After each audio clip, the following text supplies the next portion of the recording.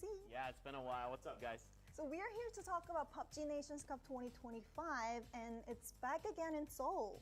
Yeah, and it's really exciting this year. สวัสดีครับสวัสดีทุกคนนะครับสวัสดีนะครับสวัสดีนะครับสวัสดีทุกคนนะครับมาแล้ว 24 teams for the first time in the PUBG Nations Cup, and we'll have a 5 days of tournament. วิดีโอเก่านะครับที่เอาขึ้น So I'm really excited. ตอนนี้พี่วูพี่อาร์ตภาคนะครับนั่งดูฟอร์มทีมไทยด้วยครับ Poland, Spain, the Philippines, Sweden, and Malaysia all joining us for the first time at PNC.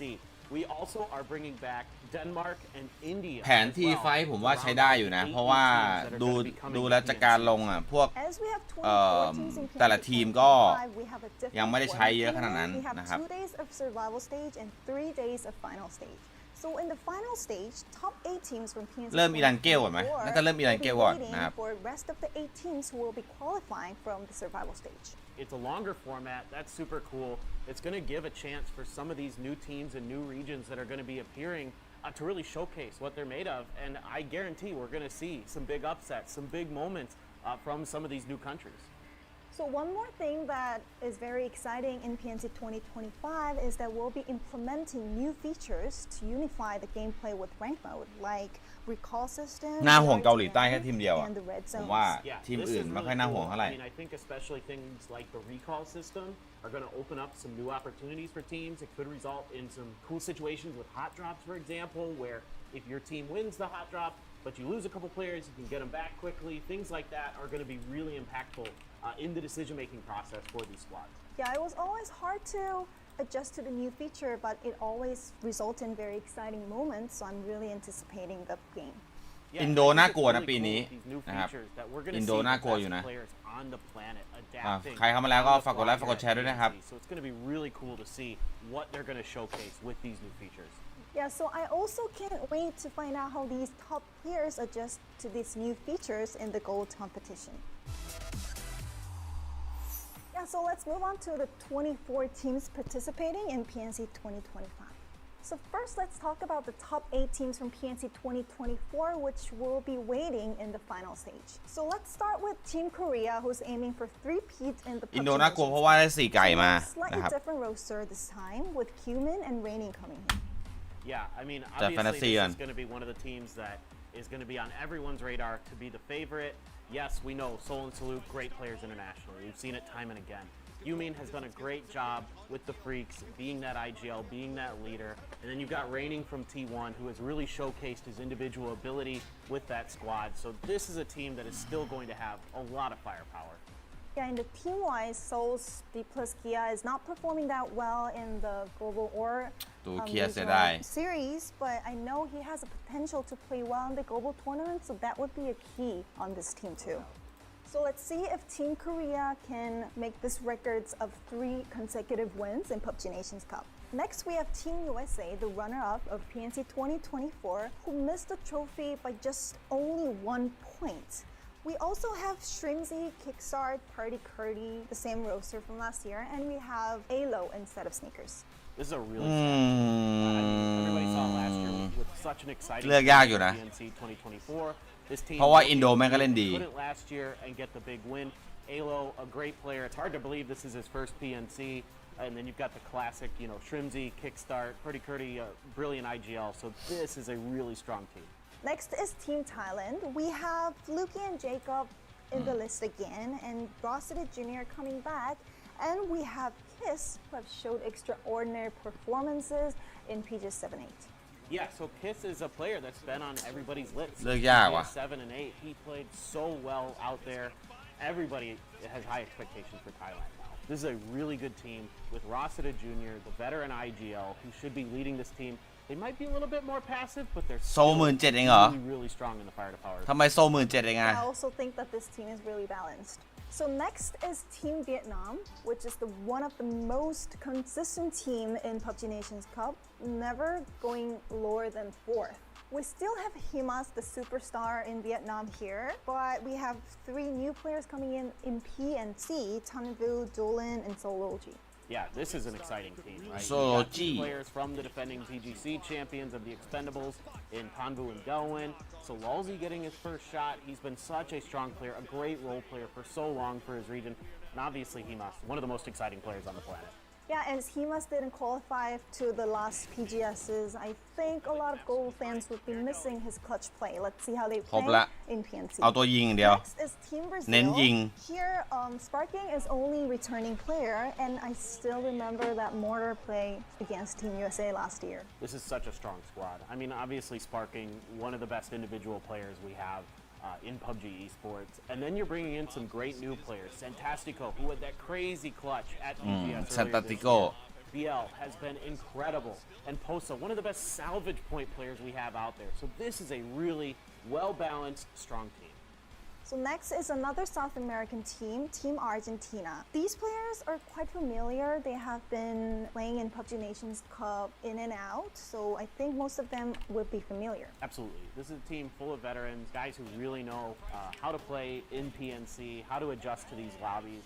They always come out and surprise in the best ways possible. So this is a team that I am no longer doubting. I have high hopes for Argentina. So these four players have played in Fiumba together, so I think they'll show a great teamwork together. Coming up next is Team China with Xleft, Mingming, and Xiao Didi, and Little Ghost coming in for the first time. I think this roster is the best version of Team China so far. Yeah, I'm right there with you. For me, this might be my favorite team coming into this event. I think this is the best roster that China's ever fielded.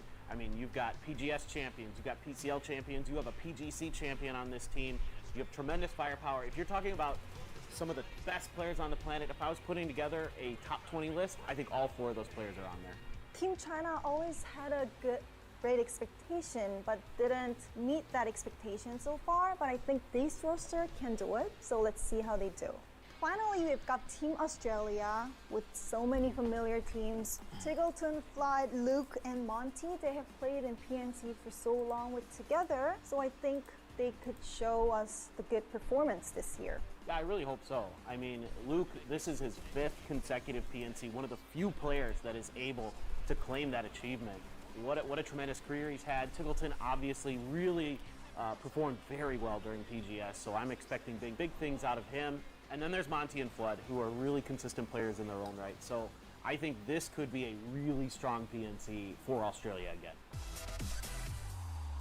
We also have 16 teams that have เดี๋ยว to ผมมาแป๊บนึงนะ survive ทุกคน from สวัส the ดีครับสวัสดีครับ survivor stage to compete เลือกใคร in บ้างเหรอ the final stage with the อี 8 กเล็บ teams that we've been talking เดี๋ยวนะ about so far. And let's start with the 6 teams that always have been in the PNC. อีกเล็บ First is Team ไฮแม Canada. ส They're always here, Kid. but not that strong. โซ Yeah, it seems like maybe Canada needs an X factor. So this year you've got เลือก4 Josh คนตามนี้เลยครับ He's been playing really well in the regional series. So hopefully they can step up and show us some really good performances. And I heard that K-Mind is coaching Team Canada. I remember the Team Canada with K-Mind in PNC 2019 where they had ranked 3rd. So let's see what happened to the Team Canada this time. Yeah, next we have Team Chinese Taipei with the familiar roster for us. Yeah, absolutely. A lot of players that you should know from various different global events. This is a team that can surprise. We've seen it before where teams from Chinese Taipei are really strong สวัส in ดีครับ international events. เมื่อวานภาคมันมากขอบคุณครับ Next is Team Germany. พรุ่งนี้เจออีก We always have พรุ่งนี้ the ภาคอีก similar นะครับ roster พรุ่ง in นี้ภาคอีก Team Germany, and how do you see? I mean, I think this is a team that has a lot of potential because sometimes they'll come out พรุ่ง with นี้ some ภาคอีกนะครับ unorthodox คุ plays, ณกฤษฎา especially ก as ร Chris. We know what he's capable of, how he can think outside of the box. So definitely there's potential here, for sure. So next is Team Japan, who ranked 9th in the PNC 2024, almost making into the final stage. Yeah, so this is a team that I'm really hoping shows us a new level this year. I'm hoping they play with a bit more confidence, a bit more aggression. So we saw last year that they can win chicken dinners at PNC. I want to see some more of that. I want to see some big kill numbers from them. Hopefully they can step up. Let's move on to Team Turkey with Kodmarko playing in 3 consecutive PNCs. Yeah, this is a region that I think we have high expectations for coming into PNC because of how many good aimers there are in Turkey. But so far the results haven't always been that good. So I'm kind of hoping that these guys step up this time around. You got a good mix of veteran players and new players. So hopefully this will be a good result. Finally, it's Team UK. They're back with the totally same roster with PNC 2024, we know that this team has potential because they were the defending champion of PNC 2022 and second in PNC 2023. Yeah, for UK, it should be very different expectations coming into this year compared to what the results were last year. This should be a threat. This should be a team that people are looking at to potentially win this event. I really think that it's going to be different this year. You've just got too many good players on this squad. So following 4 teams are the teams that have been in and out in the PNCs. First is Team India. They're back in 2 years. Yeah, I'm really excited to have India back. วันนี้เชียร์ไทยวันนี้เชียร์ไทย To qualify ในอัพไทยปีนี้ตึงมาจากความคิดพี่could have some strong performances. I mean, they're really looking to showcase. เพราะว่าหลายอย่างครับเพราะว่าเรื่องของอย่างที่ผมบอกไปผมเคยวิเคราะห์ไปแล้วนะครับผมเคยวิเคราะห์ไปแล้วนะคุณกฤษฎากรก็คือLost JR ข้อดีของเขาคืออะไรข้อดีของเขาคือการแก้ไขสถานการณ์เฉพาะหน้าได้ดีครับหมายถึงว่าพี่มอสนะพี่มอส Lost JR นะครับก็แก้ไขสถานการณ์เฉพาะหน้าได้ดีเพราะฉะนั้นแล้วเนี่ยผมว่าการคุมน้องๆมันก็จะได้อีกส่วนหนึ่งเหมือนกันนะครับในการที่น้องๆเนี่ยเอาไปปรับใช้กันได้นะครับแล้วก็ส่วนของฟุกกี้เนี่ยเล่นกับ Lost JR มากอยู่แล้วนะครับเพราะฉะนั้นแล้วก็อาจจะไม่ได้ซีเรียสเรื่องกฎการเล่นมากเท่ากับคนอื่นนะครับส่วนอีก2คนเนี่ยไม่ว่าจะเป็นคิสหรือว่าเจคอบเนี่ยนะครับผมว่าก็น้องๆทำตามทาร์เก็ตได้อยู่แล้วแหละไม่ว่าจะเป็นเจคอบน้องปื้มนะครับหรือว่าเจ้าคิสหรือว่าน้องเคเนี่ยก็ผมว่าเป็นชุดที่ตึงมือที่สุดนะครับของไทยนะตอนนี้นะผมใช้คำนี้แล้วกันนะครับซึ่งเอาจริงๆนะบางคนอาจจะมองว่าช่วงหลังฟุกกี้มีฟอร์มดรอปที่ดรอปลงไปแต่ผมเชื่อว่าก็พอด้วยความที่เป็นระดับชาติระดับโลกอะไรอย่างเงี้ยผมว่าก็น่าจะคืนฟอร์มกลับมาได้นะครับวันนี้เริ่มมีดราม่าก่อนนะเอาเรื่องแต่ตัวแปรหลายๆทีมก็ไม่ว่าจะเป็นอินโดนีเซียนี่ก็น่ากลัวนะครับเพราะว่าอินโดนีเซียเนี่ยในส่วนของกรุ๊ปเซเนี่ยที่ผ่านมาเนี่ยคว้าไปทั้งหมด4ไก่เพราะแล้วเนี่ยอาจจะเป็นอีก1ตัวแปรให้กับทีมเราก็ได้นะครับเพราะว่าส่วนใหญ่แผนการเล่นของโซนบ้านเรา APAC อ่ะจะค่อนข้างที่จะคล้ายๆกันแล้วก็พอที่จะอ่านหรือว่าเดาทางออกนะครับหรือว่าเดาทางออกพอสมควรซึ่งเอาจริงๆแล้วเนี่ยอินโดนีเซียเนี่ยผมว่าน่ากลัวกว่าฟิลิปปินส์นะฟิลิปปินส์ส่วนใหญ่จะเป็นการไฟที่แบบไฟและจบครับส่วนอินโดเนี่ยส่วนใหญ่จะมีปรับเปลี่ยนกันบ้างนะครับ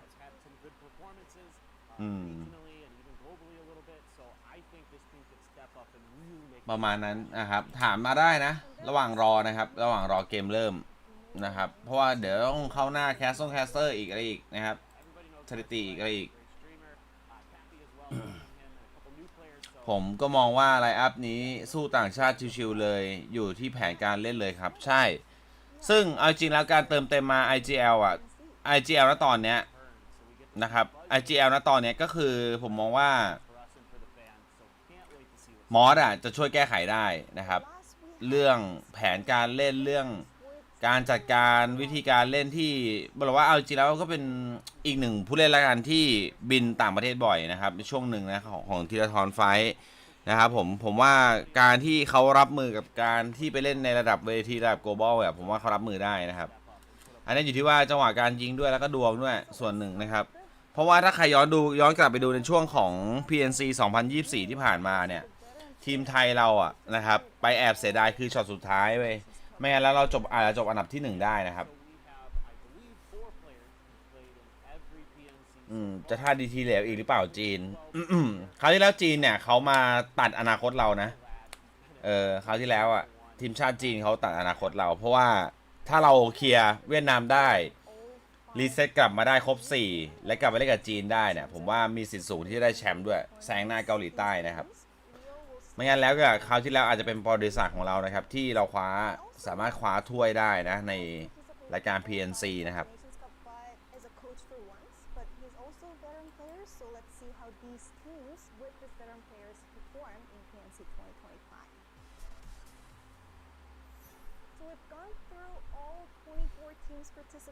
อาจจะเบาเสียงตัวไลฟ์สดก่อนนะครับเพราะว่าตอนนี้ก็น่ารอเนาะอยู่ระหว่างเดี๋ยวเรานั่งคุยกันก่อนอะไรก่อนนะครับก็เข้ามาพิมพ์พูดคุยกันได้นะครับโอ้โหแอนนี่พลิกไป3ไม่มีทีมไทยเลยเหรอโอ้โหแย่ว่ะคู่นี้เข เขาไปหวังว่าเวียดนามซะเยอะเพราะว่าไฮแมทแบบเป็นซุปเปอร์สตาร์นู่นนี่นั่นแต่ผมบอกเลยว่าเอาจริงแล้วทีมที่ไม่ได้มาด้วยหรือว่าทีมที่พวกเขาไม่ได้พีดิกอ่ะอันนี้อันตรายเว้ย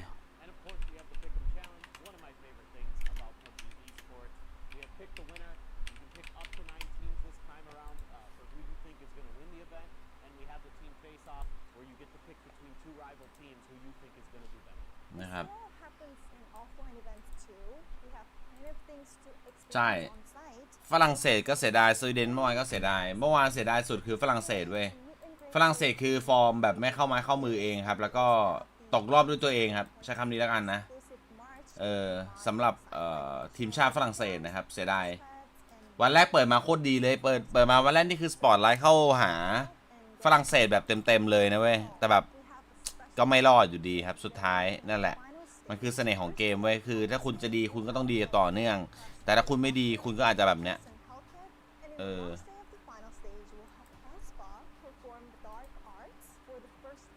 คุณก็อาจจะจบแบบนี้นะสำหรับผมฟิลิปปินส์ถือเล่นได้เซอร์ไพรส์มากใช่ครับฟิลิปปินส์ถือว่าเซอร์ไพรส์ประเทศไหนลงทับที่เราไหมไทยที่ประจำส่วนใหญ่เท่าที่ดูจากรอบ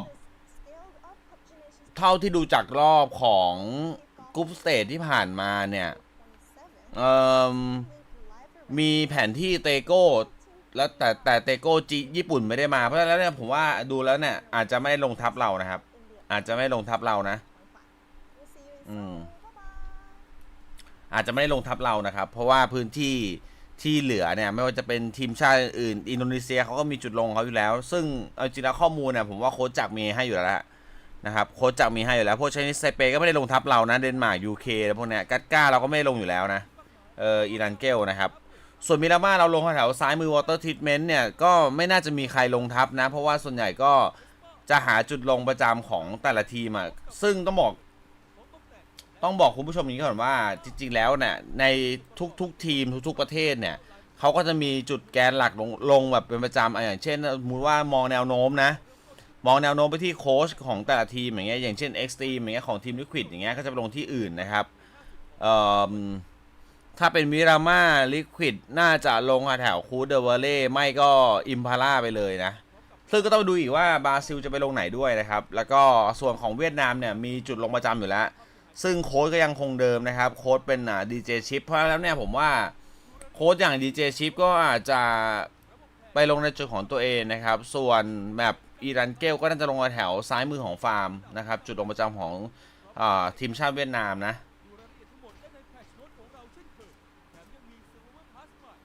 ถามไปบอกน้องๆหน่อยน้องๆน่าจะไม่ได้อ่านครับตอนนี้น้องๆน่าจะไม่ได้อ่านนะทิวนะครับสวัสดีทุกคนนะครับสวัสดีนะครับฝากกดไลค์คลิปนี้หน่อยนะครับฝากกดไลค์คลิปนี้หน่อยตามเพื่อนๆมารับชมกันเยอะๆหน่อยนะครับเพราะว่าเราอาจจะต้องยึดโยงเรื่องของกระแสด้วยว่าถ้าคนดูเยอะเนี่ยผลการตอบรับในช่องผมดีงานต่อๆไป WatchParty ผมอาจจะมีอีกไงนะครับเพราะฉะนั้นแล้วก็ฝากด้วยนะครับอย่างน้อยเอาเป็นที่เขาเรียกว่าเอาเป็นที่ค้ำยันได้ละกันผมใช้คำนี้เอาเป็นที่ค้ำยันได้ว่าแบบช่องผมคนดูเยอะนะอะไรอย่างเงี้ยนะครับจะได้เอาไปเคลมได้ไม่ใช่อะไรฝากกดไลค์ด้วยนะครับใครที่เข้ามาติดตามรับชมนะตอนนี้29ท่านนะครับเดี๋ยวเรารอเรื่องของเกมการแข่งขันเริ่มก่อนนะครับจีลงจิ๊กซอเปกาโด17ที่17เปลี่ยนแค่ด่านดิรันเกลลงที่เปโลโอเคครับผมขอบคุณสำหรับข้อมูลนะก็จริงๆแล้วเนี่ยก็แต่ทีมอย่างที่บอกไปแล้วครับก็จะมีจุดแกนหลักอยู่แล้วครับจุดแกนหลักอยู่แล้วแบบเล่นตามสไตล์ใครอย่างเช่นถ้าแบบยกตัวอย่างทีมชาติไทยเราอย่างเงี้ยเราก็จะเล่นตามสไตล์ของธีรทรไฟอะไรอย่างเงี้ยซึ่งถ้าแบบทีมอื่นเจาะแผนทีมเราได้ก็จะไปเล่นตัดบทกับแผนของธีรทรไฟซึ่งจังหวะการไฟอันนั้นคืออยู่ที่หน้างานอีกทีหนึ่งนะครับสวัสดีครับน้องกรส่วนเกาหลีใต้ก็ต้องดูว่าเขาจะเล่นวิธีไหนลงมาถึงใส่เลยไหมหรือว่าลงมาแล้วทำอย่างอื่นก่อนหรือเปล่าอะไรอย่างเงี้ยครับรู้อยู่ครับอันนี้ถูกเพราะว่าความสามารถ ความสามารถสูงสุดก็หลินโกสต้องเป็นอยู่แล้วครับเพราะว่าที่เหลือแม่งตัวยิงหมดเลยอ่ะอีกเล็บหมิงมิ่งเซลอูนะครับแต่ผมว่าไม่น่ามีงัดนะเพราะว่าเอาจริงแล้วมันต้องการเขาเรียกทุกแมตช์อะทุกโดดอะเพราะว่าหลายๆทีมแม่งชื่อผู้เล่นก็คุ้นเคยดีอยู่แล้วผ่านมาหลายเขาเรียกว่าหลายรอบหลายซีซั่นแล้วหมายถึงว่าหลายครั้งแล้วสำหรับ PNC หลายปีใช้คำนี้หลายปีนะครับเพราะฉะนั้นเนี่ยผมว่าการจังหวะการลงงัดการลงบวกตั้งแต่แรกอะบางทีบางครั้งมันอาจจะมีการที่จะปรับแผนแล้วก็แอบสร้างเซอร์ไพรส์ครับแต่ว่าอย่างที่บอกไปแหละใน PNC 2025 นี้เนี่ยมันทำให้ทุกๆอย่างมันเปลี่ยนไปตรงที่ว่ามันมีในส่วนของ recall system ด้วยอะไรด้วยครับ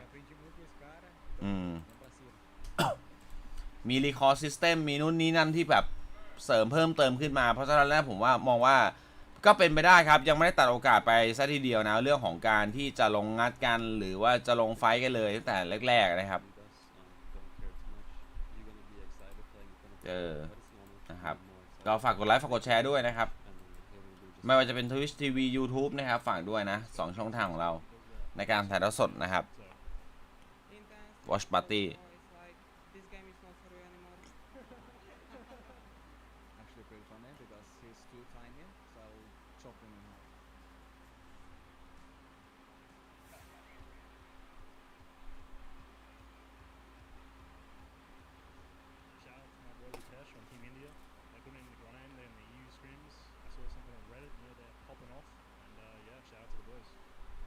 shout out Rupesh as well.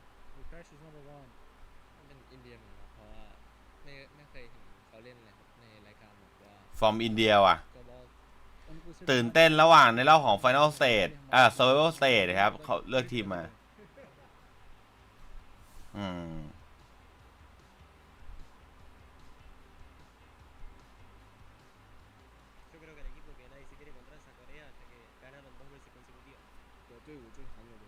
nghĩ là tới bại Hàn Quốc là có chức vô địch mình nghĩ đậu bạn đã vô địch thế đủ rồi còn lại để mùa này với tất cả mùa sau để không mình làm được 막기 전까지 좀 그럴싸한 계획이 있다고 한국의 หรือโกสฟุกกี้ไฮแมสโซอ่ะหรือโกสฟุกกี้ไฮแมสโซไหวอยู่นะผมว่าก็ตัวยิงหมดเลยนะจริงแล้วแต่หลิวโกสอ่ะผมอาจจะหลิวโกสอาจจะไม่ได้เลือกนะสำหรับผมนะผมเลือกไปที่อีกเล็บนะครับผมเลือกไปที่อีกเล็บเพราะว่าด้วยชุดของผู้เล่นเนี่ยถือว่าอีกเล็บกับหมิงมิ่งอะผมว่าน่าจะเป็นแบบตัวยิงหลักไว้ของทีมตอนนี้นะของทีมชาติจีนนะครับ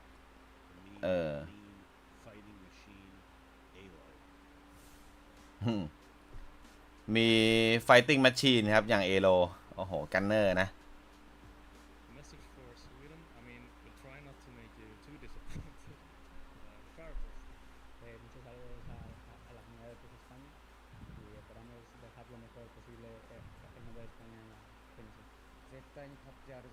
เขาไม่เรียกว่าสเปนนะเขาเรียกเอสปานยอลนะครับ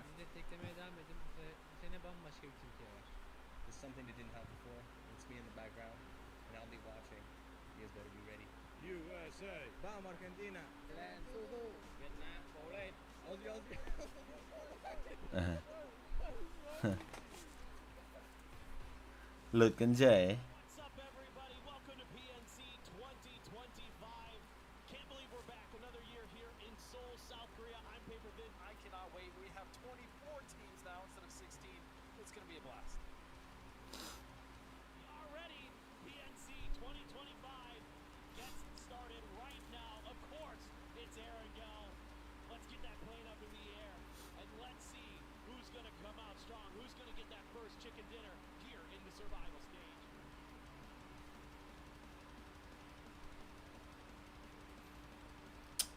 ไทย2 ไก่อะกองเชียร์กูสตาร์ไฟติ้งว่ะชอบเดนมาร์กซะแล้วชอบคนหล่อ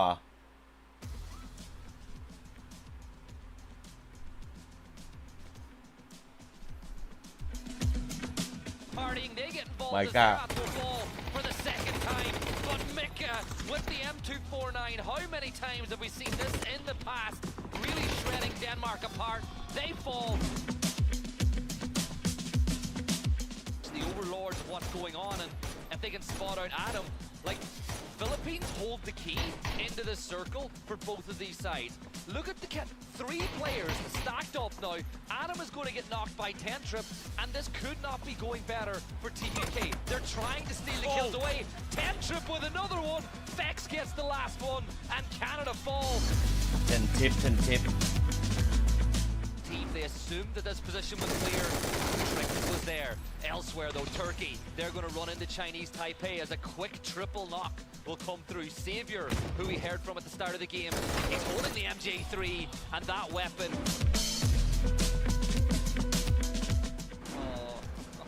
ช็อตนี้เมื่อวานนั่งดูอยู่ Not like this. Don't do Cappy like this.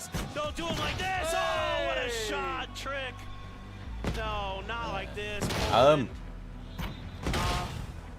Come on, man. Come on man บิมมี่เมื่อวานสุดจริงช็อตนี้สุดจริง 2-1 อ่ะ เมื่อวานอ่ะ Another reposition. Switching between sites. Wants to find the best one for this moment. Red dot seems good to me. Over. AT headshot found. AT has to prone down. Needs some help from Intens. Intens right behind him there. Oh, he goes for it. He's got it. Woohoo! The double kill.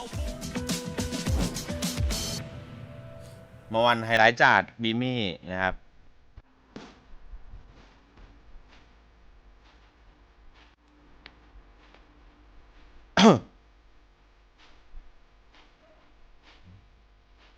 อย่าลืมนะเริ่มบิงโกด้วยนะครับมีบิงโกด้วยนะวันนี้ไปเล่นในเว็บได้นะครับ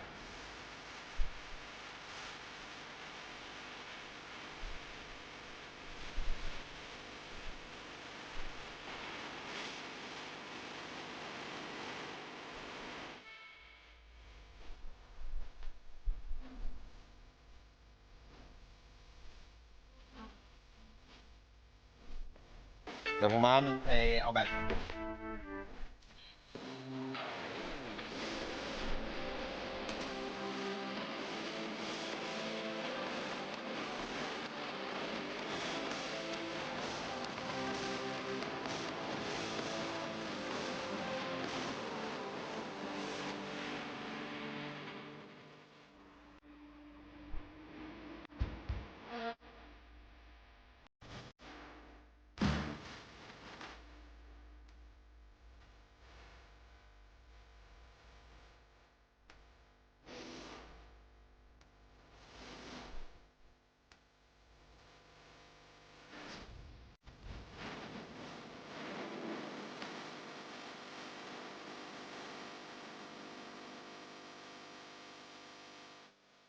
สวัสดีครับสวัสดีท่านผู้ชมทุกช่องทางนะครับยินดีต้อนรับเข้าสู่การถ่ายทอดสดการแข่งขัน PUBG Nation Cup 2025 ครับใช่ครับวันนี้ผมวูกับพี่อาร์คีรอสเราสองคนเป็นผู้บรรยายสวัสดีจ้าอาร์จ๋าพี่สวัสดีครับสวัสดีจ้าท่านผู้ชมจ๋านะครับก็ฝากด้วยนะครับเราไม่ได้มาพากนานแล้วนะครับคือเป็นนักพากหน้าใหม่นั่นเองวันนี้พี่อาร์ต PUBG Nation Cup 2025 เนี่ยนี่คือครั้งที่5แล้วนะของ PUBG Nation Cup ครั้งที่5แล้วนะและเป็นครั้งแรกฮะที่มี24ทีมคุณท่านผู้ชมรอบนี้เซอร์ไพรส์มากขึ้นเพราะว่ามีการเชิญประเทศที่ไม่เคยเข้าร่วมมาก่อนด้วยถูกต้องครับ24ทีมเนี่ยเขาแบ่งออกเป็น2สเตจด้วยกัน Survival Stage แข่งไปแล้วตั้งแต่วันที่23และ24ก็คือพุธพฤหัสที่ผ่านมาเนี่ยนะครับผมแล้วก็รอบ Final Stage ก็คือวันนี้ฮะวันแรกจนถึงวันอาทิตย์เราจะได้รู้กันว่าใครเป็นแชมป์ใช่ครับ Final Stage เนี่ยเขาเอาอันดับที่1ถึงอันดับที่8ใน PNC 2024 หรือปีที่แล้วเนี่ยใช่ครับมายืนรอไว้มาเริ่มบุญเก่าไปเลยนะมารอไว้ดีกีเดิมซึ่ง1ใน8นั้นมีทีมไทยไว้เฮ้ยแน่นอนเลยครับเขาจบอันดับ3มาดิ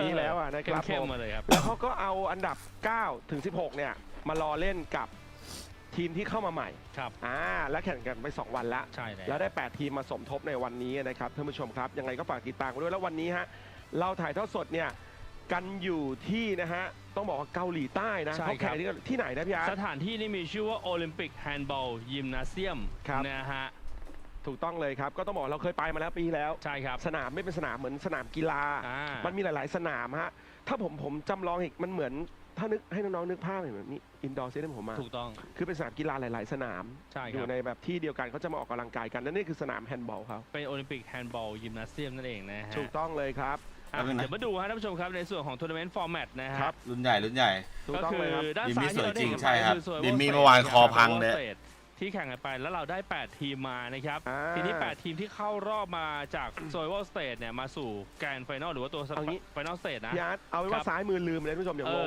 ลืมไปเลยเอาขวางเดียวเลยไฟนอลสเตทเลยพี่อาร์ตอย่างที่บอกกันไปนะครับและนี่ครับคือไลน์อัพแมปนะฮะที่จะแข่งขันกันนะครับคือเริ่มที่มิลาม่าไตโก้รอนโดและอีลังเกลใช่เปลี่ยนนิดนึงมีการสลับเซิร์ฟเวอร์สเตทเป็นอีลังเกลนำถูกต้องนะฮะแล้วปิดด้วยมิลาม่าครับแต่รอบนี้ครับเอามิลาม่ามาเริ่มก่อนซึ่งการมีพูดถึงผมไหมยังลำดับไม่น่าจะมีพูดนะก็มีผลเหมือนกันนะใช่เลยในการที่ว่าใครจะเก่งแมปไหนใครจะเก็บคะแนนได้จากแมปไหนได้ดีกว่ากันใช่เลยครับอันนี้ก็คือเรื่องของไลน์อัพแมปนะฮะในไฟนอลสเตทวันแรกแม่ระทึกกันเลยนะครับแล้วก็วันนี้เห็นเขาบอกเดี๋ยวเขาจะมีเรื่องของการแสดงนะบนเวทีก่อนที่จะเข้าแข่งขันโดดแรกด้วยเขาเรียกว่าเปิดรอบไฟนอลสเตจกันเลยใช่นะครับคือวันนี้จะเป็นลักษณะของแบบการแสดงของการบีทบ็อกซ์เป็นวงชื่อดังเลยนะครับแล้วก็เดี๋ยววันไฟนอลสเตจวันสุดท้ายของ3จานก็จะเป็นคอนเสิร์ตของแอสปานี่อันนี้เขาประกาศไปแล้วใช่ไหมฮะมันต้องประกาศแล้วล่ะเพราะเราได้ข้อมูลมาจากพับลิกเลยสาธารณะเลยแม่ชะงักเลยประกาศแล้วใช่ก็เดี๋ยวนี้เขาจะรีเลทกันมากขึ้นท่านผู้ชมน้องๆฮะก็คือการแข่งขันเกมเนี่ยอาจจะมีเอนเตอร์เทนเมนต์เข้ามาเกี่ยวข้องด้วยนะครับวันนี้ก็จะเป็นอีกหนึ่งการแสดงแล้วกันนะครับแล้วก็วันไฟนอลก็จะเป็นใครที่ชอบวงแอสปานะครับนี่ผมเกิดมากับแอสปาตั้งแต่เด็กเกิดมากับแอสปานะใช่อุ้ยตัวใหม่ก็ขับส่งผ้ากันครับอันนี้เวสป้าโอ้โหมุมปากแหมเรียกว่าชัดมือเกมมือกันเลยวันนี้ดีกว่าทีมไทยของเราท่านผู้ชมครับลงแข่งขันนะฮะต้องบอกว่ามันก็มีข้อดีข้อเสียกันได้แหละเพราะว่าเขาเป็นผู้ชายคู่อย่างที่บอกเราได้ดูแบบการแข่งขันของคู่ต่อสู้น้องเอาฟังกับบ้านหมดแล้วดีมากข้อเสียคือมันไม่ได้วอร์มไม่ได้ชินบรรยากาศไม่ได้ชินคอมพิวเตอร์อันนี้คือสิ่งที่อาจจะต้องปรับจูนกันอย่างรวดเร็วแล้วให้กำลังใจนิดนึงนะฮะเดี๋ยวรู้สึกอยากไปดูที่สเตจกันหน่อยดีกว่าท่านผู้ชมนี่แหละฮะสเตจงามแบบนี้เลยนะครับโอ้ยเบลล่า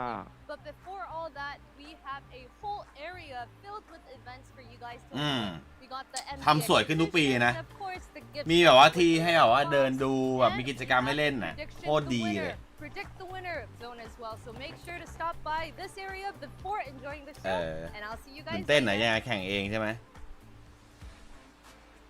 นี่ดูท็อป8ทีมท่านผู้ชมฮะอย่างที่บอกไปเมื่อกี้น้องเบลล่านะเขาไปบอกว่าหน้ากิจกรรมเนี่ยหน้าฮอมีกิจกรรมไทยอันดับ3ครับและนี่คือท็อป8ทีม Best PNC Record ฮะพี่อาร์ตเกาหลีอเมริกาไทยเวียดนามบราซิลอาร์เจนตินาจีนแล้วก็ออสเตรเลียนี่คือปีที่แล้วคืออันดับที่ดีที่สุดนะอย่างที่เราเห็นนะครับเกาหลีใต้ครับเจ้าภาพในครั้งนี้เนี่ยเขาเคยคว้าแชมป์ไปแล้วในปี2023และ2024เยอะที่สุดแหละปีแรก2019เป็นรัสเซียฮะ22 23เนี่ยขออภัยฮะ23 24เนี่ยเป็นนี่เลยเกาหลี22เนี่ยที่ไทยเป็น UK UK นะครับแล้วก็เนี่ยแหละครับแต่ละทีมที่เคยเข้ามีเฟรมตกหล่นด้วยเหรอวะเวียดนามเองเคยไปถึงอันดับ2นะใช่ครับเพราะเราเนี่ยไปสิ้นสุดที่อันดับ3นะตอนนี้นะครับก็มาดิใจเย็นดิอย่าเพิ่งออกตัวไป2025จะเป็นยังไงครับต้องรอดูนะถูกต้องเลยนะครับก็ต้องรอตามเชียร์ทีมไทยกันนะครับเพราะว่าในปีนี้เนี่ยเปิดไลน์อัพออกมานะครับก็จะแตกต่างจากปีที่แล้วอยู่บ้างนะครับแต่ตัวหลักอย่างเจคอบกับฟลุกกี้เนี่ยยังคงอยู่ครับ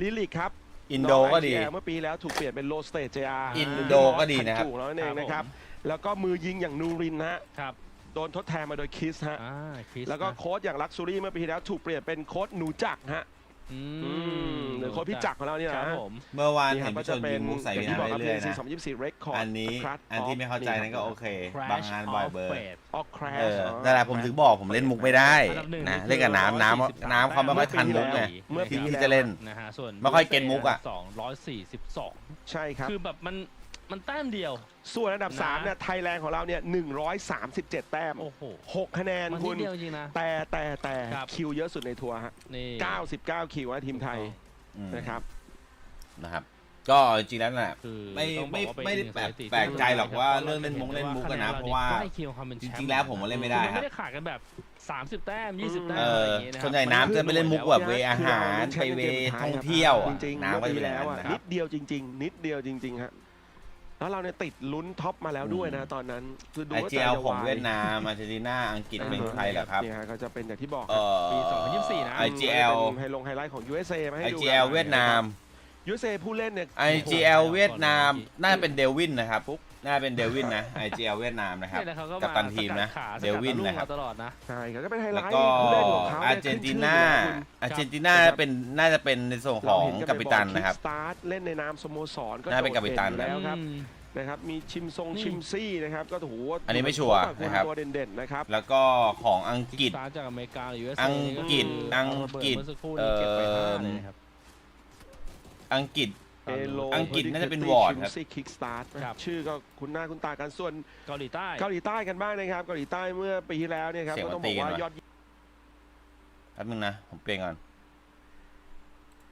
เสียงมันตีกันเวลาพูดมันน่าตีแบบยับเลย These two sides, I think, will be the contracts in style because you spoke about how you think there's going to be a bit more measure with Korea this year.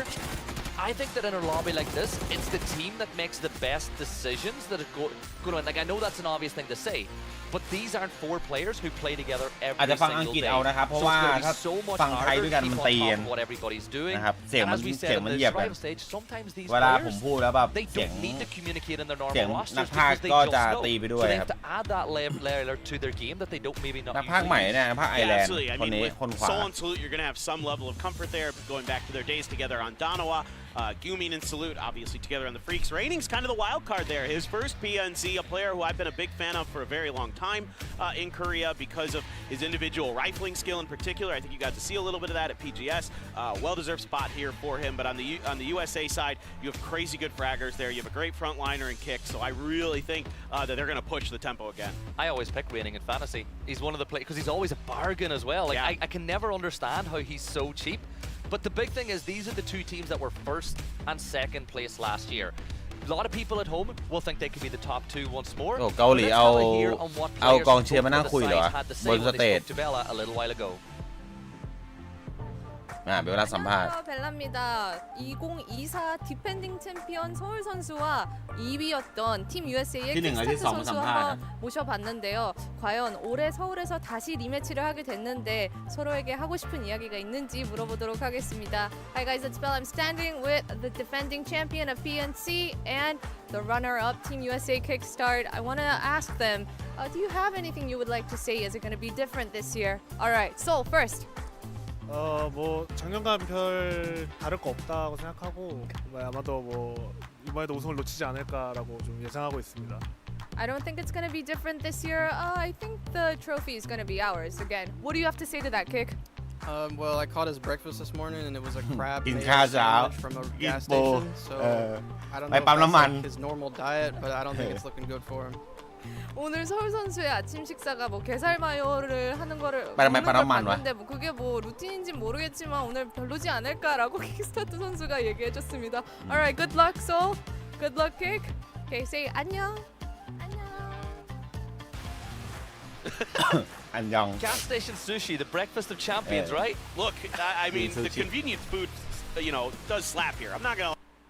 ไปนั่งฟังไทยจะฟังไทยหรือจะเอาต่างประเทศเป็นทีมจาก APAC นะที่ต้องจับตามองนะครับ ฟังไทยแล้วกันนะฟังไทยแล้วกันฟิลิปปินส์ฮะไฮแมนได้เจอไฮแมนไม่พี่เจอไฮแมนได้เจอไฮแมนครับอันดับ1อินโดนีเซียเนี่ยเมื่อปีที่แล้วเนี่ยอันดับ16คุณนี่คนละเรื่องนะคัดมาเป็นอันดับ1ในรอบนี้ในเซอร์เวอร์สเตทนะครับแล้วเดี๋ยวบทสัมภาษณ์เดี๋ยวมีทีมไทยเข้ามาขิงกับเวียดนามนี่เขาสปอยมาบอกกันเนี้ยก็เอาอันดับ2ทีมที่น่าสนใจเข้ามา3กับ4ใช่ครับเป็น3กับ4ก็เป็นหอกข้างแคร่มาโดยตลอดถ้าพูดกันตรงๆนะครับสลับกันทำผลงานได้ดีกันสลับกันมาเลเซียมีส่งกำลังใจมาด้วยนะครับผมเพราะเขาไม่เข้า Make sure you win นะฮะก็เป็นเรียกซีพราวนะครับเป็นซีพราวหรือความภาคภูมิใจของระดับเซาท์อีสต์เอเชียนะครับก็น่าเสียดายครับที่มาเลเซียไม่สามารถคัดเข้ามาในรอบไฟนอลสเตจได้นั่นเองนะครับย้ำอีก1 ครั้งท่านผู้ชมครับยังไงฝากกดไลค์ฝากกดแชร์กันด้วยนี่คือมหกรรมการแข่งขัน e-sport กับเกม PUBG ระดับชาติจริงฮะระดับชาติระดับ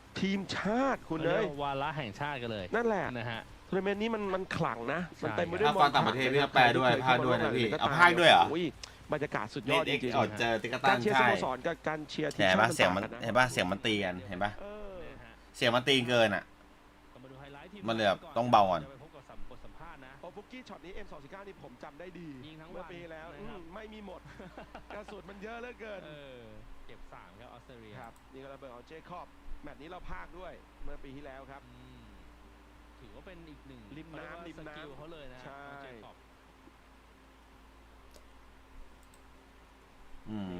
ต้องเบาเสียงก่อนเพราะไม่งั้นแล้วเวลาผมพูดอะไรไปปุ๊บเสร็จแล้วมันจะทับกันตีกันนะครับอาจจะต้องเบาลงหน่อยเสียงหลังบ้านมาให้ดูกันนะครับว่าเขาอาการยังไง ใช่ครับนี่ครับบรรยากาศเมื่อปีที่แล้วนะครับยิ้มแย้มแจ่มใสทำผลงานได้อย่างยอดเยี่ยมจริงๆครับมาดูที่เวียดนามกันบ้างนะครับเวียดนามฮะก็มีเนี่ยฮะไฮแมสนะตัวทีเด็ดของเขาเลยนะครับปีนี้ไลน์อัพของเขาจะมีแทนวูเดวินไฮแมสโซโรซี่นะครับ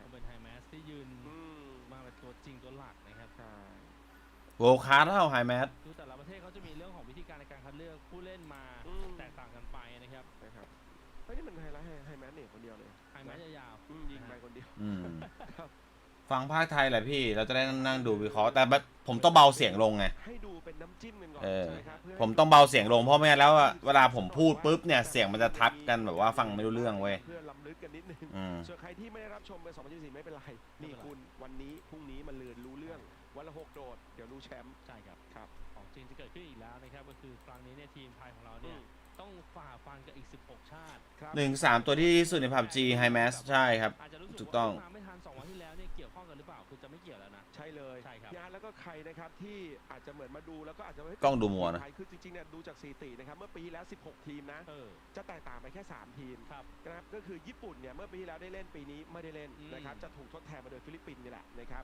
ตุรกีฮะปีแล้วเข้ารอบมาเป็น16ทีมเพราะก็ถูกเชิญมาปีนี้ไม่ได้เล่นฮะถูกแทนโดยเดนมาร์กตกรอบไปแล้วก็แคนาดาฮะตกรอบไปถูกแทนโดยโปแลนด์นะครับเพราะฉะนั้นถ้าพูดในมวลรวมเนี่ยทีมไทยของเรานี่เป็นเหมือนคู่ต่อสู้ยังเดิมๆอยู่นะประมาณ12-13อันนี้เขาวิเคราะห์พี่วูวิเคราะห์อยู่อาจจะยังไม่เคยพบปะกันเท่าไหร่ต้องรอมันมีพิธีเปิดมีอะไรอีกอ่ะบีทบ็อกแต่ไปดูเรื่องสัมภาษณ์ก่อนไปสัมภาษณ์มาช่วยกันไปสัมภาษณ์ก่อนFrom Team Vietnam, given name. How are you guys today? Super good, very good. Super good, very good. What about you, Himas? Very good. Very good. All right. Well, APAC is looking stronger than ever this year. Well, how is this year going to be different for Team Thailand and Vietnam? You first, Kiss. Thailand win. Thailand win. Okay. Well, Himas, you heard that. What about Vietnam? Vietnam win. Vietnam win. กลับปีกันมานี่แหละCảm ơn. Cảm ơn. Cảm ơn. ขอบคุณครับ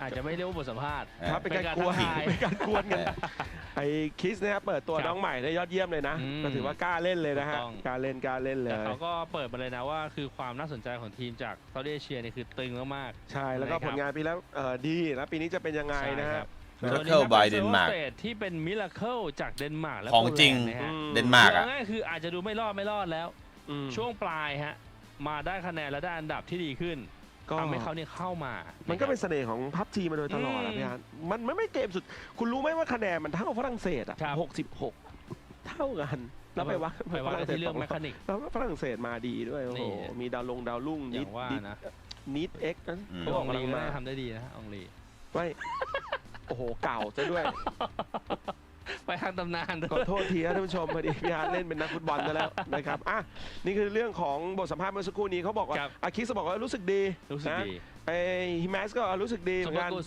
นี่ก็ไทยแลนด์วินนี่ก็เวียดนามวินนะก็มีอยู่แค่นี้ครับเวลาเขาบอกว่างั้นไม่คุยละนะครับโชคดีแล้วก็ล่ำลาโดยการสวัสดีของแต่ละชาติเวียดนามเขาไหว้กันไหมไม่ค่อยครับเวียดนามไม่ค่อยไหว้เวียดนามจะเป็นแบบว่าเหมือนยกมือโบกไม้โบกมือเฉยครับจริงๆแล้วเวียดนามไม่ได้แบบว่ายกมือไหว้เหมือนบ้านเราครับแล้วเขาก็ให้ดูไฮไลท์นะครับโปแลนด์ดูดีนะธงคล้ายๆอินโดนีเซียเหมือนกันครับผมสลับสีนิดหน่อยโปแลนด์นี่เชียร์ตั้งแต่เด็กอยู่แล้วตั้งแต่เด็กเลยใช่ทีมอะไรนะก็อย่าไปพูดดีกว่าวัวตัสโปป่ะวัวตัสโปวัวตัสโปไหมใช่เหรอวัวตัสโปอ่ะไม่ใช่เขาเป็นสัญชาติวัวตัสโปอ๋อเหรอไม่ใช่เป็นสัญชาติโปแลนด์ใช่เหรอนี่คือเขาเป็นสังกัดจากรัสเซียนะครับใช่เหรอวะอันนั้นเล่นแปลกอันนั้นเล่น5 คนอันนี้มี5 คนเหมือนกันพอเถอะอ๋อคนละเกมอยู่ละวัวตัสโปคนละเกม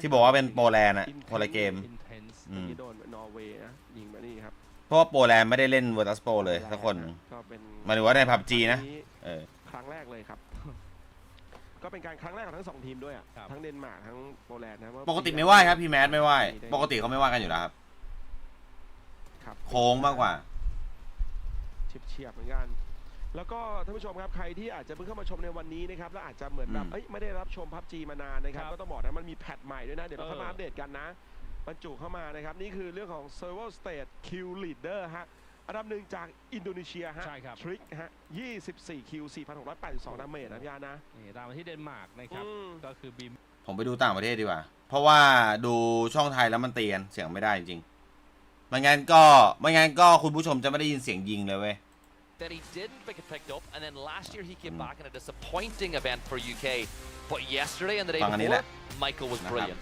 well it's crazy to think like how much value งั้นเสียงมันทับกันน่ะเสียงมันเกินมันฟังไม่รู้เรื่องครับประเด็นเลยนะฟังเสียงมันฟังไม่รู้เรื่องเวลาผมพูดปุ๊บเขาพูดอะไรเงี้ยเสียงมันเตียน decision making and some of the overall decision making that the UK was bringing the way that they were managing their space around them leaving T-Bone behind but Michael is kind of one of those point guys was really impactful at closing out their win and making sure they got here into this ฝรั่งเศสทั้งอเมริกาเลยเพราะว่าอเมริกาก็ยื่นมือมาช่วยเวียดนามใต้จะให้พูดถึงประวัติศาสตร์ก็ยาว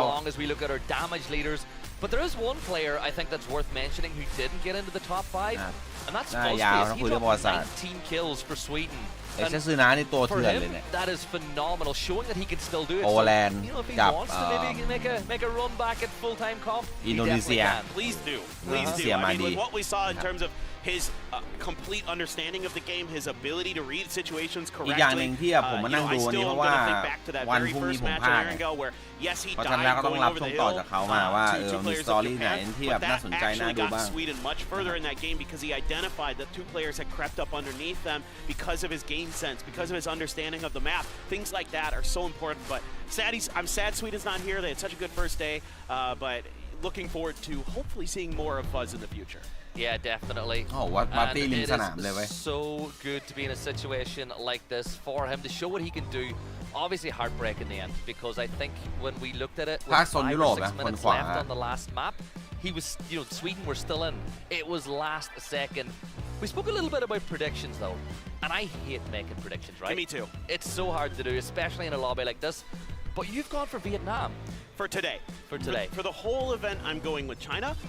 But I think today Vietnam's going to come out swinging. I think with APAC having all this momentum, I think they're going to be the best APAC team here. So that's the team I'm looking at. You went with Brazil, though.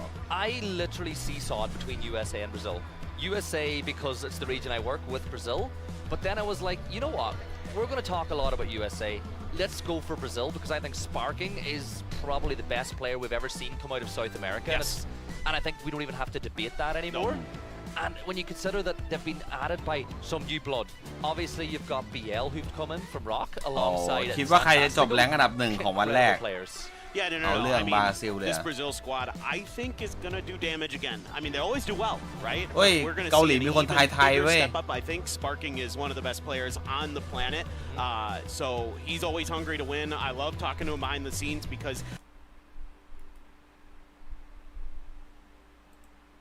คือจองตั๋วครับเข้าชมเนี่ยคุณจะได้ครับพี่อาร์ที่ตั๋วมันจะมีโค้ดนะท่านผู้ชมเวลาเอาโค้ดมาเติมในเกมจะได้ทั้งกระเป๋าแล้วน่าฟังมาก่อนแล้วกันเดี๋ยวผมมาแล้วถึงหมวก3ที่เป็นงาน PNC 2025ส่วนทางขวาฮะที่มีผลกับท่านผู้ชมทุกคนตอนนี้ไม่ได้ไปดูที่ออฟไลน์ไม่อย่าเพิ่งน้อยใจมีเหมือนกันก็จะมีเรื่องของการรับชมออนไลน์จะได้โค้ดเฮ้ยเขาแจกถ้วยเลยเหรอจะไม่ใช่ฮะเป็นสเปรย์อ๋อเหรอนะครับสเปรย์ในเกมนะฮะก็สัมผัสกันไปทุกคนนะฮะเป็นรูปแบบสเปรย์นะครับแล้วก็ไอเทมต่างๆในเกมเช่นแจ็คเก็ตแล้วก็กล่องเปิดต่างๆนะครับใช่เลยครับก็จะมี2พาร์ทด้วยกันอย่างที่บอกครับคนที่ซื้อตั๋วเข้าไปกับคนที่ดูออนไลน์นะครับก็ได้ทั้ง2บทบาทเลยนะจ๊ะใช่แล้วฮะแล้วรวมไปถึงวันนี้ยังมีกิจกรรมอีกเยอะแยะมากมายนะครับรวมไปถึงการตอบมีคำถามให้ตอบกันด้วยนะครับในเกมที่2และเกมที่4นะครับก็เป็นการลงมาจากรถทัวร์เลยนะโอ้ยบางคนก็มาแวนนะเรามาเป็นแวนนะเราเป็นฮุนไดฮะท่านผู้ชมกระชับนะฮะสตาร์เลียกันไปนะครับมีการเซอร์เวย์ด้วยนะ which player will record the most kill นะฮะใครจะเป็นคนที่เขาเรียกว่าเก็บสถิติ most kill หรือยิงเยอะที่สุดติกตันซาลูดคิสนะครับฮิมัสนะครับคิสนะฮะจาก THA หรือว่าไทยแลนด์ของเรานั่นเองครับ เข้ามาหลายสไตล์เหมือนกันนะหรือหลังๆนี่ออกแนวมาไม่ทันหรือเปล่าได้หมดก็คือคันใหญ่มาแล้วนะครับดูนะยังตื่นไม่ทันกันออกแนวมาคนละคันไว้โปแลนด์ทักทายกันนะครับเป็นฟุตเทจนะครับหรือว่าบรรยากาศที่พวกเขาเนี่ยเก็บมาให้ดูระหว่างที่นักกีฬาเนี่ยเดินทางถึงสนามแข่งขันเอ็กซ์ตรีมเหรอวะนี่มาแชร์แผนกันนะอินโดบอกเดี๋ยวผมจะลงตรงนี้นะอ๋อน่าจะพูดคุยเรื่องอื่นมากกว่าใครจะมาแชร์แผนกันตอนนี้คือต้องบอกว่าเสื้อทีมชาติปีนี้สวยมากนะสวยจริงคือเอาคุณเทียบปี 2019 ที่เราไปออสเตรเลียก็อันนั้นก็สวยแบบหนึ่งไม่บอกว่าเหมือนมีไปงั้นเนี่ยปี 2019 นี่ขอพูดตรงๆเลยสะสมอยู่ที่บ้านตอนนี้เป็นแบรนด์ที่เป็นแบรนด์เสื้อเลยนะฮะทั้งเสื้อยืดเสื้ออะไรเนี่ยนี่เป็นไงบรรยากาศของทีมไทยของเรานะพี่มอสนะครับฟิลิปปินส์ครับฟิลิปปินส์นะครับเอาละฮะนี่คือเป็นแฟนตาซีลีกนะครับก็ไปเล่นได้ด้วยตัวเว็บไซต์ของ twine.gg หยิบโทรศัพท์ขึ้นมาสแกนเลยนะครับก็เนี่ยอย่างที่บอกครับ build your fantasy squad with art เนี่ยฮะเขามีเงินให้ในตัวเว็บไซต์เขานะครับก็คือเป็นเขาเรียกเป็นแต้มในการจัดทีมผู้เล่นแต่ละคนจะมีการใช้แต้มไม่เหมือนกันนะครับนี่แล้วก็เลือก4ผู้เล่นนะครับใช่ครับแล้วก็เลือกผู้เล่นเนี่ยแตกต่างกัน1คนนะฮะเนี่ยเขาต้องบอกว่าเลือกกับตรงกับตันเล่นให้ทันนะก่อนที่เกมแรกจะเริ่มขึ้น10 นาทีนะครับ deadline is 10 minutes after the first เพราะตอนนี้ยังพอทันอยู่ยังไงก็เดี๋ยวรอเข้าไปเล่นกันไปแบบกดยืนยันกันให้จบนะครับสำหรับแฟนตาซีลีกนะฮะขออภัยเล่นให้ทันก่อน10 นาทีเกมที่เกมจะเริ่มเนี่ยคุณเล่นตอนนี้ทันกำแพงบินเกาหลีนะครับใช่กำแพงบินเกาหลีแล้วสแกน QR Code กันไปนะครับใครที่แบบว่าอาจจะเบาเสียงนะครับถ้างั้นอาจจะเบาเสียงลงนะก็จะได้ยินเสียงผมดังขึ้นนะครับถ้าอย่างนั้นโอเคไหมทุกคนมีคนไทยไปดูที่นั่นหรือเปล่าแต่มีกำแพงแน่ๆ4 ท่านโอเคไหมมี4 ท่านเลยนะเดี๋ยวเราค่อยพูดถึงตรงนี้กันนะครับอันนี้เรื่องของรางวัลใช่ของรางวัลก็จะได้ G Coin ก็จะเป็นเงินในเกมใช่จะเป็นเงินในเกมใช่ครับก็อันดับ1ตามที่เห็นเลยอันดับ2อันดับ6 ถึง 10 2 ถึง 5 6 ถึง 10นะครับตามภาพที่เห็นเลยนะครับท่านผู้ชมครับแล้ววันนี้เราจะมี Watch Party กันแบบริงไซส์เลยจากมนุษย์กำแพงทั้ง4 ท่านทีมกำแพงเก่าฉายาครับใช่นะฮะคุณซิกเกอร์เรตใช่ไหมครับนะครับ CGIS นะคุณมิโนรุใช่ฮะพี่กรีกูรูเซียคุณแทน X นะครับแล้วก็ทีมงานพวกเขาโอ้ไปกันถึงนั่นเลยอ่ะต้องนะครับเมื่อสักครู่นี้ของรางวัลอันดับ1ก็มีเรื่องของเกมมิ่งเกียร์จากทางเรเซอร์ด้วยนะครับเป็นเดดแอดเดอร์ซีรีส์นี้ค่อนข้างคลาสสิกแฟนตาซีลีกนะใช่ครับผมเดี๋ยวรอพิ้วเลยในต่อไปถือว่าเป็นอีกหนึ่งกิจกรรมที่ทำให้เรามีส่วนร่วมเรายังเคยเล่นกันเองนะในส่วนแฟนตาซีลีกคือจัดปุ๊บแล้วมันได้ไงผมเคยได้อันดับ1ร่วมมาแล้วได้เงินรางวัลนะใช่แล้ว25,000เฉียบสุดยอดจริงครับหมดยังครับตอนนี้หมดในวันนั้นแล้วได้รางวัลมาหมดเลยครับผมแล้วนี่ในเรื่องกิจกรรมยังมีอีกนะบิงโกบิงโกฮะท่านผู้ชมฮะพูดกันง่ายๆก็คือไปทายผลเขาเรียกว่าไปเลือกทีมที่จะได้แชมป์ก็คือสแกนQR Codeปุ๊บเดี๋ยวน้องๆจะเห็นเดี๋ยวมันจะเข้าไปสู่จะเป็นตารางบิงโกใช่ครับคุณทายแชมป์ถูกเนี่ยมันก็จะเรียงแล้วใครได้บิงโกก่อนก็ได้ของรางวัลไปคือเราคิดว่าตรงนี้จะเป็นอาร์เจนตินาตรงนี้จะเป็นอะไรพอมันเรียงปุ๊บแล้วเราได้บิงโกชนะก็จะได้ของรางวัลด้วยถูกต้องเลยครับกิจกรรมที่2ครับพี่อาร์นะฮะก็เป็นสเปเชียลโมเมนต์นะครับเรียกได้ว่าเข้ามาร่วมในช่วงสเปเชียลโมเมนต์แมตช์ที่5เดี๋ยวเขาจะมีขึ้นมาเลยแล้วก็จะมีผู้โชคดี30 ท่านนะที่จะได้รับG Coin โค้ดไปก็คืออาจจะเป็นโค้ดขึ้นมาหรืออะไรก็ตามต้องรอสังเกตใช่ครับอันนี้คือเรื่องของการ drop นะฮะเป็นการ drop reward หรือ drop ไอเทมต่างๆที่อยู่ใน Twitch นะครับใครรับชมผ่าน Twitch นะครับก็ไปเชื่อมกันได้นะครับ ID ตัวเกมนะครับผมซิงค์กันไว้แล้วพอดูเนี่ยดูอยู่เฉยๆนะฮะอันนี้ไม่ต้องทำอะไรเลยดูเฉยไลฟ์สตรีมเนี่ยจะ drop ของให้เราในเกมครับก็จะเป็นของในไอเทมในเกมเมื่อสักครู่นี้นะครับนี่ก็เป็นอีกกิจกรรมแบบแน่นเอียดเลยครับแล้วยังมีเรื่องของคำถามนะครับที่ทีมงานจัดมาให้ในการโดดรอบที่2กับรอบที่4อีกนะนะครับเหนื่อยแล้วซึ่งเดี๋ยวต้องบอกว่าพอรอบที่2หรือรอบที่4เนี่ยประมาณนาทีที่8ในเกมเนี่ยเขาจะมีคำถามซึ่งเดี๋ยวเรายังไม่บอกเราจะถาม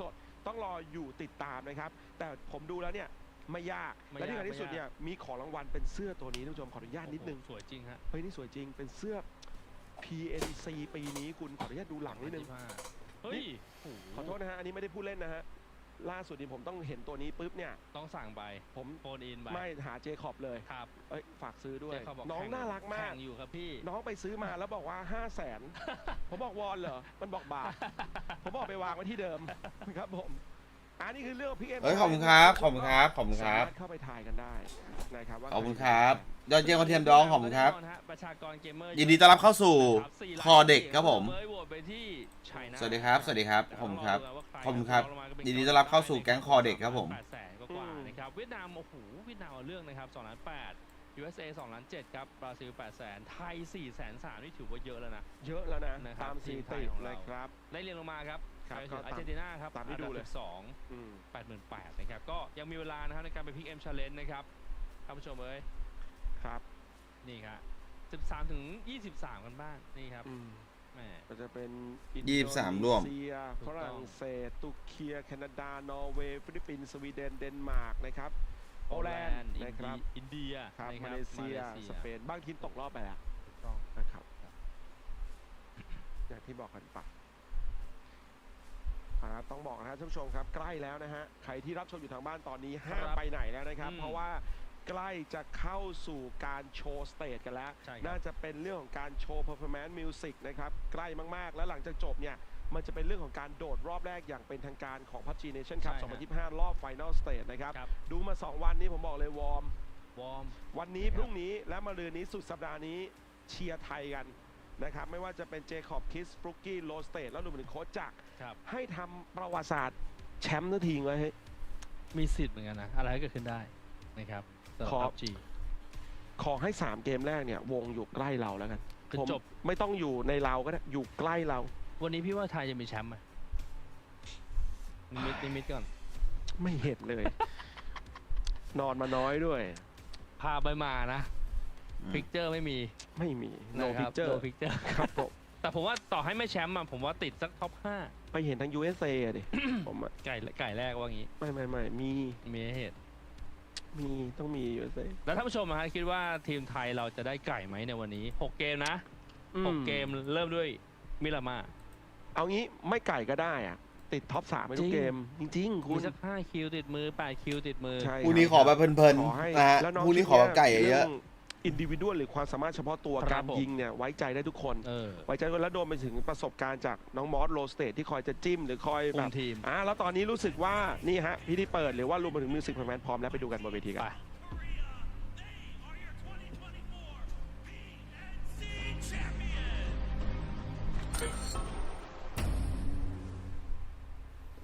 เมื่อกี้ไปช่องหนังชาติเขาเมนชั่นพี่ชนด้วยว่า Nice Guy ใครอ่ะ ช่องหนังชาติคือคนไหนครับ ช่องไหนครับสวัสดีครับสวัสดีครับ ช่องต่างชาติคือช่องไหนช่องหลักเหรอหรืออะไรครับ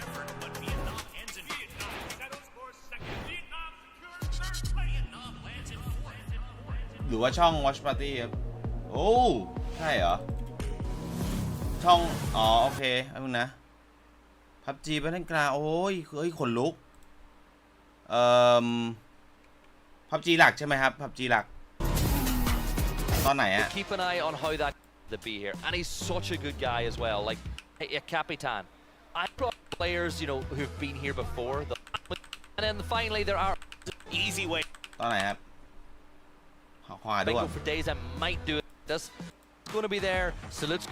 He's definitely a incredible player, and you know, as he had to in the past because of the way you get to pick his first. เขาพูดถึงผมเหรอ Everybody get Avenger as your sub. Sure. I don't want to inflate his ego too much, so I'm not going to join you in agreeing with that. But look, he's having a good run of it here with Team Denmark as their coach. Obviously, you know, just being that guy to kind of fulfill whatever needs they have, and he's done a nice job of it, obviously. And you know what? We all love G-Coin. That's not the only way you can get G-Coin at this event. There's other ways to do so. Extra might for the special moments, and the other way, I guess, is there'll be stages during the show, so make sure to be ready to redeem those when they are put up on screen. Yeah, absolutely. I mean, easy ways to get a little bit of extra participating in all that. Spread some little goodies. PNC's going on, and there's plenty of opportunities to acquire some little goodies. And then finally, there are also drops. So make sure to show them. I'll let you know what the part where I pretty low, but one. Yeah, so you brought one like talking about Team Argentina. Capitan. Yeah, Capitan. Such a good guy as well. Like, He's playing with a couple of his teams, but we'll talk a little bit. What about? Tell me about your what you think about these pick'ems that we're seeing. Survival stage. Pull out ahead here, dominant region right now in PUBG esports, so in that position. But look at yesterday, that's crazy. Yeah, and I see historic record at this event, and obviously UK got more picks now. At this point, as they did not get over the line. แคปไว้หน่อยได้ป่ะ And looking down, look at that jump from แคปไม้ผมเลยป่ะ Indonesia. ผมหาไม่เจอ People ว่ะ saw how they played over the survival stage, and they voted in their thousands, and that's got them up now to 13th place. A dark horse in this tournament for sure. How they serve a little, they went. อ๋อช่วงอันนี้ Absolutely, there's a. And join their communities to watch these games, and of course, there's some pro players in there that'll be co-streaming as well. Absolutely, there's a ton of big names in esports that are going to be watching this, that are going to be co-streaming. Ton of big PUBG names. Saw Wacky Jackie in there, so really excited to have all these guys. Shout out to my boy Zophirs. He's one of the tie casters, one of the nice in there. So really excited to have all these guys. Shout out to my boy Zophirs. He's one of the tie casters, one of the nicest guys you will ever meet. Big fan of him. So some great people that are going to be supporting us. I think that region. Really excited to have all these guys. Shout out to my boy Zophirs. He's one of the tie casters, one of the nicest guys you will ever meet. Big fan of him. So some great people that are going to be supporting us. I think that region as a whole, everyone I've ever met from Thailand and even my time there, they're some of the friendliest people I have ever met. But we are getting closer and closer now to that opening ceremony. Before we start though, เดี๋ยวเข้าไปตัดรักมากครับเปเปอร์ตินนะรักมากฮะแบบนี้เลิฟเลยฮะโอ้เลิฟเลยฮะเลิฟเลยเปเปอร์ตินเดี๋ยวหาช่องก่อนหาไม่เจอโอเคพับจีไปด้วยกราวอ๋อวงนี้เขาแก๊งไอ้นี่อยู่แล้วแก๊งงอบิดบ็อกเจอแล้วเปเปอร์ตินพูดฮะวงนี้บิดบ็อกโน1ของเกาหลีนะตัดให้ผมหน่อยได้ป่ะ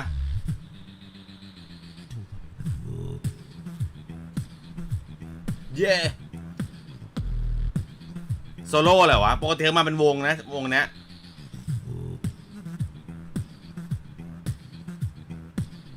บิดบ็อกโน1วงโคเรีย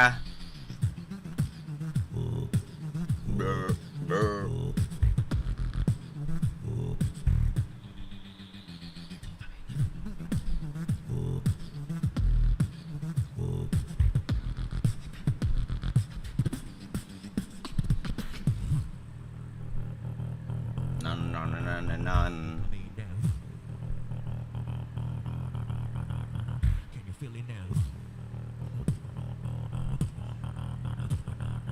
โคตรเหนื่อยอ่ะบีทบ็อกซ์เงี้ย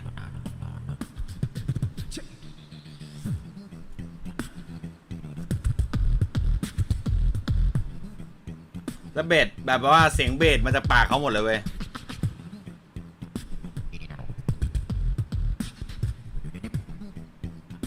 จริงๆแบบเพื่อนน่าจะมาด้วยนะเพื่อนในวงอ่ะ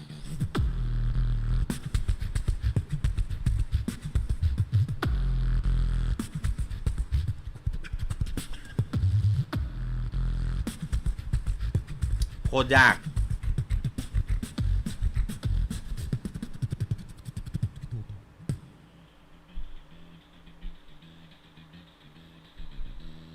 โอเคเสียงต่ำไล่เสียงยาก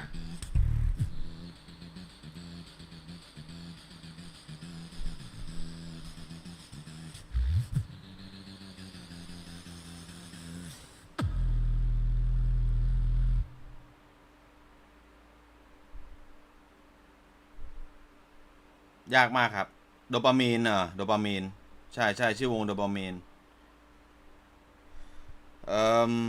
เดี๋ยวเขาไปตัดคลิปแล้วกันฮะ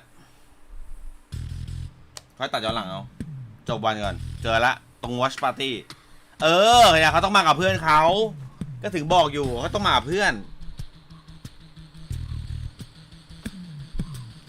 นี่แหละเต็มวงนี้ตามดูอยู่ครับใช่ระดับโลกแล้วครับสวัสดีครับสไตเออร์สวัสดีครับดิเคพับจีว่ะ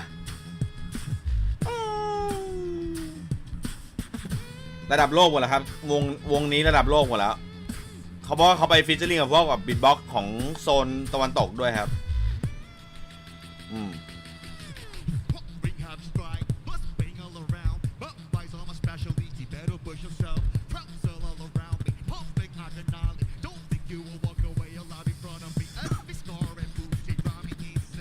คตรเก่ง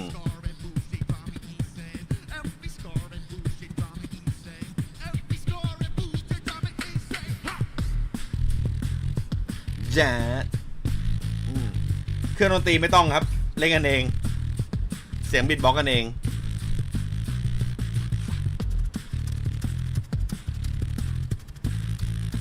วงดัง YouTube อ่ะ YouTube เต็มเลยพวกTikTok อ่ะวงเนี้ย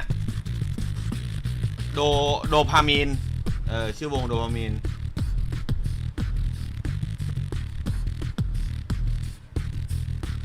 ใช่ครับดังมากครับในเกาหลีถูกต้องดังมากครับ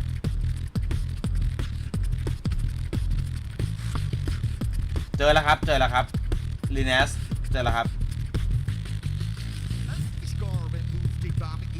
โอเคเปิดตัวนักกีฬาไปด้วยพี่วูภาคครับพี่วูภาค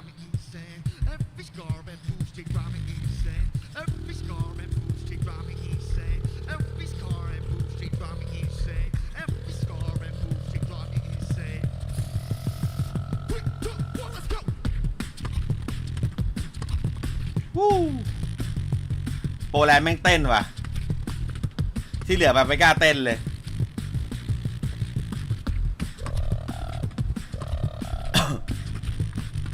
จริงๆมันต้องกล้าเต้นนะเว้ยเต้นมันจะได้แบบมันๆไงอ๋อชื่อเพลงโดปามีนโอเควงวิงฮะ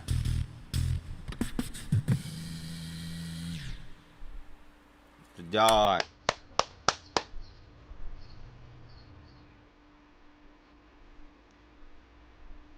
โดปามีนวงวิงเหรออ๋อคนเมื่อกี้เอคือวิง Bây giờ chỉ còn vô địch nữa thôi. Lần trước Việt Nam không có, à? bây giờ có tôi anh em hãy vô địch được thôi. Lượm. Ok đi thôi. Đây, làm cái đi. 1, 2, 3. ร้อยลันสวัสดีครับหม่อม Listen up. We have got 2 goals to this PNC. First, we gotta win PNC. เพื่ออะไร And second, we need to get a ace plus October. เอสปาแต่ถ่ายรูปกับเอสปา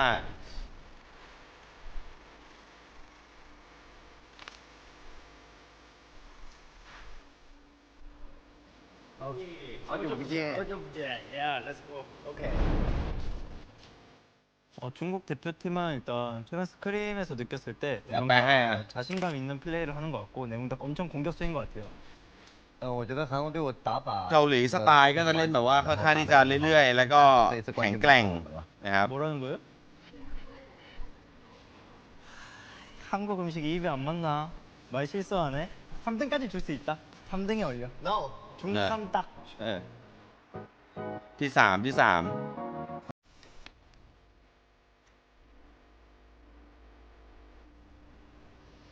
What's up, buddy? เพื่อนว่ะซับบัดดี้ว่ะ Fantastic. Nice. You need a new jersey, bro. What's that supposed to mean? It's not looking good on you. It is what it is. ดูไม่ค่อยดีกับคุณนะเพื่อนกันครับ It kind of sucks to not be on the same team, but it's also fun to come back as enemies. I mean, you got second place last year, but you know, I'll lift that trophy for you this year, mate. Didn't you guys get like 8th last year? Like we only ที่8 ปีแล้ว And you're IGLing this year, right? คุณเป็นกัปตันทีมด้วยใช่ไหมล่ะปีแล้วอ่ะ We're the real deal this year, trust. You say that every year, man. Just you gotta เป็นหนีทุกๆปีแหละทั้งคู่อ่ะ Korea's three-peat will be no longer. เกาหลีจะไม่มีครั้งที่3แล้วอย่าให้มีครั้งที่3 We will make sure they will not win. I'm down. ฉันชวนแน่ๆว่าเขาอ่ะไม่ชนะแน่นะครับโอ้โหการันตีด้วยนะจากชิมซี่นะ Chúng tôi đã có nhiều lỗi đáng tiếc. พวกเราผิดพลาดไปครั้งที่แล้ว ก็ PNC ครั้งที่แล้วผมรู้สึกว่าพวกเราพลาดไปหลายจุดครับผมรู้สึกว่าพวกเราทำได้ดีกว่านี้ครับ希望这次可以让我们没有遗憾吧。เนี่ย 最后站在舞台上的一定是我们中国队。Vamos competir com muita paixão e dedicação. พวกเราต่อสู้ทุกครั้งมาด้วยกันเล่นแบบมีแพชชั่น Và lần này chúng tôi xứng đáng giành được chức vô địch. พวกเราจะไม่เป็นรองทีมใคร 1 year has passed and we're back in Seoul. And this time we'll make sure to เรา defeat กลับมาที่โซลอีกครั้งเนี่ยเราต้องแบบไม่ผิดพลาดไม่แพ้ทีมโคเรีย Please look forward to the birth of a new champion. Esperen que nuestro equipo sea muy fuerte este torneo.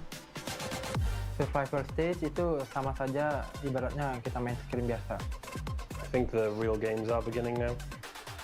Team Norway will make sure to take the trophy. Esta vez vamos a vencer a Corea.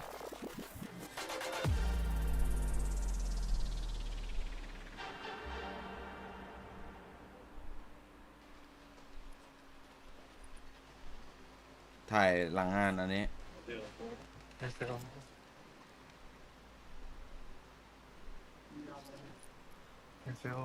안녕하세요. 간단하게 인터뷰 하나 진행하겠습니다. 아, 네. 팬분들한테 한마디 부탁드립니다. 저희 이번 팬시 되게 준비 열심히 많이 했고 잘 되고 있어서 좀 기대하시면서 많이 지켜봐 주시면 좋을 것 같아요. 그러면 한국에 견제하는 팀들한테 한마디요? ปีแล้วไม่ได้มา 요즘 공공의 적이더라고요, 아주. 모든 팀들이 굿매마이. 저희를 노리고 있던데 지난 2년간 어디가 우승했는지 잘 아시죠? เล่น 뺏을 ใหญ่ 때만 뺏어보세요. เกาหลีเล่นใหญ่มาน่าจะเริ่มแล้วแหละมาแล้วเนี่ย เอาละท่านผู้ชมครับเมื่อสักครู่ก็เป็นในเรื่องของพิธีเปิดนะพี่อันนะครับแล้วก็เราเห็นว่าเราส่งตัวแทนคือน้องเจคอบขึ้นมาอยู่บนเวทีด้วยนะครับแล้วก็เป็นการบีชบ็อกกันนะครับแล้วเมื่อกี้เป็นวิดีโอเหมือนสัมภาษณ์นิดหน่อยนะครับแล้วก็ปิดท้ายด้วยโซนะก็คือแชมป์เก่าเทพเหมือนกัน มาเงียบๆเลยนะ มาเท่ๆเลย มากเลยครับ นะครับและนี่คือบรรยากาศบนเวทีณตอนนี้ครับพี่อาร์ตฮะท่านผู้ชมครับที่โอลิมปิกแฮนด์บอลจิมเนเซียมที่โซลประเทศเกาหลีใต้นะครับ ที่กรุงโซลครับ นี่ครับคือแชมป์เก่านะฮะ2 สมัยนะฮะคุณเรนนิ่งซารูทนะครับดูครับวันนี้โชว์ฟอร์มจะดีเก็บของแล้วใกล้โดดแล้วไงเก็บแผนที่เก็บแผน ไม่แผนไม่ต้องเก็บเดี๋ยวแผนหยิบ ใช่ทีมงานจัดดีมากครับ USA ครับพลาดไปแค่แต้มเดียวเท่านั้นนะครับ ใช่แล้วฮะ พลาดไปแค่แต้มเดียวเท่านั้นนะฮะ แม่อีก1 คิวมานี่ดราม่าเลยนะ ใช่เมื่อกี้ชิมซี่ก็พูดกับปิกาตัน ครับ บอกให้เพื่อนแต้มเดียวเองนะเดี๋ยวปีนี้เอาใหม่ รอบนี้จะให้ฉีกไปเลย ครับ โดนนำฉีกไปเลย ไม่ใช่เดี๋ยวโทรศัพท์แปลหน่อยพี่อาร์ต โอ้โหนะฮะถ้าถ่ายรูปทันนะครับ นี่ชิมซี่หล่อเนาะ เป็นสไตล์แบบโอ้โหสไตล์ ทีม เฮ้ USA ย ฝรั่งเลย สไตล์ฝรั่งเลยอะเฮ้ยตรงกลางนี่ดอนารุมม่าปะเนี่ย อย่างแน่ แล้วเมื่อสักครู่นี้บีทบ็อกซ์ตอนเปิดนะท่านผู้ชมครับ คนแรกอ่ะที่ใส่เสื้อยีนและใส่แว่นอ่ะในใจผมเลยนะอินโนนิก ชัด นึกว่าเขาเล่นสตอรี่ โอ้โหนะถ้าแกไปทำอย่างนี้ได้ด้วย ขายมาก นะครับแล้วก็มาเป็นทีมแล้วก็เปิดพิธีเปิดแบบสั้นๆกระชับนะครับไม่ยืดเยื้ออะไร นานอยู่ UK United Kingdom นะพี่ฮะ ใช่ หรือ ครับ ว่าสหราชอาณาจักรหรืออังกฤษนะเรียก ครั ง่า บ ย ผม ๆนะครับนอร์เวย์ครับ อีกหนึ่งชนชาติที่ผลิตผู้เล่นพับจีมาเยอะเหมือนกันนะสำหรับนอร์เวย์นะครับกระจายตัวไปอยู่กับสโมสรต่างๆนะครับ ครับนี่ก็เหล่าบรรดากองเชียร์นะครับที่อยู่ในสนามนะครับอุ๊ยเท่อะผ้าพันคออะ ผมรู้สึกว่าดีไซเนอร์ปีนี้ดีมาก ดีอ่ะดีมากเลยจริง เสื้อ ๆ มี อยาก ความ ได้ ชัดเจ เลย น อะ แล้วก็สัดส่วนสีที่ใช้คือดีมากนะครับ นี่ครับบราซิลครับแหมาสีค่อนข้างสดใสเลยนะ ส ค ด รับ ใสเลยฮะเหลืองเขียว ก็มีไลน์อัพวันนี้ก็มีอ่าน ครับ ชื่อยากเหมือนกันนะฮะอย่างซิสตาซิโตและตอนนี้เพลงมาแบบนี้ผู้ชมครับสำหรับ PUBG Nation ครับ 2025 ที่กรุงโซลครับรอบไฟนอลสเตจโดดแรกมิลามาไปดู เกมแรกของเราในวันนี้นะท่านผู้ชมครับและเกมแรกในรอบ Final Stage ครับเอาเลยครับมาดูฮะใครจะโดนคิวเป็นคนแรกนะครับทีมอะไรจะโดนตัดเป็นทีมแรกนะครับ ใช่ฮะ และทีมอะไรจะคว้าไก่ครับ ก็มีการอธิบายนะครับพื้นฐานเมืองของเปกาโดนะฮะ ใช่เลยครับ เป็นหนึ่งในหัวใจหลักสำคัญของมิลาม่านะครับสำหรับเปกาโด นี่แหละครับก็สามารถเข้าไปดูได้ที่ PUBGEsport.com ใช่ นะ ค ค รั รับ บก็จะเป็นมัลติ วิวเลย ดูช่องฝรั่งครับ ตัดสินใจแล้ว Sometimes Aussie and there's some other points of interest that do get fought over. For Team Korea, you're going to be seeing them go for the normal DN Freaks drops, so it's going to be Kantara here.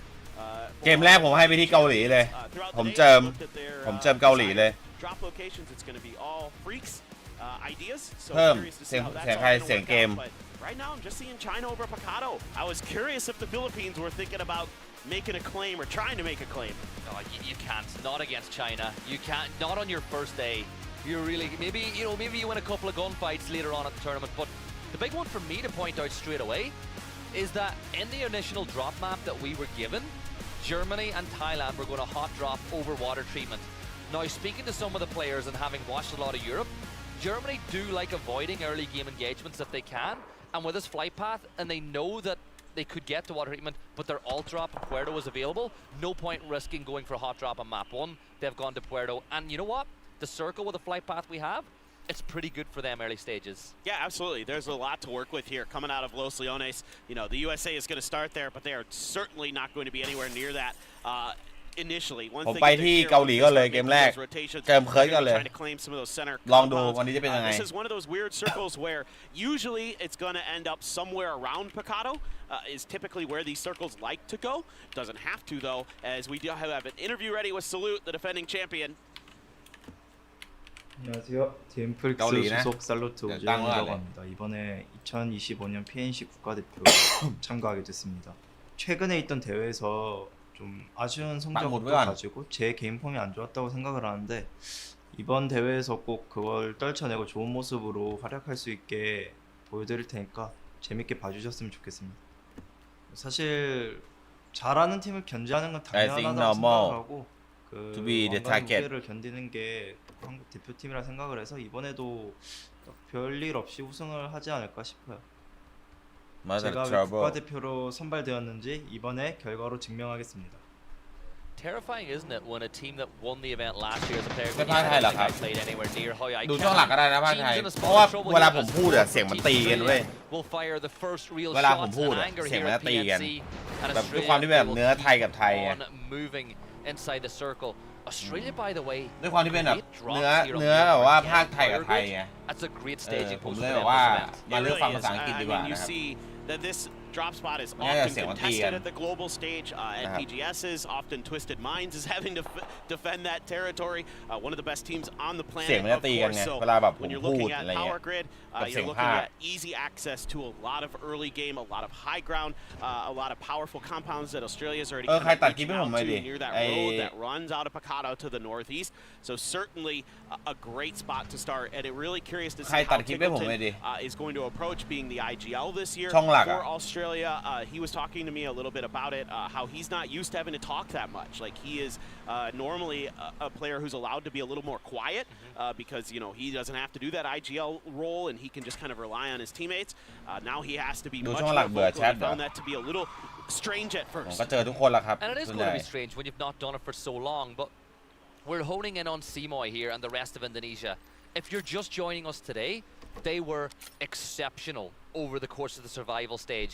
Simoy was brilliant on day 1. เดี๋ยววันนี้ก็ถามอีกทีมไทยแข่งไหมเดี๋ยวก็ถามอีก They've dropped inside of Drumstick Island, way down to the south. They'll look to rotate into the circle in the early stages. But I think that there's going to be a level of confidence they're going to have that if they had just been in the 16 teams and it was the old format, I don't Never think give up on your dream ครับไม่เคยยอมแพ้กับความฝันของคุณ It is, you know, really encouraging for me to see Indonesia play that well to get that level of confidence on a global event. But they need to continue that. They need to find ways to build off of that momentum. Don't let go of that success that you were able to find. Again, I will say ทีมที่ได้เปรียบผมมองว่าเขาลงแข่งตั้งแต่เมื่อวานเนี้ยแบบต่อเนื่องครับผมว่าได้เปรียบ However you want to cut it, whether it be at a PGS or a PGC. คือชินกับสนามแล้วอะไรเงี้ยมากกว่า I need to see more. I want to give a quick shout out to Setsuna, who is putting up a ton of damage for this squad, and a lot of it was with the DMRs. He was setting up like the players like Teddy, like Seymour, like Trick for success with his initial opening of space and kind of softening up some of those targets. But look at this, Gyumin on his own. Yeah, it doesn't มี even voice vehicle. คอม He's ทีม got ไท to ย get ด้วย out เหรอ there really นี่ quick. ครับ He's ตุ going ย to stand and fight his ground. Here แต่ชุด comes ดรอปมีไหม Norway. มีครับ มี Gyumin almost getting the firstน่า shot พรุ่งนี้ on มั้ง PNC, but he's going to get the first นี่ knock ไง of PNC. โด But น James ดิ is there to เอา train it แล้ back. ว And now Korea Seoul running up with the nade in the back pocket, looking to get some โอเค revenge for his fallen comrade. Norway, they're going ข to อบคุ go ณครับ for the ขอบคุณ rest, ครับ but ด้วย Seoul seems to be reading the โอ้ย move. ระเบิ He ด tosses the เรี nade ยบ inside, and it hits the target. Heeman's going to fall. He's going to get flushed out, and Seoul is fighting back. And look what he's done. He's broken things ต้ open องเชีย here ร์เกาหลี for เยอะด้วย Korea, raining with the Panzer, looking to put it to good use. เอา And there's a buggy that just drives in right in front of him. They're going to storm through. Salute, just run around in tens, puts him on the ground. เนี่ยมาถึง Makes 4 แต้มแล้ว short work of เกาหลี that ใต้ player, but Himas from Vietnam, from afar, looking to get involved, looking to stymie Korea early. Yeah, Himas has got James in his sight ยั now. งไม่เข้ามือ James has got some explosive พี่แมทยังไม่เข้ามือ utility ว่ะ of his own, and it's perfect. He'll get the โอ้ knock on the เอาเว้ย side as ที these ม two ซาลูด sides continue to do damage to each ฮัล other. โหลว่ะ At ฮัลโหล what ยนง point does Himas say maybe it is worth Vietnam pushing? The team is too far away, so really he is just on Overwatch. James gets the first aid off. Seoul will get another confirmation on the board for Korea, but Norway นอร์เว not ย์จะจบ done 16 fighting นะ just yet. โอ้ But น Seoul อร์ gets เว it ย์ done, and Korea นอร์เว with ย์ the จบ opening squad wipe of 16 นอร์เว PNC. ย์ What timely พี่ชวนไปเปลี่ยนเสื้อทีมชาติเลย timely พี่ play from Seoul. The มือที่ initial 3 มาแล้ว grenade just perfect.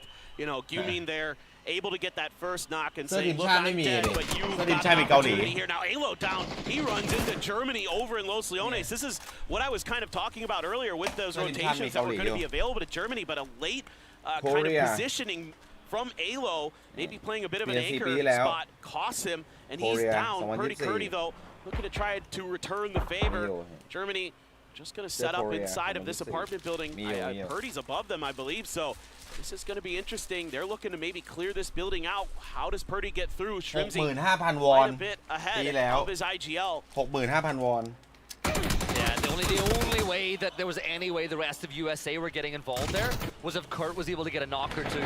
They're going to play as a 2 for the rest of this game. So we've got another bit of action here. Team UK pushing on to Vietnam. Tanvu, of course, takes the first bit of damage in this fight, but Michael with a FAMAS already. And Himas gets the opener of this engagement. T-Bone is going to fall. Himas will flush that one out, but UK brilliant at bringing players back once they've been dealt with already. But this is going to be here, people. เวียดนามว่ะ Fex will get a knock of his own. Yeah, Fex being really patient here behind these boxes. So the stuns come out. A good grenade does a fair amount of damage. Tanvu able to finish what the grenade started. So just one player left here for the UK. And it's Vard quite far away from this fight. Looks like he is just going to wait for his opportunity to try to see if he can grab the blue chips and get the recall เติม through. เกาหลีครับ Yeah, 10 players have fallen already in the opening 8.5 minutes here on Erangel, which has completely had a revamp to its tempo at the highest level of esports here in PUBG. And you'd think that the lobby would get a little bit of room to breathe now. You'd hope that all those players falling is going to create insane amounts of space inside a zone like this. And one of the teams that'll look to take advantage of that is Denmark, because they're going to share the area around Cantera with Team Poland. Yeah, so curious to see if anybody's going to find any significant damage between these two. They're quite spread out on both teams, so it's going to come down to some of that long-range shooting, some of that DMR damage to see if they can find any opportunities to try to make a stronger push somewhere. Xiao Wu going to be up on top of the mountain here. Delwyn going to be sneaking underneath him. I mean, this is a Delwyn specialty. He is such an aggressive player out on his own. He is willing to take some space and catch his opponents off guard when they don't expect him to be there. ดูว่าจีนจะไหวหรือเปล่าดีกว่าพอไปเวทีจริง way อ่ะ over on the other side, but for the likes of ต้องรอดู Vietnam, ครับ they're just checking. เวที They're จริง just จะ doing เป็น a ยัง little ไง bit of scouting here for Delwyn to set him up for success. Yeah, Delwyn's just creeping up over that ridgeline. Xiao Wu on the other side. Spot in the open. But Delwyn takes a ton of damage. One more repeat, one more shot to do it. But he misses every single one.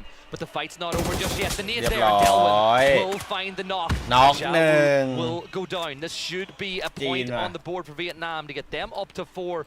But Xiao Wu had no clue that Delwyn was creeping up the ridgeline. He's so good at moments like this. And he's such a brilliant leader.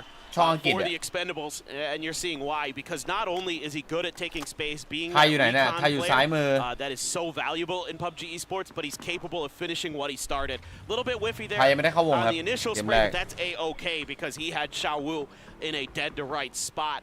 Poland going to be grouping up. You can see Denmark wants to gain a little bit of territory behind that, just going to backfill a little bit as Gustav into this concrete god compounds. Poland, though, going to be happy with what they have for now, as this is pretty central in phase 2. We did shift to the east, away from Picado just a little bit, and a lot of interesting terrain to work with here around the graveyard, north of Los Leones. So this is shaping up to be a really interesting start to PNC. And if you are eagle-eyed and you're looking at the Poland roster and say something looks different, yes, Dominant is back in today, and Puka has gone back into the coaching role, so they have made a change going into today. Whether or not this is the thing where they're going to alternate the team every single day, or whether there was just something in particular about day 2 that they did with Puka, they have made a roster swap. And I love how we're seeing teams like Indonesia play in positions like Picado where you might not usually go this early, but because you've got the recall system in that position, it means you can play there, and if you do sustain a knock from long range, you can get that player back. Yeah, exactly, and also that's a really nice spot on the edge of Picado because it gives you a ton of zone control to your east. You're going to be able to keep track of any teams that are going to be setting up on the outside crater that's to the west of Kantara. A little bit of attempted damage. Are they going to drive? They got the tire. Oh, Jai Wei's in trouble now. Jacob going to be circling around him. The spray there gets him fluky from afar, able to finish what Jacob started. Yeah, we talked about how we thought Thailand would be a little less aggressive, but there's some things that you can't iron out of a team. And I loved how you had one player fluky up on high with Rosset focusing on the tire, and Jacob was like, yeah, you put the pressure on, I'm going to cut him off with a vehicle, I'm going to get that knock. That's a level of confidence in your own ability and your teamwork that is just so good to see. That shows great communication as well there for Team Thailand to be able to set up plays like that to catch the trailing player of Chinese Taipei, who are now going to make a wide wrap up to the north. A little bit of space available for them up there, but fighting uphill the rest of the way, most likely, depending on what the next circles do, but going to be a little bit tricky for them. Germany still hounding the backside of USA. Kickstart and Trimsy, the duo for the Falcons, just going to be chilling in a house, trying to lock things down, trying to see what points they can salvage out of this one. And now Thailand making their move. They're going to be coming in towards Los Leones. You have Argentina and Germany down here. This is actually going to be a little bit tricky for them. So let's see if they can suss this out and find a successful entry. Yeah, I think just looking at the terrain, this is probably the best way, even though there's more teams here. It's the more playable part of the circle. You look north of where Brazil are, at the very north side of the circle, there's a lot of open ground, a lot of fights that you don't want to get into. We're looking at Thailand's POV of what they know, and you can see them, they're saying, right, we know that there's a 2-2 split between Argentina. You can see them highlighting that. And they're kind of showing what they think their best path into the circle is. And that's one of the things that I love. น่าจะเลือกเพลย์เซตก่อนครับไทยแลนด์เราอะอ้อมแบบอ้อมล่างสุด being able to see exactly what those players think or know and what they're communicating to themselves as well. Yeah, absolutely. It is a nice เลือกตีครับแบบนี้เลือกตีแล้วเพราะว่าไทยเราเลือกตีแล้วเห็นรถออกไว้ฟุกกี้เนี่ยฟุกกี้เห็นรถออกครับ Set up shop with a couple players inside and outside. China going to be on the western edge after losing Xiao Wu early, and it's going to be Indonesia defending the only อาจจะตีอาร์เจนครับแต่เราดูครับไทยอาจจะตีอาร์เจนผมว่านะมีสิทธิ์ที่จะตีกับอาร์เจนตินาสูงมากไทยเรา out in the open for Korea. Gyumin อ้า not ว able to be res เซเวียร์ได้เซน red ทิป station available. Xavier did find a knock on a 10 trip for Taipei. That's out by Minas Generales. Yeah, that's a long-range knock, and it's a bit more aggression from Chinese Taipei that we weren't used to seeing over the survival stage, but it's a very, very tough one to float out. They should be able to get the red, but here comes the foul rush.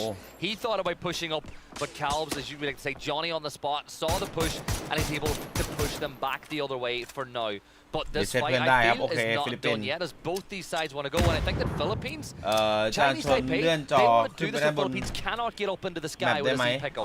Exactly. This is a really nice aggressive play. You're making it so Philippines has to the sandstorm. Pick something, make a decision. But this actually makes it easier for them. It's going to be harder for Malrush to get close, so he can really identify where they're at. Maybe a well-timed in place grenade could end the Philippines, but they're already up in the air. So that is going to be safety for now for them. That is a huge win. That dust storm couldn't have arrived at a more opportune moment. Usually when people talk about PUBG timing, It's in a negative light, but for Philippines, that was perfectly timed. It gets them out of dodge, and now they can focus on moving into the circle. But the question is, where do they drop? So they are going to be on foot from this point on. Denmark, they're starting to turn their attention towards Poland, who they've got surrounded on all sides as Matchsters and Domi will take a little bit of damage. With a ace left, it's actually able to take 10 trip out of the sky. ใส่แทนนักแข่งไปเลย One of the best in the business when it comes to ไม่บังอะไรเลย skill. ไม่บังปืนด้วย That in spades อย่างนี้เลยนะ for sure. Everybody on Team China does. Ming Ming absolutely stellar. Lil Ghost, a known quantity with multiple PGS. เป็นทุกคนนะตอนนี้ but เป็นอาจินบอดด้วยนะฮะ the เป็นอาจินบอด Philippines, a little bit of a rough start, but they're able to at least get 3 players, well, 2 players down, and CJ is trailing in a vehicle trying to drive to regroup. He's under fire. A grenade there กับ from โปแลนด์ Ketter. ตี He's กัน gonna get a ไทยเราอยู่ไหน knock onto a Poland player, and they're splitting a โอ้ big อันนี้ตี 2-2, ตี so แน่นอน Denmark น็อ has ก an หนึ่งตี opportunity ตีครับตี to really do some damage to a team that's been harassing them for a lot of this. น็อกไป In แล้ว fact, they are. โปแลนด์มาช้าไป 2 คน Marsalek and Cappy trying to get back. Yeah, the question is how aggressive do they want to be? If I know Marsalek, the answer is just yes. Aggression, yes. He takes some damage though as Posa from Brazil is able to target from the other side of the fight. Brazil with a 2-2 split, very close to the center of the current circle, and right in the center of this one. And that adds even more value to this Poland-Denmark fight now, because they've got a brilliant position as well. Yeah, this is so important. Cappy finds a good knock on to Dofi. Now, Posa taking his opportunity to try to do some more damage. That's a confirmed point there for Poland. Grenade being thought about here by Ketter. เป็นนักแข่งไปแล้วใช่กลายเป็นนักแข่งไปแล้วนะ Their ears ringing, but he answers right back with a big grenade of his own. That's going to push Ketter back into the house to go for the heal. Yeah, Marsalek still on Overwatch as well, but a spray from Gustav does a ton of damage up on high on the hill. Over by the other side of the circle, Chinese Taipei locking horns with Korea right on the edge of the circle. Seoul with level 3 gear. So that guy does not need any buff whatsoever, but the level 3 gear will help even more. Nade toss, that could be really, really good. It's brilliant. It's right on top of him, and it's Seoul with a nade once more. He's so good with it so far today. Look how fast he was to get that initial damage and follow up with the frag, and it's perfect in every regard. It's hard to do it better than that. Mal Rush trying to throw every smoke that he can. Meanwhile, this fight's still going on. Beamy trading with Cappy. Cappy going to be flushed out, so just Marsalek left here for Poland, and he is stuck in an awkward position. Alive, firing, looking for points, actually gonna claim Leo. So that's not gonna go to Team Korea. That's a nice find for him. Yeah, and that's a good salvage, because he's not going to win the fight with Denmark at this point, so it's all about finding whatever you can find. โอ้ฟิลิปปินส์ตีอินโดเอาแล้วแบบนี้ 18 minutes in the double blue zone. Malrush, it was nice knowing you. A salute will get another knock from Korea as they are kicking things off the way the champions should. Philippines now locking horns with their rivals from inside. But here comes China. They got to get a clean fight with Indonesia, but China start pushing up here. Here's where that Calb's going to fall as well as Lil Ghost will get that knock. Philippines, it's all going wrong. Oh, they felt like they had such a good fight, but then China shows up to the party. Lil Ghost tries to hold the spray down, he loses, but Algenbot's actually going to get taken down from afar by Thailand. So China's Ming Ming going to scramble to try to get these reses, and it looks like he's going to get the opportunity, I think. มาต่อเลยว่ะอินโดนีเซียใต้ออสเตรเลียเข้ามาแจมแบบหงาย and take another fight there. They get a knock on to Luke 12 over อ๋อ towards อาร์เจนตินาเลือกตีใส่เวียดนามเว้ย players. They've already done some serious damage to them.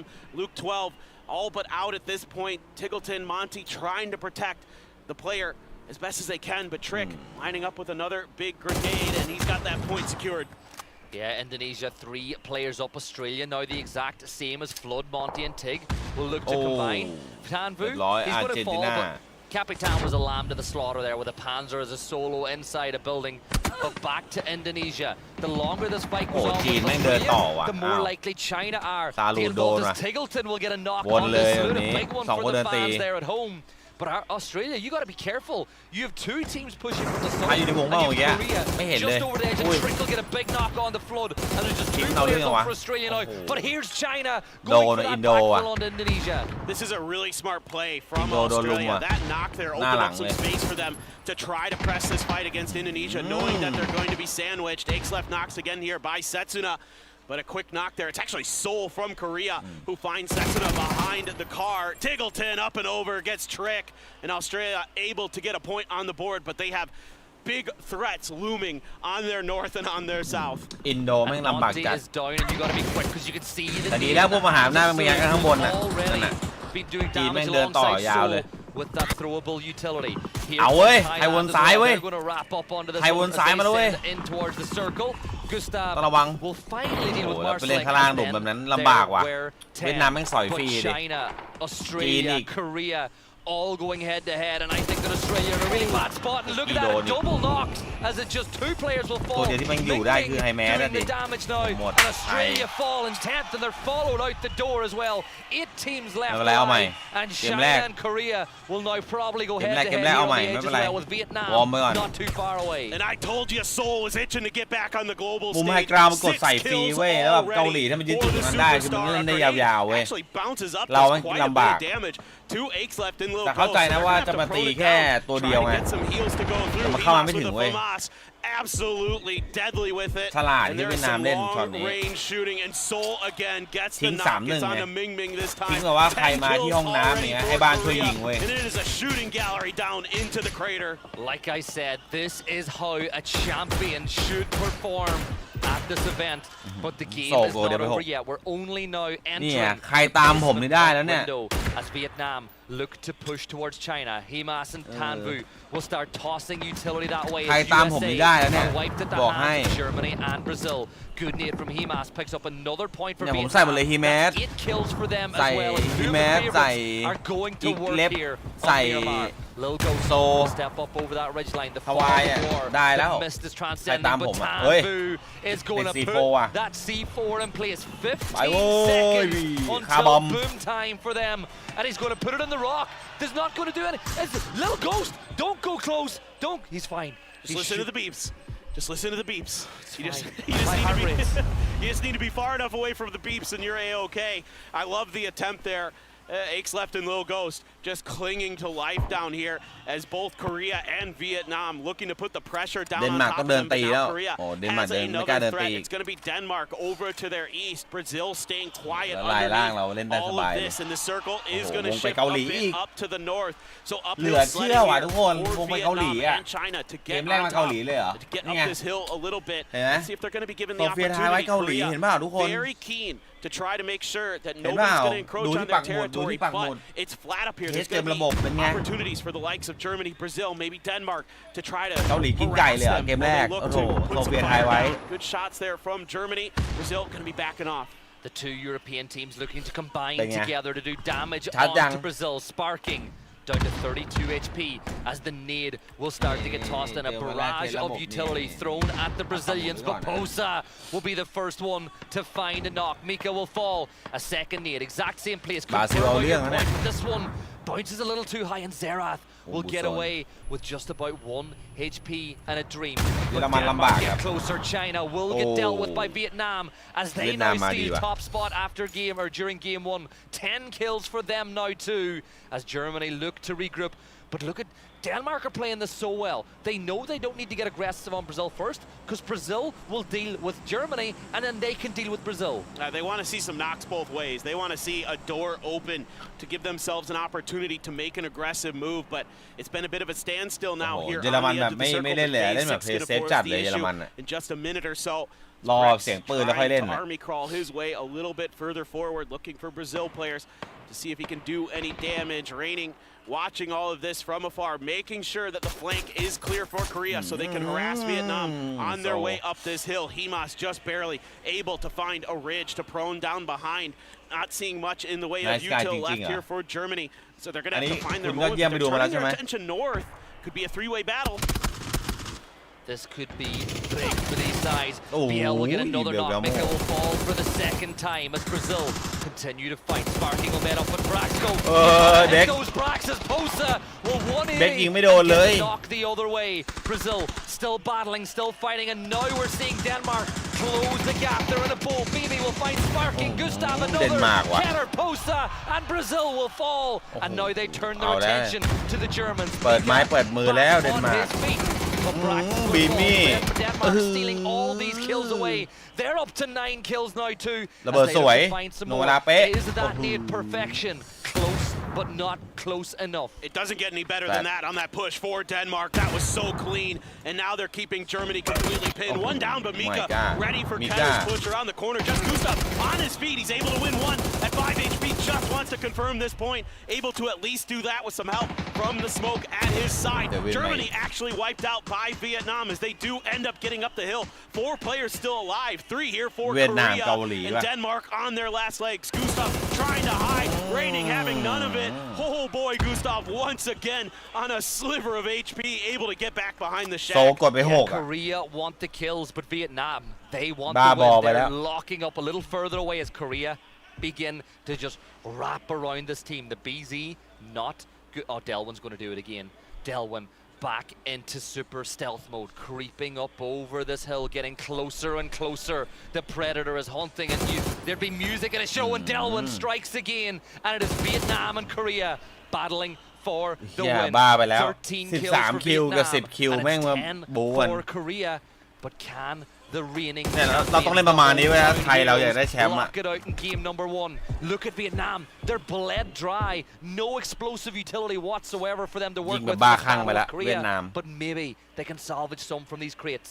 A few things being scooped up here by Salute. The nice thing for Korea is they've got a ridge line on the east edge of the circle that they can hide behind right now. So it is cover temporarily. Getting further forward, going to be pretty tricky. Vietnam's going to have that extra player to create that extra angle, and you can see Salalzi on the map going to be that player for Vietnam to try to find that flank angle. So it's going to be a lot of pressure again on Raining. We've been seeing that he's been the guy to really be the one to watch for those aggressive maneuvers around the edges, and you never know where the hell Delwyn's going to pop up at. So got to be really proactive with your information gathering, making sure that you're checking every angle possible here as Korea, because pretty likely that when we get to another circle, that it's going to be a little bit tricky to move forward, as Vietnam has a great ridge line, and they're basically guaranteed to at least have a couple players in.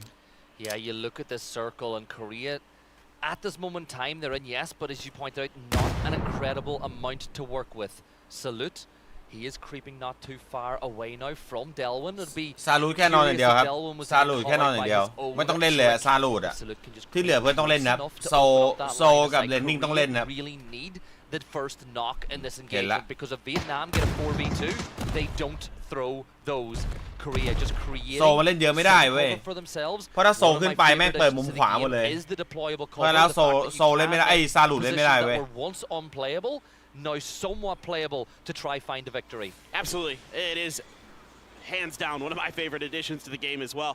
So you got some smokes coming down now here. Seoul trying to create a little bit of space. Raining as well wants to cut off that extra angle. Circle is just going to center up for phase 8. ซาลูดเล่นไม่ได้เว้ยซาลูดได้แค่นอนเว้ย The front liners for Vietnam. ซาลูดได้แค่รอเนี่ยได้แค่รอมุมเนี้ยเล่นต่อไม่ได้เลยเว้ย Either way, a few frags here and there. Raining down to his last one. Saw Molly in the bag for Salute. You've got a few smokes, a few stuns. So util here for Korea to make something happen. But Vietnam has the extra player. They're going to try to load up, try to see if they can get lucky on isolating a Vietnamese player. But Vietnam wise to that game, and they're going to fan out. Stuns going through, but nobody's really been able to find that moment. Raining just using the smoke as เกมแรกมาเอาตึงเลย Vietnam while he creeps closer and closer to Delwyn. But Delwyn spots out Raining, but that also reveals his position, and his gloves off now between these two sides. โอ้โหโซ That's so เชี่ยบ้าไปแล้วโซ 3 versus 3 now here on Myanmar. Yeah, look at where Salute is. He's gone to the edge. He's made such a brilliant rotation. He went out into a little bit, but he can't connect the shot. Tanbu wise to it. Raining steps up to the plate now. Timas down. It's a 2v2.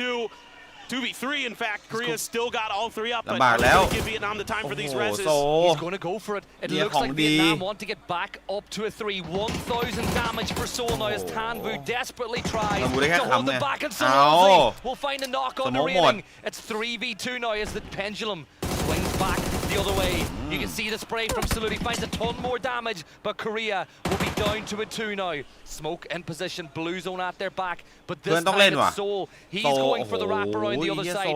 He is trying to stab, and maybe Tanvu could be the one. Tanvu really needs to keep eyes on Seoul here. Vietnam don't want to lose another player. It's the old Donawa duo. Seoul got a brief glimpse, but didn't really get the opportunity. Salute still trying to pepper players down with that 3x AUG. Hasn't found tremendous success. success with it. That FAMAS from Himas, absolutely scary. He's going to try to get underneath Salute. Sol, though, doing good damage, pressuring Sololzi back, at least trying to create a little bit of an opportunity here for Salute. The problem is Himas, I think, is going to get the jump on him. เอาเรื่องว่ะ Yeah, this is looking so bad. Damage โดนขึ้นนะเนี่ย all the way. That อ้าว should be ยิ a งไกลเดี๋ยว signal ซ้ายใกล้ for ขึ้น him นะเอา to ขึ้น push up the hill, and that's เรียบ exactly what it is. ดีแต่ไฮ Himas แมนรออยู่ gets แล้ว Sol. He turns his attention ไม่ได้ to Sol. เดินต่อ He's in ต่อ a สอง 1 versus 3 now. The Korean as the Vietnamese will look to flood in 1,100 damage, 15 kills though for Vietnam as they look to เวียด start นามมันเอา off เดือดจริงว่ะ PNC in dominant fashion.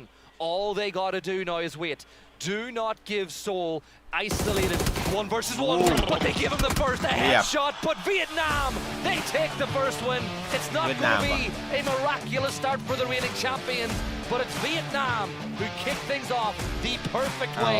And what a win that was. เกมแรกมาก็จบ That 2 was นะ really, really well played by them. They had a tough moment there where they had to go uphill. เกมแรกมาก็จบที่ 2 นะ Underneath Korea's ธรรม gun ดา sight, น้ so อง they're able to find their timing to get up there, to get themselves into that winning position, keeping all 4 up, keeping China at the middle of the map. I mean, really impressive stuff. Delwyn getting it kicked off against China early with his classic, quintessential, sneaky plays that break things open, and just a great game back and forth. I can't get over how big of a gauntlet that's just been thrown down to the whole lobby. 20 plus points for 2 of the favorite teams in game number 1 is insane as we get a look at the highlights from that matchup. But you couldn't have asked for a better start. Things looked like they were going to go wrong there, but you mean by getting that first knock on the Norway, how different this game could have been for Korea if he didn't hit those shots. จังหวะเดินแบบเดินเทรดดีมากเลยจังหวะเดินเทรดของเวียดนามดีมาก Juicy targets like that, those shacks so easy to get grenades in and เกาหลีมันได้เยอะๆดิเกาหลีมันได้ไปเท่าไหร่20 กว่าแต้ม not just going to get knocked. 10 กว่าแต้ม A nice play here from Thailand early to get that pick onto Chinese Taipei. Philippines, I thought for a moment they were going to have a good fight against Indonesia, but then China showed up with a well-timed backstab. You know, some really good stuff from them in terms of finding their moments, even though they lost a player early. Hakes left able to survive despite multiple knocks, so they were playing measured aggression, I would say, and doing a pretty darn good job of it. Yeah, they were really good, and I think that a lot of teams had good, like Brazil had a very good game. Denmark were brilliant. They did show a continuation of the form from yesterday, but they just found themselves on a section and circle where there was too much foot traffic. And Korea, as we know, are not going to take up an opportunity to third-party a fight. They did it to Australia, and then they wrapped all the way around to the other side of the circle to do it to Denmark. And the timing of that push from Denmark was perfect too. Brazil were gone within 3-4 seconds. Yeah, it's hard to do it better than Denmark did there. That is just so well executed, so clean from them. Even though they don't get too much further, that was a really nice moment for them. And Seoul, you just never know with him in the lobby. It looked like for a moment Korea was going to be able to break things open, but Salute just couldn't really make that off-angle work. He couldn't find that 3x spray with the AUG to really get a ton of damage in. So a little bit frustrating for them, but you can see some smiles on their faces. They know they gave it a good effort. And the best thing about it is the second that the damage was dealt onto Salute, the call was made for Himas to push. He's low, get over the hill, get the knock, because we're still in a 2v1 against Seoul, even if you get traded back by Seoul the other way. So really good comms. But what a start that was. Let's have a look though at how many points the top 4 teams were able to garner in game number 1. 3 teams with 10 plus kills. 3 teams responsible for wiping out more than half the lobby. Look at what Vietnam is doing there. Their grenades so impactful. We saw time and time again that they were getting tons of damage and finding their moments to just put teams on the back foot with those frags to start some of those mid-game fights where they were getting really active. Korea just, I suspect a lot of that damage is DMRs. They were making life miserable for those teams from that edge position. Just a solid game from Denmark in terms of decision-making, in terms of being patient, finding their moments. Let's see who our man of the match was for Vietnam. It's going to be Sololzi with 5 big kills, 600 damage. What a start here for Vietnam. Crazy when 5 kills and that much damage is only 28% of the points your team got. Every single player for Vietnam could have gotten man of the match in that one. Like, that's a tough one to call. But boy, were they brilliant. But I want to give a shout out to Delwyn. Like, look at how he was able to creep his way into multiple fights and get that initiating knock. He did it to China. He got a point earlier as well in that gunfight with Korea. Brilliant. he's really darn good at doing that kind of stuff. I'm so impressed with Delwyn throughout this last year, really. PGC in particular, obviously being a champion there, and they get themselves 26 total points, 17 for Korea, 16 for Denmark. And then it's a pretty steep drop down to Germany and China, who had really solid games, but these other three teams just sponging so many points at the top of this. What an explosive start to this one. I mean, once things kind of got kicked off, it just felt like it never ended. That mid-game in particular was just wild. Imagine getting 11 kills and third place and still being 10 points off the team that got top. That is how good Vietnam were in game number 1. But a shout out as well, like Germany did really well. They brought the aggression to the USA at the very start as they got 2 kills onto Alo and Kurt. They were able to do some damage onto, I think, Poland at one point as well. Like, it was a good start for Germany coming through survival stage. Kind of curious what happened in that situation there with Alo and Purdy, just maybe not anticipating that would be the rotation path there for Germany, or just never heard it coming. It didn't have an escape route or something. I'd have to go back and watch the VODs a little bit to figure that one out. But usually, especially with Purdy there, I wouldn't anticipate that you got caught off guard like that unless Germany did something really sneaky. And it's Chris, it's Germany, so that's probably what happened. Yeah, like Alo was caught outside camper stack, and camper stack's a great position, right? You get lines What of is that? You're gonna So you camper use stack words. is the 5-story apartment building on the edge of Los that looks all the way over to the west. We call it camper stack because people tend to camp at the very top and just look over the whole of the map. I see. So it's a great position to play, but only if you've got 2 or 3 players up. Sure. Right? You're up there all by yourself against a 3-man. Unless you've got a Panzer and the team are grouped so close together, you don't win. Yeah, no, it's true. So I just suspect something sneaky from Germany. That's at least my initial inkling, or just they were so fast to get there and it just caught America completely off guard. But yeah, not bad at all. If you weren't one of those top 3 teams, if you're getting 6, 7, 8 points, you're very happy with that game. Argentina off to a bit of a slow start, but I don't think you can hold them back for too long. They had that explosive day 1 the other year, and they're a team that has some great fraggers there. You can see here for Argentina, really good finishes, always in that top 10 spot. Brazil, you're not going to hold them down for too long. I don't blame them for what happened in that game. They were gifted that crater, that little dip that's up on the top of the ridge, and they were able to lock it down for a bit. Of course, there were just a lot of hungry teams around them who were given the opportunities to punish that fight.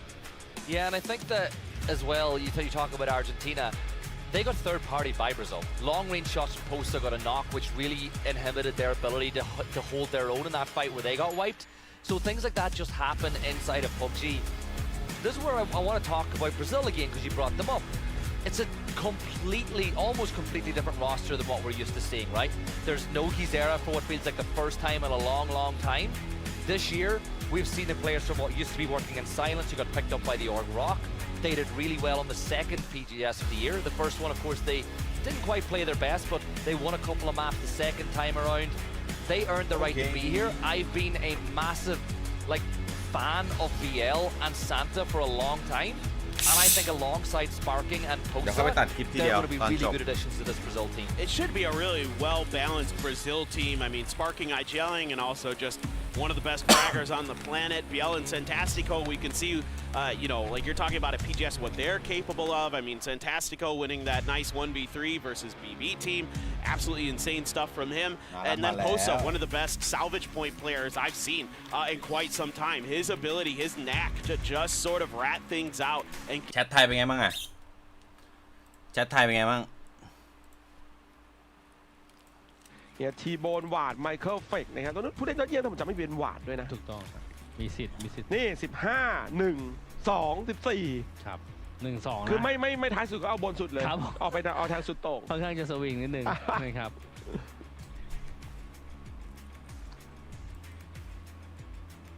แข่งในกล่องนะครับบางคนก็โอ้เนี่ยโค้ชฟุตบอลมานะเชียร์บราซิลฮะ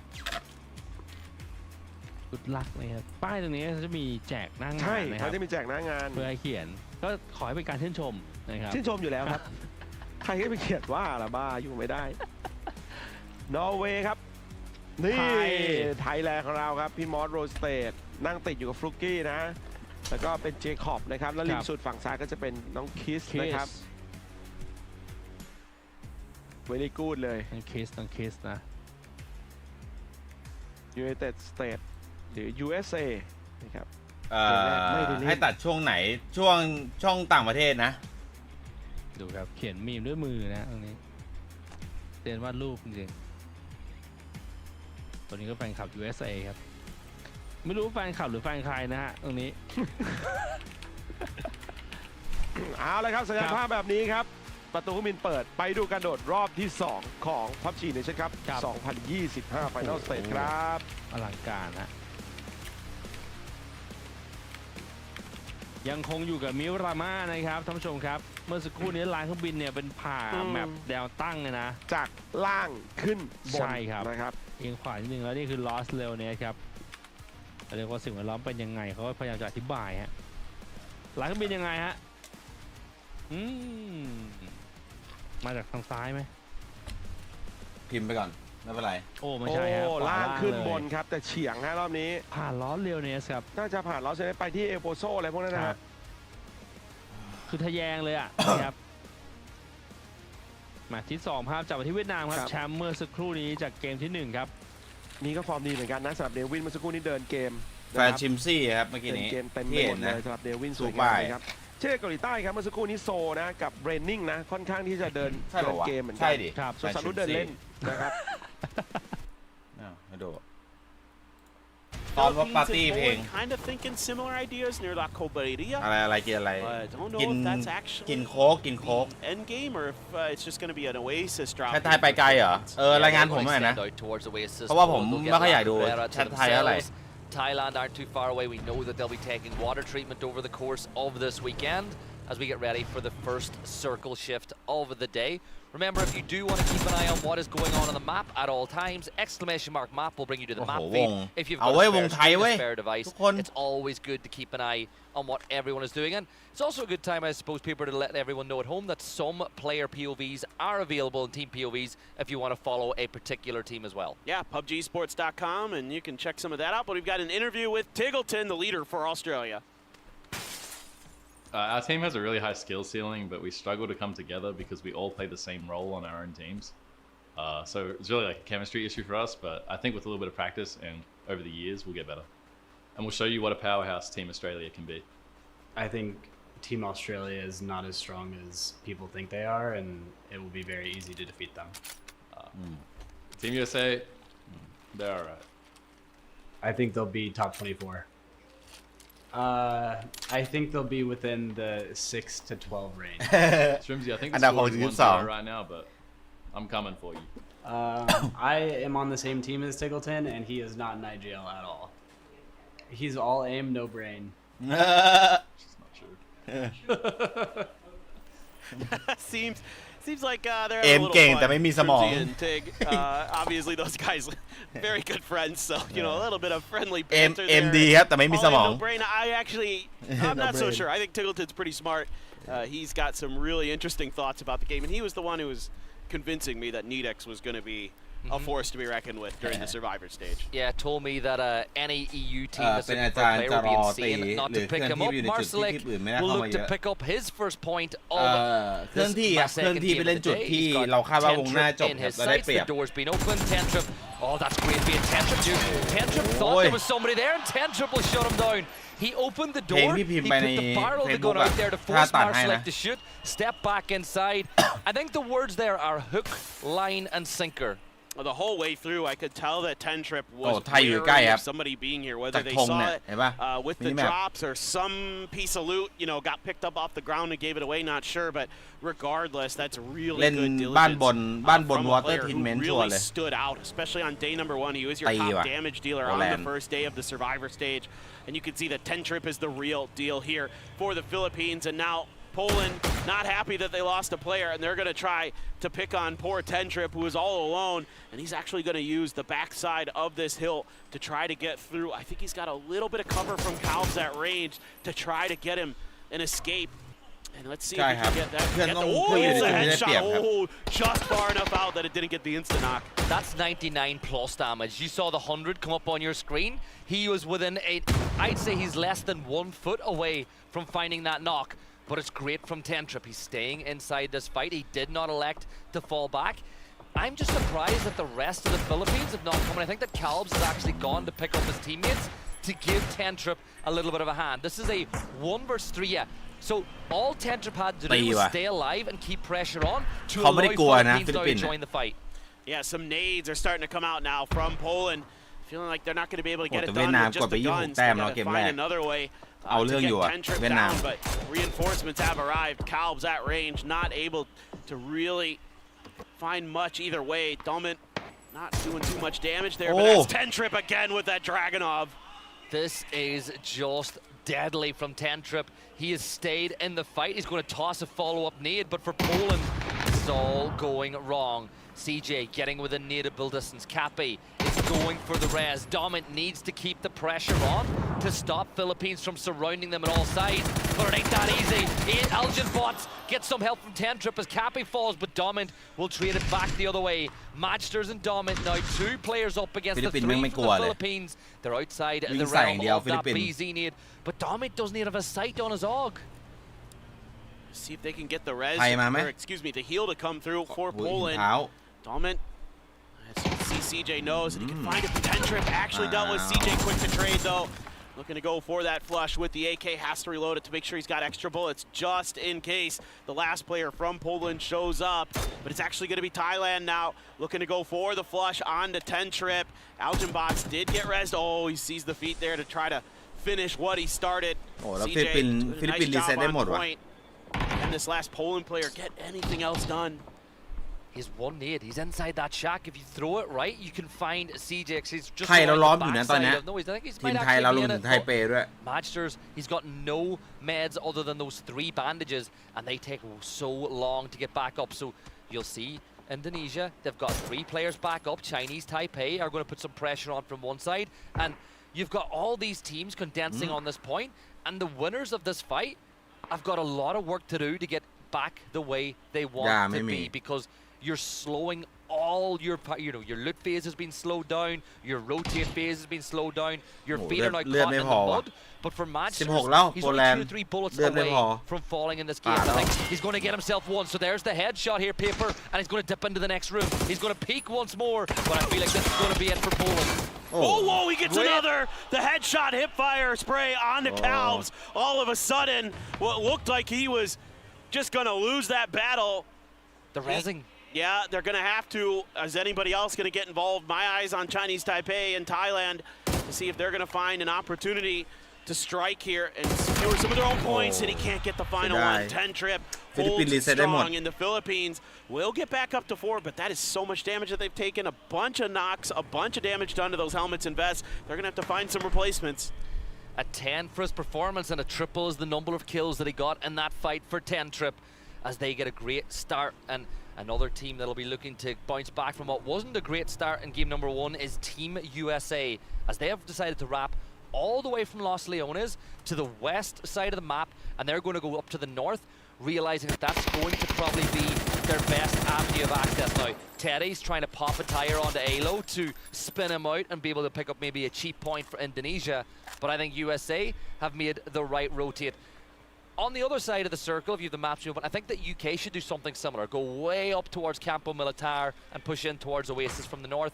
But I guess I like to talk about this paper as like the inverse donut effect, where all the teams push to the middle and it leaves loads of space on the outside for these late rotating teams to find somewhere to play. And this is all just map knowledge, looking at the heat maps of where circles are likely to end up. That's why you have all those teams flooding into those parts of the circle, because they know that this is like they're playing the odds, right? They're playing percentages of where things are likely to end up. So what do we value as priority? Real estate in those spots. Where do we think we can play the best from? Make future rotations if necessary. All those things coming into the minds of these players. Korea setting up a bit of a split. I believe this is a 2-1-1. Keeping out on his own, closest to the center. The other players just guarding the road that runs from Campo Militar. to La Cobreria. Shrimsy's got a bull, not his typical favorite choice of weapon there. Seems like loot was cut a little bit early here for USA to make that rotation, to make sure they could get ahead of some of those other teams, because they knew coming from Los Leones, if they're going to make that wide wrap, they might be running into some other squads. So we saw Indonesia was just a step behind them, had maybe an opportunity to pop a tire or something like that, like you were talking about, but not quite able to get there. Vietnam just taking their time on the edge of the crater fields to see what's going on. Yeah, loads of space for them to play in and around this position. They're going to be feeling pretty confident as well after what was a brilliant game one for them. And yes, you've got China not too far away in the other section of crater, but you'd like to hope that maybe Australia will keep them honest as all those teams start to just line up on this section of the map. Argentina, they're going to rotate in from the south. They've got about 1 kilometer of space where there's nobody except China. But what a shift that is. And every single time the circle pops and Korea are somewhere near the center, you can hear the audience give a massive cheer. Oh yeah, for sure, for sure. And now Korea going to opt for, I believe, more of a 2-2 split potentially. We'll see what Gyumin and Salute want to do. I would expect them to maybe play together a little bit. Reigning in Seoul here, going to be watching Team Denmark rotating out to their east, heading more towards the Oasis. So a lot of teams going to have to figure out ways to get into this new circle because it's shifted quite far to the northeast. So Vietnam on the move, China's going to be on the move, USA, Germany, Argentina, Australia, all needing to find some open space. And you know, Australia a little bit late to make this rotate, so Tiggleton opting to kind of say, hey guys, let's watch what some of these other teams do. Let's try to play for backfill, maybe on that southwestern edge of the new circle. This is potentially dangerous for Brazil. Yeah, I think James just gets out of there, but I think you've got Thailand to worry about who are just above your position. And when you get downrange, downhill from a team like Thailand, if they have got the nades and the utility, you could be in a ton of trouble. Australia, though, you spoke of backfill. I think they're going to take the position that we just saw Brazil vacate, which is a very good staging post for them. And China, well, they're going to go wrap all the way up around the north, and they're going to push in towards where Indonesia are. And Kickstart is going to catch out Zhao Wu on the rotate in, and Team USA will get their first kill of the tournament as well. And that's good for Kick, and that's good for USA. Bad news for China, though. You losing Zhao Wu. Again, he's early. Gone for China. That is painful for Zhao Wu. He is such a talented player. I mean, that end game he had, I can't remember, 1v6 at PGS 7 was one of the best plays you'll ever see in PUBG esports. I mean, just straight up godlike stuff from him. So not having him available as these games wear on for China is painful. Yeah, that's not good. Tire pop that's just sitting ducks now. DraftKing, he's going to try to run out of trouble here, but for Argentina, Capitan slams on the reverse because it's all he could do, but DraftKing is going to get knocked. 2 minutes until he bleeds out if he can stay inside the smoke for now. But yeah, Capitan, the vehicle's explode. He's just trying to reverse as close as he can to get into some cover. The explosion will create some, but that's why you aim for tires on vehicles like the Murado, because you're not going to get the kill on the player on side when they're driving at full speed, but you pop a tire, it spins out, it's free. Yeah, it's so hard to shoot through the Murado's windows. They're so narrow, and anything that isn't windows blocks bullets in PUBG. So like you have to find ways through, so you're absolutely right. The tires, the correct thing to go for there. What I love about that fight, Tiggleton stayed up on top of the crater on the edge. He knocked DraftKing from probably 600, 700 meters, so that is an absolutely disgustingly good long-range shot from him to give Australia a little bit of extra breathing room and to keep Argentina pinned on the outside of the new circle. And that completely changes Argentina's rotate now as well, because Ribo will need to go pick up Capitan. Emmy is going to wait further ahead, and they're just going to wait to see where the circle shifts and make their decision from that point on. Now, if they want to, they could get the tag because Australia look like they've now moved on and maybe get the res off and water treatment.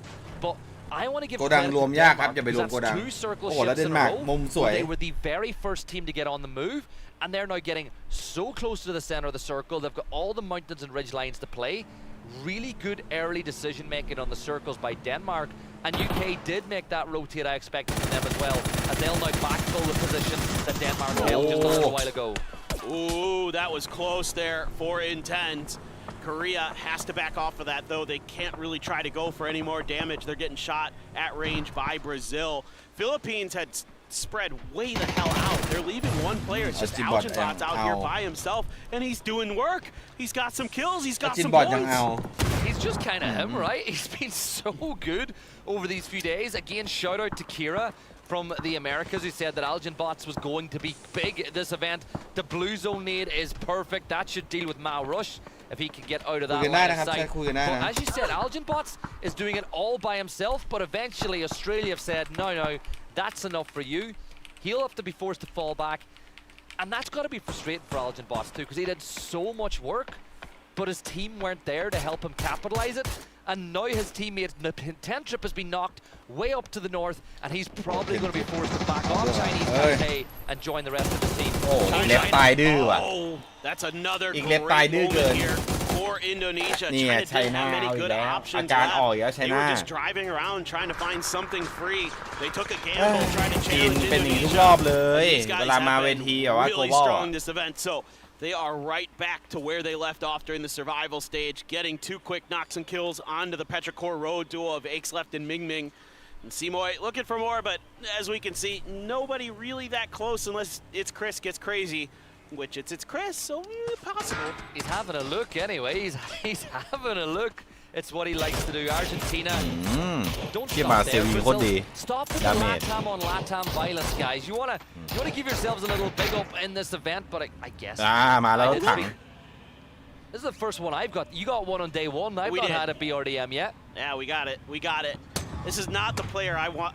If I'm everybody else in this lobby, if you're a fan of Germany, you're thrilled, because this is the absolute worst person I'd want to see in this thing. You know he's going to come up with something wacky that's just going to catch everybody off guard with it. Brazil preempting the next zone. Wants to get an emergency lift ready to see if they can get ahead of the curve, if there is kind of a hard shift on the circle, or use it to get info if the circle just kind of sticks in their favor. So that's what you're looking to see them do. There's a lot of players attaching to it. Let's see. They do all. Oh, it shifts towards them though, so they don't need to leave. Yeah, you stay here. Maybe throw one up for info. Right behind them with the other one that's basically following the exact same flight path. But I think for Brazil, you're happy. Denmark are still in a really good spot. Korea, I'm going to say, are in a really good position as well. And the best thing for Korea is they do have a recall system in that compound as well, if someone does crash and they find themselves in a spot of trouble. But Draft King, he's going to fall. Pick your poison. Do you go towards Vard's running his way? He's going for the shack, but it's James with a headshot. Draft King falls, and Argentina are back to a 3. Make that a 1, make that a none. Korea are going to wipe them out, and the Argentinians will fall. And look who it is, it's Seoul again. 3 kills for him. My God, he is just so damn good at this game. It is just brutal going up against a player of his caliber. And Argentina finds out the hard way. Here's that BRDM. Just keep it safe at this point. I mean, you would love to just get this thing into the late game. Meanwhile, everybody else is going to shoot the hell out of this. They don't want to see it anywhere near that Phase 7, Phase 8 circle. It becomes exponentially more difficult to deal with. And it's already starting to smoke a bit. Teams are going to be, I think, really proactive at destroying this. And yeah, this is going to be the end of a BRDM. Takes quite a few bullets, but if teams combine for it, oh no! He's stuck! Is he stuck? He's stuck! Brax is stuck, and can you knock him and pick him up and grab him out of there? You're going to have to try to do something here, but Brax is stuck inside the middle of the circle. He got out. He got out. Oh, okay. And I did want to point out, just before that BRDM blew up, Germany were trying to repair it. They had repair kits, and they were attempting it. But once it started to flame, it was get out of dodge. But for Brax, that could have been so bad. And here, we're going to get Soul's POV. He's so damn good. He is. I mean, he had been the best player on the planet for a couple of years. Now with him shifting over to D+, they haven't been able to find success as a team. CJ there finding a nice knock through that window. Michael as well. Finding a knock onto Denmark. Denmark making some proactive moves, but losing a couple players trying to get into this next circle. Dimas just on point with that first grenade. The follow-up from Tanbu. Perfect. Taking some damage from the Philippines, though. Gonna have to scramble to safety. Vietnam, a clean push there. Yeah, Tanvu does get knocked, but man, that was really nice stuff from them. And our good old buddy Algin Bots is starting to look this way again. He's heard the action. He thinks he can take it because he's Algin Bots. He's just him. As Sparking and Posa will deal with Tig. USA on the move as Himas will look to pop a tire. Vietnam's other teammates have spotted out the Philippines. 10 trip is still up, but Delwyn will find that knock on to CJ. 3 kills for them, but Calbs is there for the trade. And you can see this is a big fight. Algin Bots. ไทยเราเล่นแบบดูแนวทางก่อนครับไทยเราเล่นแบบดูแนวทางก่อน So was for a second there to Calbs. The Philippines is such a tricky team to deal with because they fan out so wide in these อินโดแม่งเดินตี fights. So ว่ะ Calbs had kept his position hidden. Now Zara stepped the hole. Nice grenade for a Beamy right into the chin of Setsuna. Beamy finds 3. Huge stuff from him. He is taken down off to the side by Simoy. 1 left here for Indonesia. Stolfi just looking to clean up these points, but grenades are out. I think that just missed the backside of Keter. Simoy, a chance here to do something special. Denmark looking to get the res onto their superstar. Should be coming through. Simoy just trying to stay hidden, looking for his moment. And if this takes too long, Lil Ghost might get the opportunity to pick up a point or 2 on the steal if he thinks that's the only way he can get a best salvage game possible. Doffy with the M249 steps on up, but Keter will shut down Simoy. 12 teams left alive as now Alo will get the knock on to Floyd as USA and Australia go head-to-head, while the other Australia members are getting really close to Brazil. And keep an eye on that rotate as Korea will lose reigning. That's tough. That's tough for Korea. Michael just out in the open. Oh, the kiss, the Panzer! The kiss of death is striking. He has tons of damage done. He's looking for more. Looking around the backside. It's actually Germany who's helping out a bit here. Brazil is falling, but Sparking is there. And the grenade from Kiss spells his doom. แต่ได้มาคิวเดียวเสียฟุกกี้ไม่คุ้มว่ะ Brazil explosively dealt with at the hands of Kiss. And Korea, well, they're looking so far, but they can't get closer because Thailand are the team that they need คือ to แพนเซอ deal ร์เฟล with. สวยมากเว้ย Kiss, what a way to announce yourself to PNC เกาหลีตี after ดิ showing the world what you could do. เกาหลีจะตีเราเว้ย GS. I'm looking elsewhere though. Australia, look 12. Is he going to make the move towards Kiss? He's going to hop on. He's going to send the bus. Monty's going to smoke it out so they can get closer and closer without being popped. Luke's got the momentum. He's got the pace. Kiss gets the knock, but he should not fall. Luke 12 trades it back as Kiss gets a bit of his own medicine.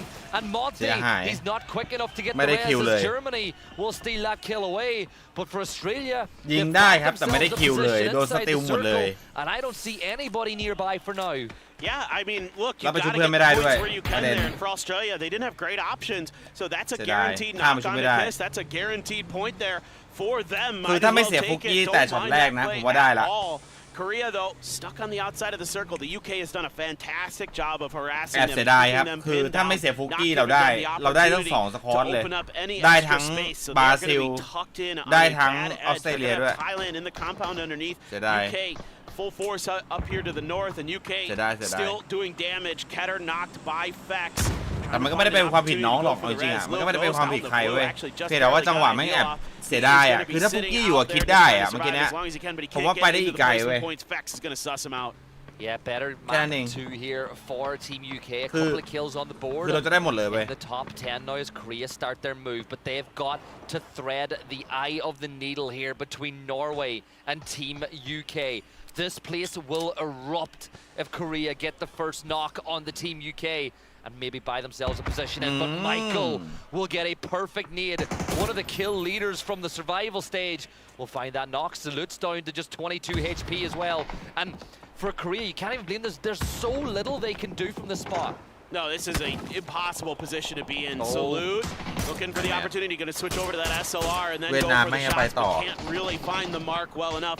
Soul going to be sticking the res onto the IDL. Salute in trouble. Salute able to answer back though, able to find one. Now you've got a bad fight here for UK. Michael continues to be just absolutely incredible throughout this event. Salute and Soul.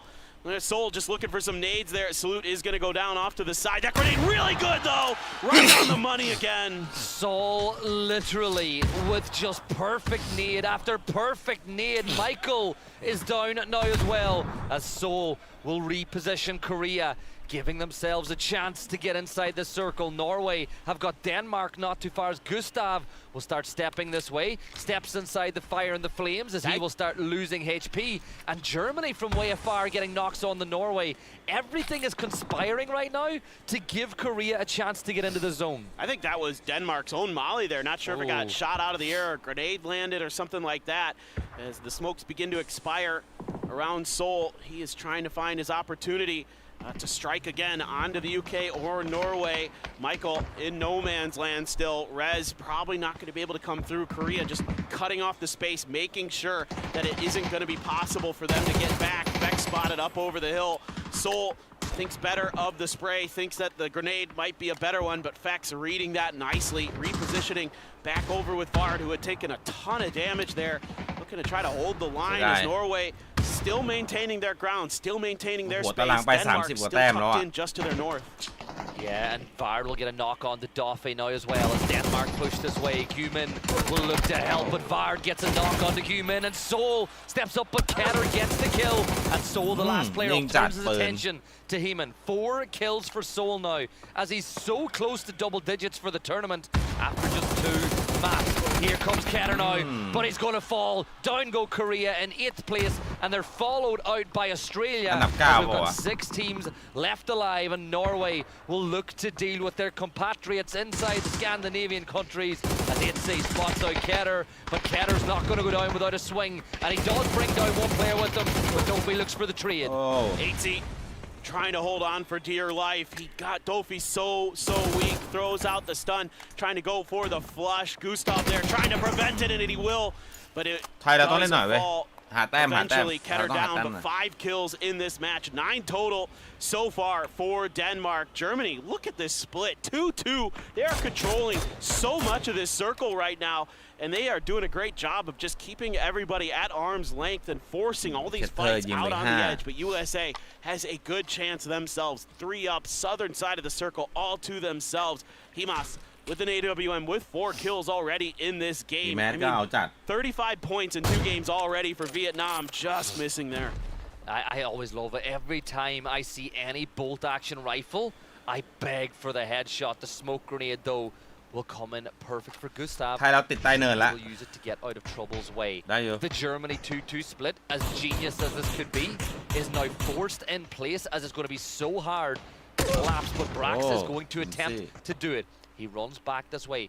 USA, they can mountain climb their way up this hill, and they've actually got so much cover when they make their way up that they could find themselves in a really good position. I think the wild card in this lobby is going to be Vietnam. Up on that north side, if they turn their attention to Germany and catch them cold, Germany could be in a ton of trouble. Well, Germany has a lot of threats they have to worry about. They have USA underneath them, could find those weird angles that you don't expect them to come from. You've got Thailand fighting over on the eastern edge, and you've got, like you're talking about, Vietnam above you. And if Vietnam can clear out Denmark in particular, they might just go back-to-back to start this off, because they're going to open up a ton of space for themselves to work with here, and they're going to have great angles on their opponents. Let's see if they can do that, but Denmark very wise to this game. You would expect with a guy like Gustav on your team, he's going to know how to try to keep you as safe as possible for as long as possible. Just a few shots ringing out. I think going to be quiet for a moment.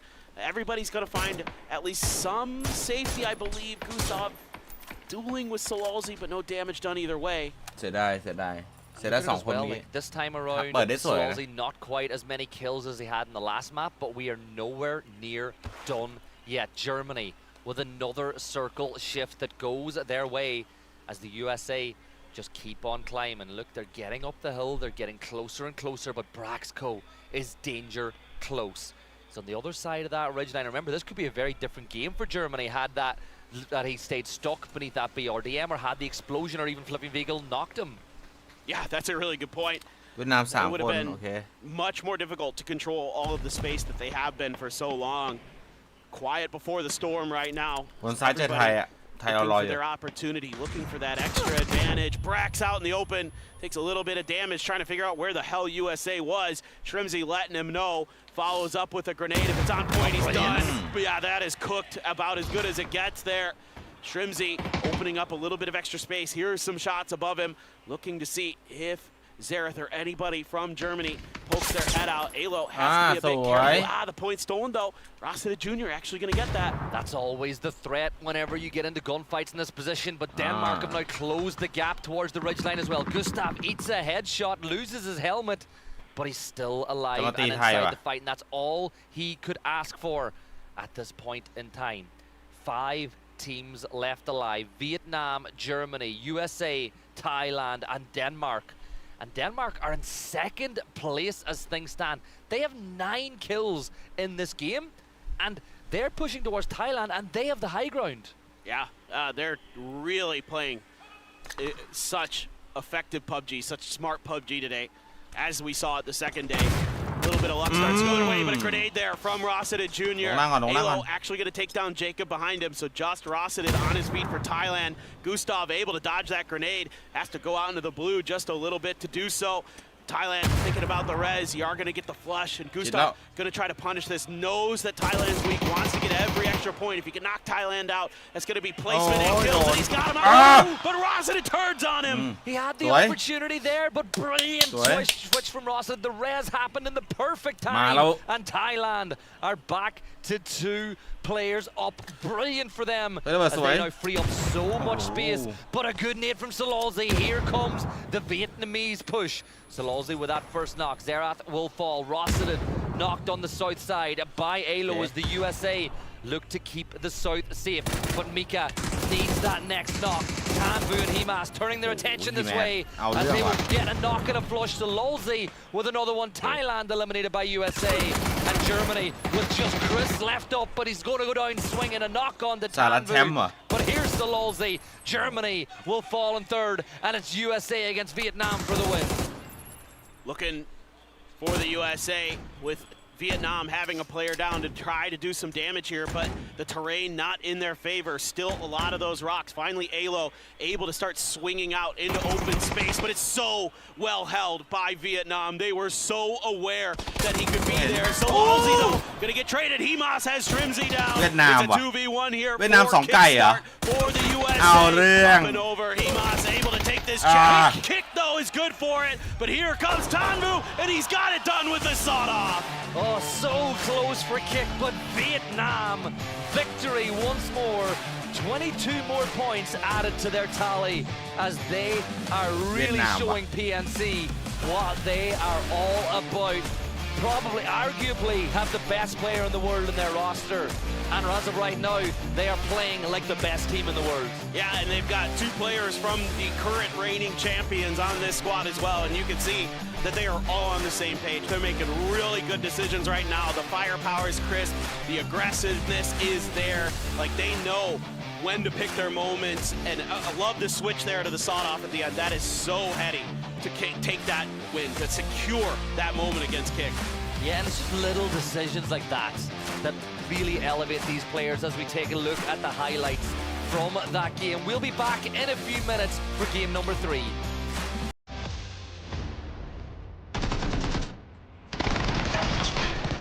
เดี๋ยวผมมาทุกคนดูอะไรไปก่อนนะที่เวียดนามเอาเรื่องจัดอ่ะตอนนี้เวียดนามเป็น2 ใจตอนนี้เอาที่จัด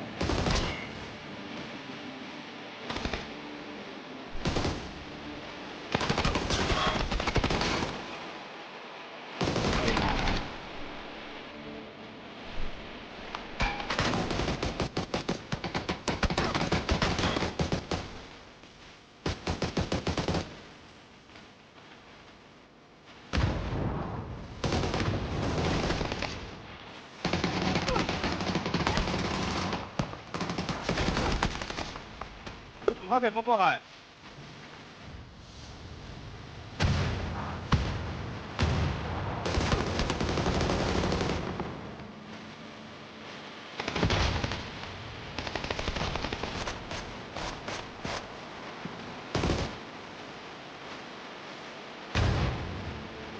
또 파란 거지.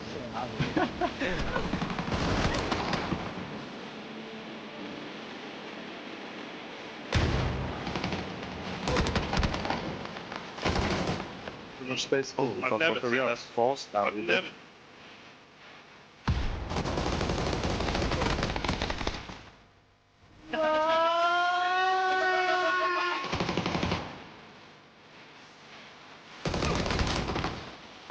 ก็มีพ่อ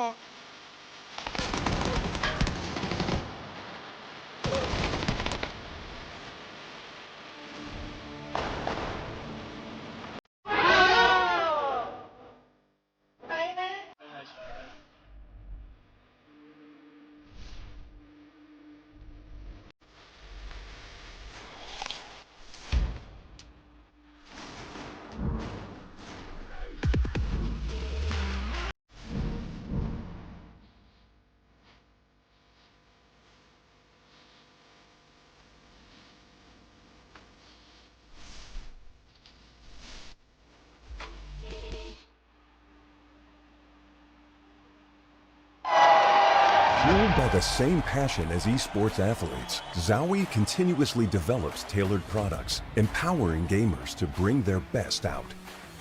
Today, we are launching the all-new XL2566X Plus, which uses the newly developed Fast TN panel and upgraded Diac2 technology. The new monitor series continue to evolve, refining details to ensure players can perform their best consistently in games.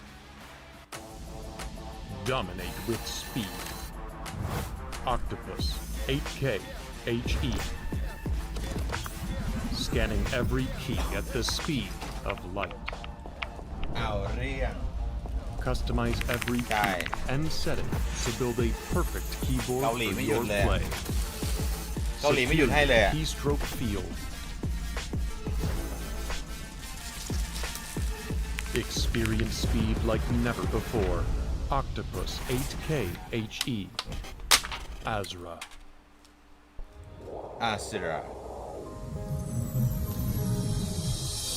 กินข้าวยังทุกคนอย่าลืมหาข้าวกินกันนะทุกคน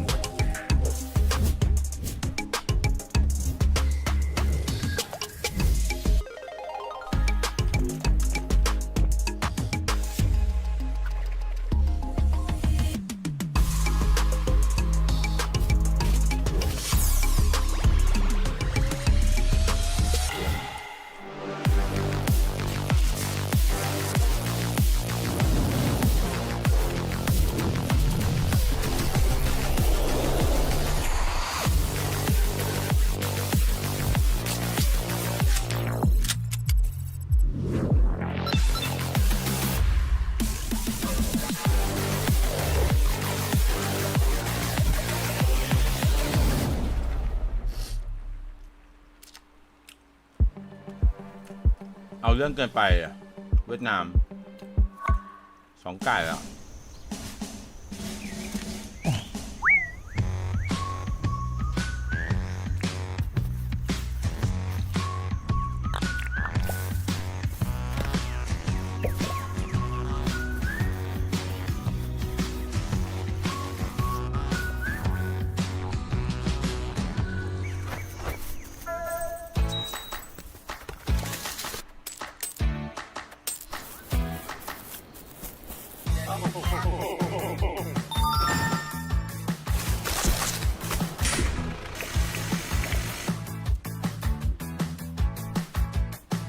ดินคำ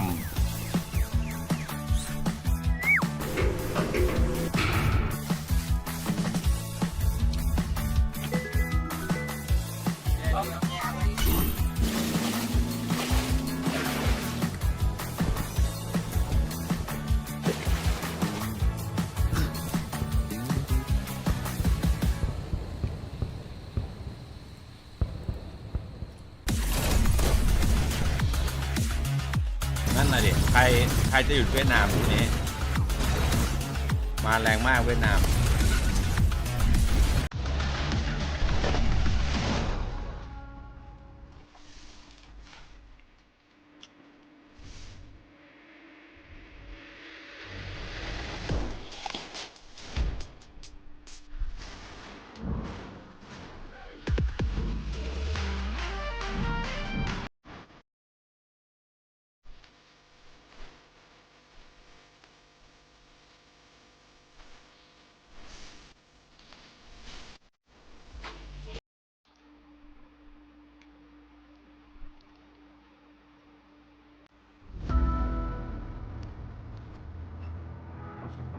มาแรงเกิน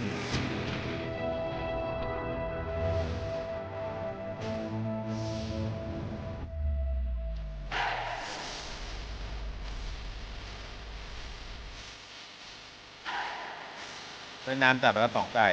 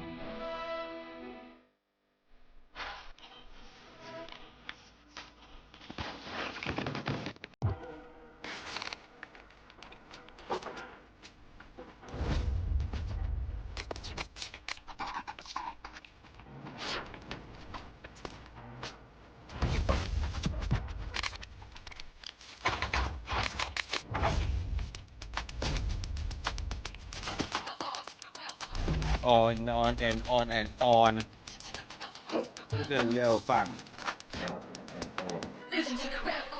listen to the real fun 모델 워킹 좀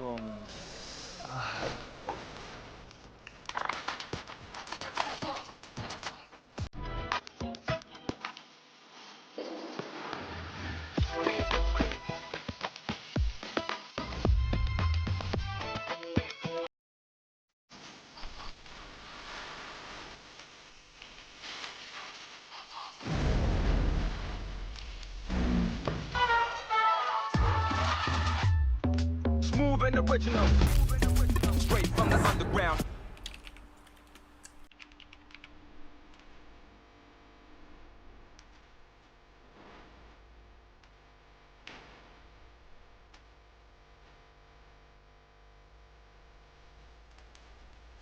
Day one of PNC is well underway here inside of Seoul. And if you're just joining us now, having missed the first maps of the day, well, all I can say from my notes is Vietnam are very good.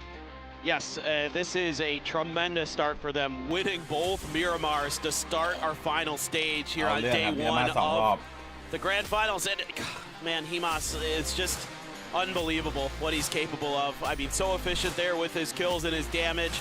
Just a tremendous individual player, Tanvu there to clean things up. But this is not what anyone else in this lobby wanted to see, was seeing a team as good as Vietnam off to this strong of a start. Yeah, and honestly, I think for the team behind, like to change that graphic, the stats are almost the same as what Sololzi was able to do for the team in game at number one.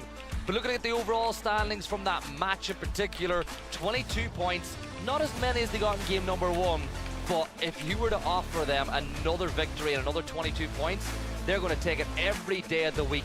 But Denmark, for the second map in a row, picking up a really nice tally of points. They're having a great day. I mean, they're playing so well right now, controlling their space beautifully, taking great fights, finding their moments. Ketter had 5 kills in that last game, doing a ton of damage, stepping up for Denmark. And, you know, okay, you're 20 points behind Vietnam, but, you know, you never know. We're switching maps. We're switching gears a little bit. Generally, kind of teams that struggled a little bit on Miramar start to pick up the pace.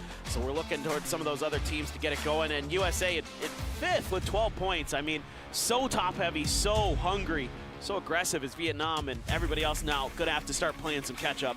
If Vietnam get just over 20 points over the next few maps, they have done better than what Denmark did yesterday and what was a phenomenal day. And Denmark are playing as good as they played yesterday as well. And that is one of the things that I think is worth talking about. I feel like the teams that came through the survival stage, even though I'd argue the survival stage can be a lot harder to read because some teams are newer, so you don't know what they're going to do. But it does mean that you're a lot more warmer and acclimatized to going straight into this venue and performing on day one of grand finals. Yeah, this is always a huge discussion amongst teams is, do you want to play, you know, early so you can get some of that momentum, get your feet underneath you, get warmed up a bit, or would you rather just go directly into these later stages? That's a big question. Philippines playing really well in that previous game, took in some good fights, winning some good battles, but now it is time for game number 3. It's time to Tego here at PNC. Our first look at it here for the final stage. Can't wait, cannot wait, because that was a just awesome Miramar. 2 games, just action-packed.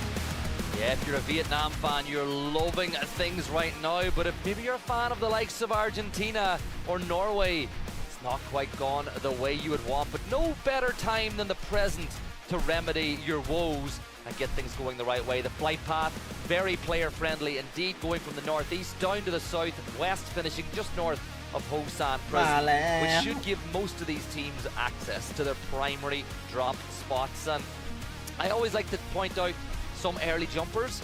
All 3 maps in a row, Germany are one of the first teams off the plane. They want to get boots on the ground and be able to react as soon as the zone pops. Yeah, and they're going to take their time with it. You know, they're going to get themselves a little bit of extra gear and then make some late rotations to find that open space on the circles as the game kind of wears on. And they've really done a great job of it throughout the event. Obviously, they were in the survival stage. I love the way Germany plays personally. It's kind of reminiscent of you know, some of the older Na'Vi teams and some other teams that do that. But Chris has been around for so long. Like, he is a known quantity. I know exactly what he's thinking in a lot of these games. Yeah, and here we go, our first proper hot drop of the grand finals. Team USA and the Philippines are going to go inside of Palace. And if you would have asked me 2 or 3 days ago, I'd be saying USA would win this all day long. But having seen how the Philippines have performed, they have a really good chance in this hot drop as well. And Tentrip picking up the SMG straight away. I'm trying to work out who's the more aggressive team in this hot drop. I'm going to say Philippines. The USA have dropped all condensed, whereas the Philippines have taken a lot of space. And here's the first shots in anger, and Alo almost losing his head. Yeah, that was darn close for Alo. I don't think he was quite expecting that Algin bots would be wrapped out that far already. Curdy taking some damage. It's up on the roof. That Tommy gun put to good use by Tentrip. Tough to read right now how the Philippines are approaching this fight, and the USA is paying the price. You expect them to kind of try to fan out early to try to take space. That had been their MO in the survival stage, but this one, they're being a little more tightly grouped. They're kind of trying to put the pressure onto these weaker flanks of the USA. USA trying to reinforce a bit, but Alo stuck here out on his own. The other 2 members, Kick and Shrimzy, quite a bit far back. Yeah, Alo as well with that damage. He's got no other meds, so he's going to wait for the health to tick up. Calbs has wrapped all the way around the south to the other little compound adjacent to Palace, which will give him an angle and lines of sight onto the south side of Palace on whether USA move this way. But this is what you expect. Teams getting up onto the roof lines, having a peek this way. Tentrip is going to be insane, but the problem, if there's any problem with those SMGs, they don't get the headshot bonus that the DMRs or that USA are going to give them, which gives USA a firepower advantage in these fights. Yeah, so USA ช่วงไทยดูช่วงไทยเอาแบบกลับไปดูช่วงไทยกันมันจะอย่างเงี้ยครับการรับสัญญาณคลีนฟีดมันจะมีดรอปบ้างใช่เป็นเรื่องอินเทอร์เน็ตใช่มันส่งสัญญาณภาพผ่านอินเทอร์เน็ตมาใช่ครับนะครับโรกี้ว่ะโดนเดินแบบเฮ้ย คือเขาจะมาแจมเลยเหรอเหมือนได้ยินผมว่าเหมือนได้ยินแล้วก็คงแบบจะมาด้อมๆมองๆก่อนแหละครับใช่เขาได้เหมือนกันนะครับมันดักรอทางออกนี้นะฮะไทยครับ USA และฟิลิปปินส์ครับในพื้นที่ที่เกี่ยวข้องกันแบบนี้โอ้ไทยแล้วเดินใส่เลยเรายืนหน้ากระดานครับเรายืนหน้ากระดานอยู่ครับ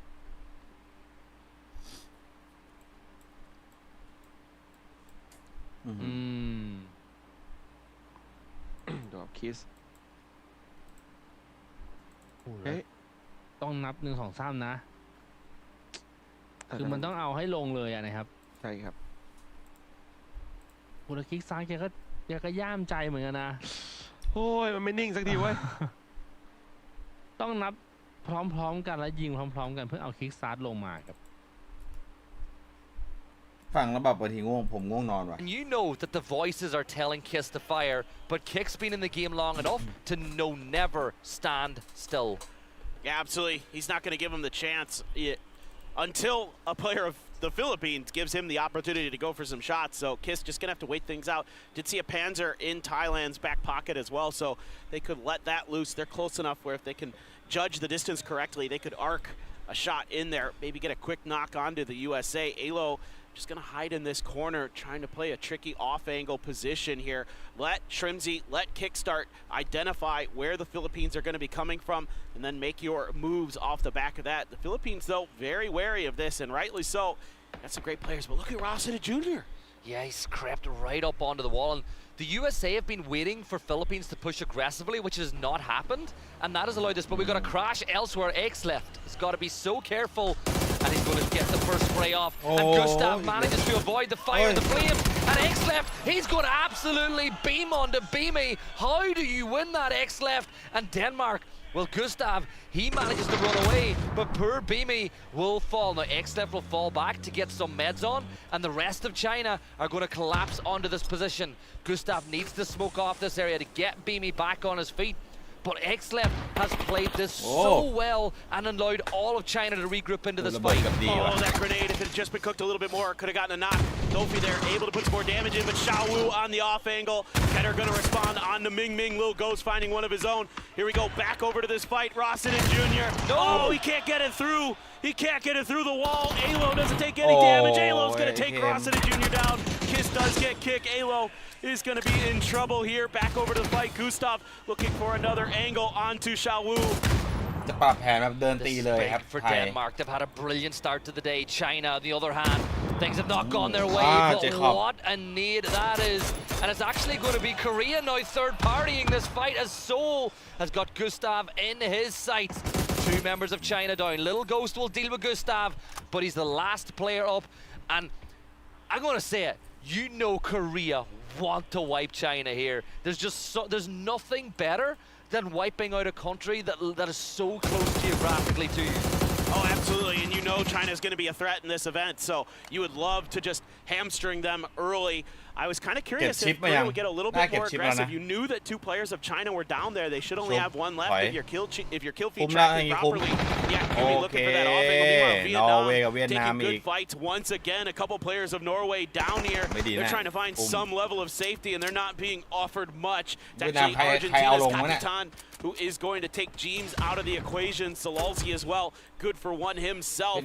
So Norway has to try to find some level of safety. Ken intends get back over to 8T or vice versa. This is not looking good for Norway. Yeah, Delwyn's going to crawl through the smoke as the wall continues to be thrown, and Tens is going to fall back, so it looks like Norway have given up that fight. Guman, though, he's going to catch out Little Ghost, and the trap is perfect. China minus one more. It's down to X-Lift and Xiao Wu, who will look to fight back for their side. But for the rest of Korea, this is more points on the board. Sitting in third place in the leaderboard after two maps, and yes, it's incredibly early, but they are going to know where they are, and they know who they're fighting. But can Xiao Wu catch out Salute? Because this is the thing. This is where that player hiding has the advantage, because Korea have to corner check so many positions, and it will give Xiao Wu the advantage. X-Left just took a bunch, but Xiao Wu, just like you said, had that hider's advantage. He's able to claim one before Ratings gets in there and deals with him. X-Left able to get a first aid through, but he is just trying to get the hell out of here. The terminal, he's looking for the bus to get the heck away, find a new home. Looks like he has done so. Korea there tried to get through it as cleanly as possible, but losing one early again, you know, we've seen what they can do getting into those late games, but you'd love to have that fourth player. Is there going to be a recall in their future? Yeah, there's one not too far away in Terminal, but I wouldn't be surprised if X-Left thought about staying in the area for Korea to leave and maybe then try to get his teammates back. And I think X-Left's going to do that, right? He's going to stay somewhere around. Maybe Korea go for it. That could be a free kill or two for him. Or if Korea get bored and leave, which is what they've done, he can potentially go back and bring China back into the game. But he doesn't know. Like, how is he to know they've left until he moves over to that section? It is a tough gamble here for X-Left. Korea taking the safer res option, going back to Yeongchun to get a player back. So not too bad at all in terms of taking a good fight, finding a good opportunity. I feel a bit bad for China, to be honest, because they were just kind of looting and doing stuff, and then Denmark just crashes in there. Rossiter Jr. also going to be called back in for Thailand as they were able to get away from that fight. The Philippines survives, USA goes down, and we are going to get the res. That brings a round of applause from the home team crowd. He he's going to have a bit of a drop, but I think he's okay. I don't think Korea really is going to do much about that raining in his car. So, yeah, should be A-okay for the IGL of Thailand. The Art of War, a really famous book that, you know, comes from this part of the world, talks about knowing your enemy. And look how Raining knew that X-Left was probably going to go towards that recall system. So he doesn't even take the risk. He goes north to Yongchon to not even give X-Left the opportunity to catch their players cold. It is so good situational awareness for South Korea to make that decision. And one of the teams that typically tend to play a bit more passive and play for the late game has always been Chinese Taipei. They're pushing into terminal now as well, and I think that this could work out for them, at least for getting into the placements, but a lot of teams seem to have similar mindsets. Yeah, it's going to get spicy around terminal, seemingly. The two surviving players of Norway going to find their way to the north side of this city.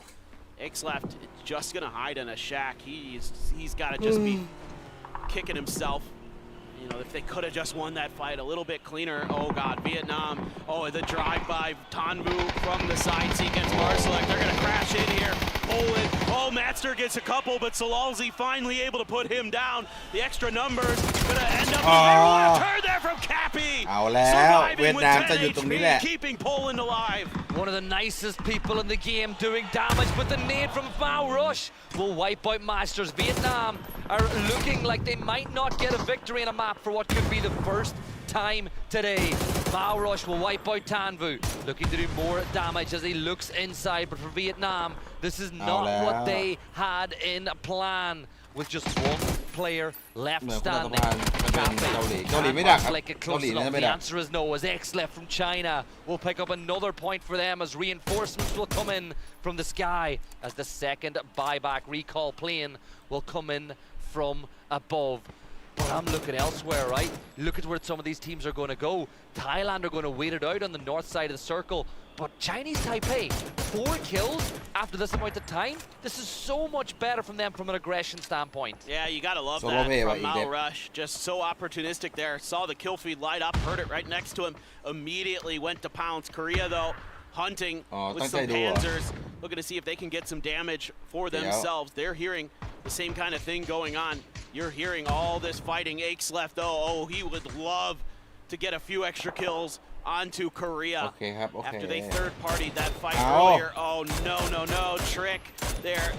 Just cars flipped, danger. Oh, this is bad. Oh, no, T-Bone, really clean shooting, and he's going to get some points. It looks like they T-boned each other and then they got T-boned from afar as he was able to pick up those 2 knocks, and those should be 2 points to Team UK. Smoke grenades are being sent out, but there shouldn't be enough time to get that res, and there you go, Teddy will see that point delivered. And this is what you'll see with a Panzer. Korea will send 1 player with a Panzer, 1 player behind them, so if you fire the shot off, you get the knock, your teammate can clean up anything or get that instant res on the other side. But let's take a replay at this one from Team UK. It looks like Brazil were the target for Vex. And yeah, great spray from him. Turns his attention over to Posa then on the other side and read him like a book. Oh, that is so clean from Vex. It's hard to do it better than that. He has gone down for the UK, so they're 3 strong. They've got Australia right on their heels. Cuban's still looking for some kind of target with this Panzer. They know that X-Left is around here somewhere, and they want to clean him up. More kills for Chinese Taipei as Delwin gets sussed out. He was the sole survivor for Vietnam, and he was just trying to hide things out himself, but not going to be given that opportunity. Flood trying to get ahead. Monty trying to keep UK pinned so they can make this wrap around their edges. And it looks like they're going to be able to successfully do so. I think they're going to be pretty happy with this situation. They're going to be able to go up to the top of that mountain there over to the east of Terminal. And they're going to have quite a bit of zone control for themselves, assuming that they don't run into Thailand, although Thailand might be scraping with Germany. Yeah, and I'm looking like, I think Thailand, they'll just play this compound on the other side of the road.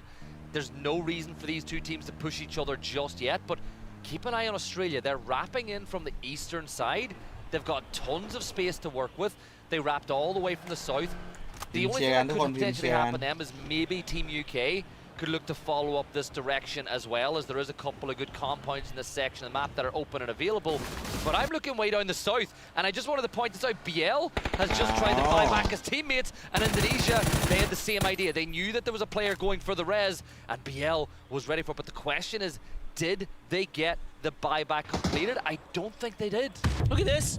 Australia. Yes, I knew it would happen. They turned around. They're going for the UK again. UK trying to fight back a bit. There are so many Panzers here for Korea. There's a shotgun, though, for Cappy, but that, you know, might get one if you're lucky. Korea being really cautious about this. He knows. He's got an idea. Around that corner, Cappy holding it. He gets one. He might get the finish. That is Seoul down there as Gumin actually kills his teammate and doesn't get the knock. He's going to look for the grenade. I mean, Cappy should be dead to rights for all intents and purposes, but losing Seoul in that moment, so painful. Yeah, but that's really good for Poland, salvaging more points, and for Korea, they'll lose one. Vard, the last player standing now for Team UK, as Australia with 3 players up. But you can see the bleed out. Luke 12 will now go down, but T-Bone, another point for Australia. And it looks like the UK are going to attempt the res onto Michael, who has been so good over the course of this PNC. They should get the res off. It'll happen right on time. And Monty, as he so often does for Team Australia, will be the spear. He will be the initiator in this fight. And that nade from Michael is really good, but Monty, he wanted to hold because he thought that they were going to chase that nade. Oh, Aches left, able to spring a trap. Korea's been looking for him, but they have been the ones who have been found. And that's a nice grenade there. That's a bunch of damage. Monty is going to get Michael. So far, called upon again to go huge for the UK. Monty has other thoughts. They've got him pinned behind the fence. He sees him moving, head up and over. A close-range Dragunov, worried about running out of bullets. Vard around the corner. Vard, how are you still alive? Finally dealt with it. It's actually Sparking who gets the kill. And they got them back. So all of Brazil are back inside the fight. And if they win this fight with Australia, all the loot that they could want is available for Brazil. But Australia flood the last player standing, and Brazil are going to crash this compound. Timing is working out perfect for the South Americans, but timing is only one thing. Flood is another, as he gets the knock on to BL, and Sparking, well, he's going to bring the Panzer. Flood anticipates that they're going to not push off the back of that. He thought he could get the res off, but a good nade from Sparking will secure that point. But Monty, as soon as he was back up, he's shut back down, and this is so good for Brazil. Yeah, this is really nicely read by Sparking. Those were fantastic grenades. Reading the position, and the Panzer's good as well. Australia goes down, and that opens up so much opportunity for Brazil. The king of the south, Sparking gets it done, but Korea are not done, as Jia will be wiped out by Korea. Savior looking for the trade on the other side. He's got Raining just in front of him, and they're outside the circle. Now Salute, the temptation has got to be there to go for that recall, but you can't go for it until you've dealt with Savior.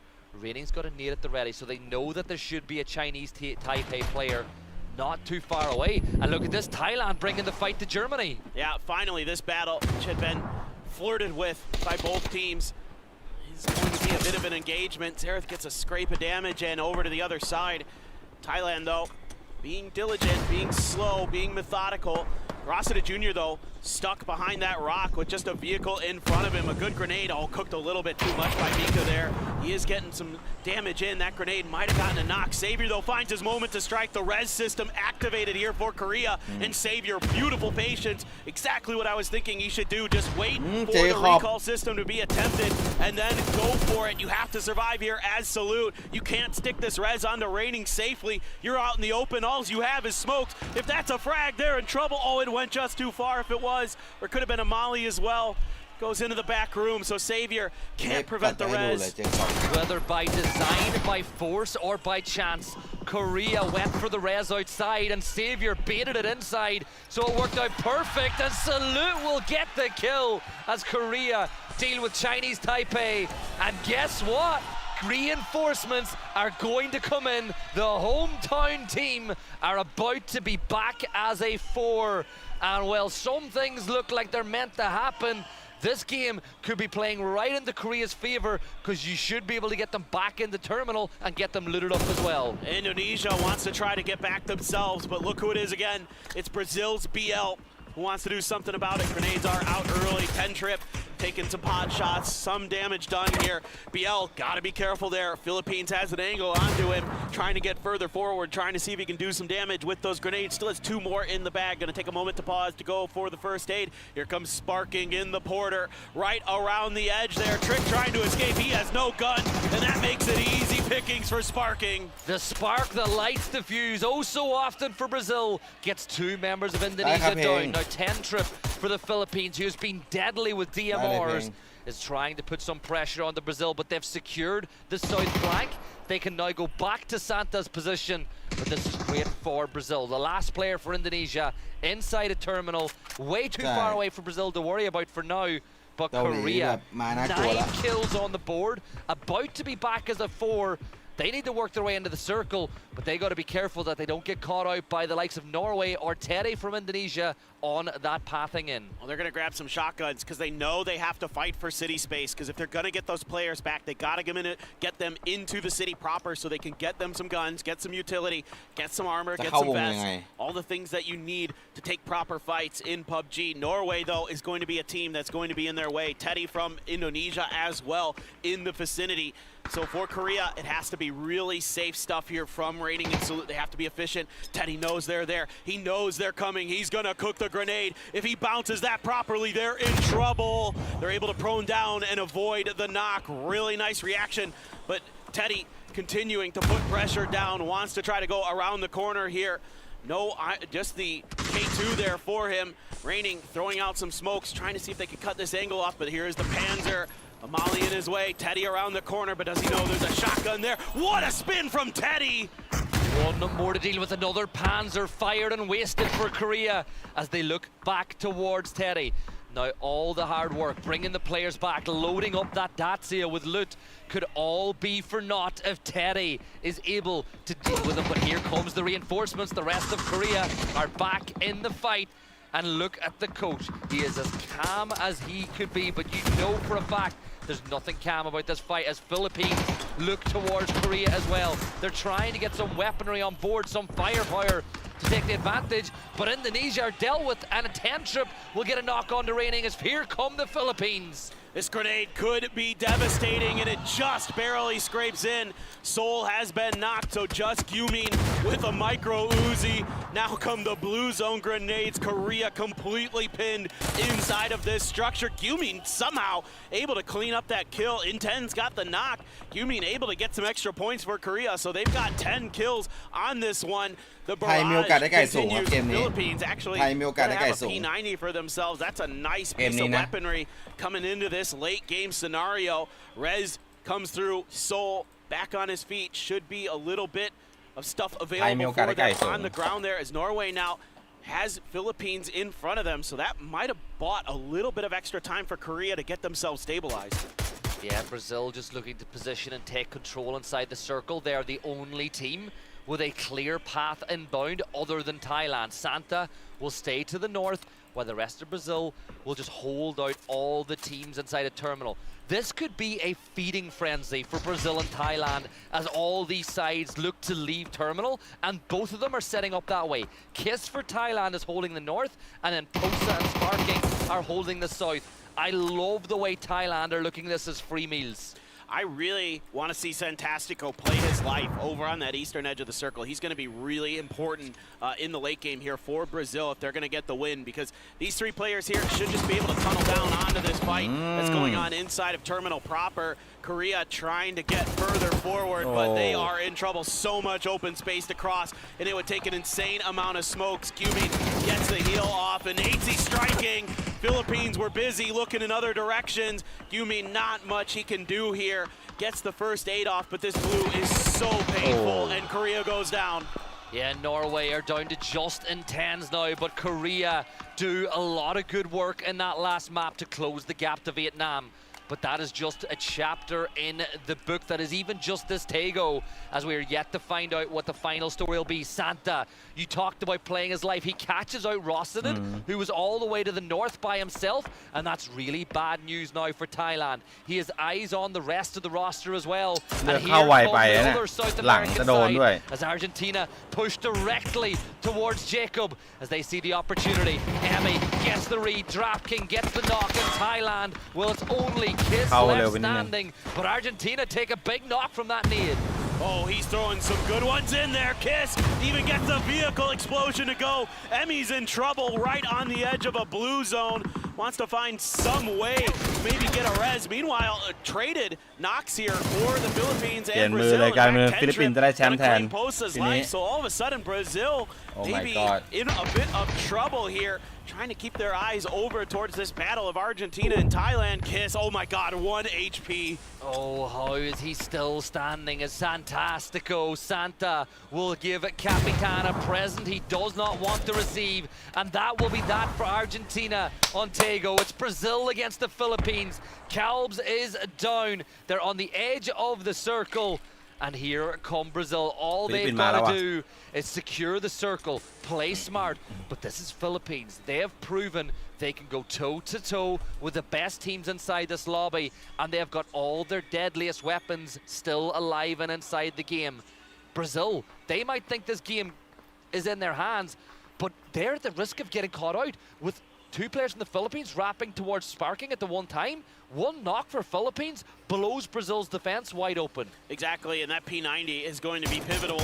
Cal's there. Now they know where Sparking's at, and they immediately put a shot into his head. He has to get down on the ground and get this heal off. Philippines knows it, and they know that they can crest the other side of this hill and keep themselves obscured from the rest of Sparking's teammates. So Sparking has to play incredibly well here on his own, and he's playing safe, but Philippines looking to see if they can punish Sparking into the vehicle. Is he going to be able to get away for free? Good covering fire from Santastico is going to open up the opportunity. Yes, Santastico just does enough to allow Sparking inside the circle and gets himself out of trouble. Now we're seeing deployable cover being tossed out by the Philippines, but how much utility do they have? 2 smokes for Algin Bots, and that's not a lot. He steps out over the precipice, and that will be Santa dealing a ton of damage, and that forces him back into cover. But this is a slow blue zone as we get deeper inside this game. Santa does even more damage onto Algin Bots. He has got so many moving targets, and it is so hard to just focus on one when you're getting distracted by so much movement. Tough situation now that the Philippines face. They do have some extra cover there with those emergency ones, and they, you know, every time they're popping up, they are getting popped.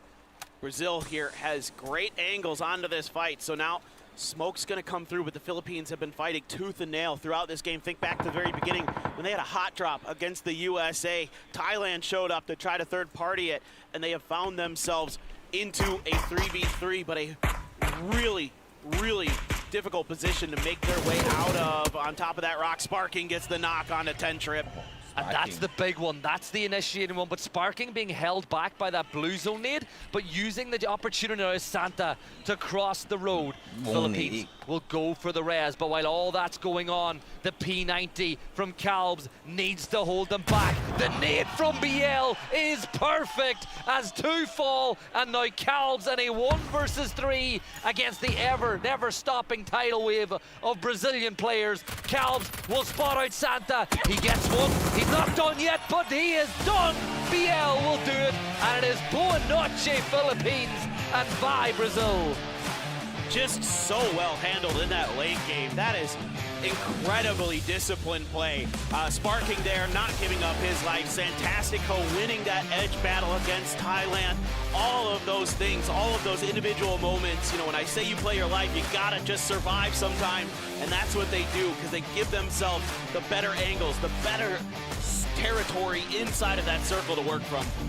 And I couldn't be happier for these Brazilian players, having spoke to them over the course of the year. All of them, as we throw to the highlights, all of them except for Santa is the only one who doesn't speak English on that roster. But seeing them finally come together, and this is the thing. The teams in the survival stage with newer players, they've had the chance and opportunity to play in a live server. This is Brazil's first real live server, LAN game together. That's not really just a practice scrim. Yeah, exactly. I mean, 3 new players to this Brazil team this year, right? Just sparking the holdover from previous PNCs, and you can't credit them enough with how well they played that end game. I mean, things got nuts inside a terminal. So many recalls came through for a bunch of different teams, but the way that they went over and got themselves back up and running in the middle of that game, and then took a great fight to finish what UK and Australia had started here, and to give themselves the utility, the weaponry that they need to accelerate into the late game. Sparking there with a great Panzer, and you can see that's got him fired up. Australia, tough one, able to take a decent fight, but they did so much damage that they just couldn't really hold off that aggression that Brazil brought. But this game, and a lot of these games today, all about finding those moments for third parties. There was just something about that game for a while too, where I thought everything was conspiring for a Korea victory. But they got caught, they left, X left earlier on in the game, and he was able to get a knock and a blow shot.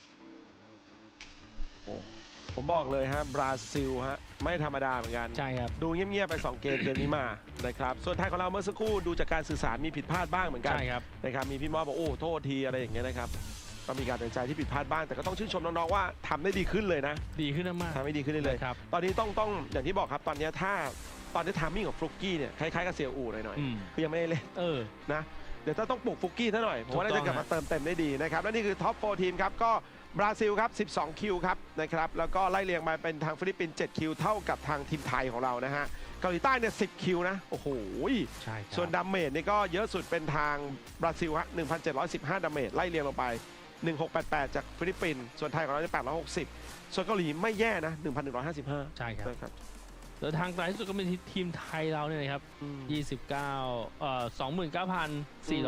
29,446 เมตรครับหรือ29กิโลนั่นแหละ29กิโลใช่นะครับเยอะที่สุดในการเคลื่อนตัวครับส่วนเนตที่ใช้คุ้มค่ามากก็เป็นทีมเกาหลีนะครับทั้งสโมกแล้วก็แกรเนตเฉลี่ยไปนี่คือ Man of the Match ครับนั่นคือบราซิลสปาร์กิ้งครับ6คิว490ดาเมจ5น็อกนะครับแล้วก็ 41% โอ้โหกระทำประโยชน์ให้ทีมเยอะมากนะแล้วก็เฉลี่ยอยู่ที่28นาที27วินาทีสำหรับ Survival Time ครับเกือบครึ่งนึงครับ Points Contribute นะครับบราซิลสปาร์กิ้งเดี๋ยวต้องดูว่าไทยของเราครับในด่านต่อไปจะทำได้ดีแค่หน่อยนะใช่ครับมาดูเรื่องของคะแนนในเกมนี้ก่อนครับบราซิล22แต้มครับฟิลิปปินส์13แต้มไทย12แต้มกระเตื้องขึ้นเรื่อยๆนะครับเกาหลีอันดับ4 12แต้มครับอันดับ5อาร์เจนตินา9แต้มอันดับ6จีนเนี่ย7แต้มนอร์เวย์อันดับ7 6แต้มและ5แต้มเท่ากันที่ชนิดไทเปกับ UK ครับอินโด3แต้มเยอรมันออสเตรเลีย2แต้มและที่เหลือ1แต้มครับโปแลนด์เวียดนามเดนมาร์ก USA ครับใช่ครับก็ถือมีแต้มกันทุกทีมมาเสิร์ฟเกมนี้นะครับอันดับ13ถึง16มี1คิวนะครับไม่มีใครไม่มีแต้มเลยนะครับแต่ถ้าสังเกตไทยของเราดีขึ้นเรื่อยๆเลยนะดีขึ้นครับเริ่มเข้าไม้เข้ามือมากขึ้นนะครับเดี๋ยวมาดูตารางรวมนะฮะตรงนี้อันดับ1ก็ยังคงเป็นเวียดนามครับบวกมาแค่แต้มเดียวครับก็คือเป็น49แต้มยังคงเป็นหัวหน้าจ่าฝูงอยู่นะครับอันดับ2ครับเป็นเกาหลีใต้ครับ36แต้มครับอันดับ3เป็นบราซิล30แต้มนะขึ้นมาแล้วครับเดนมาร์กครับอันดับ4ครับมี29แต้มไทยครับ22แต้มมาแล้วนะครับอันดับ6เป็นเยอรมันครับ21แต้มครับอันดับ7เป็นฟิลิปปินส์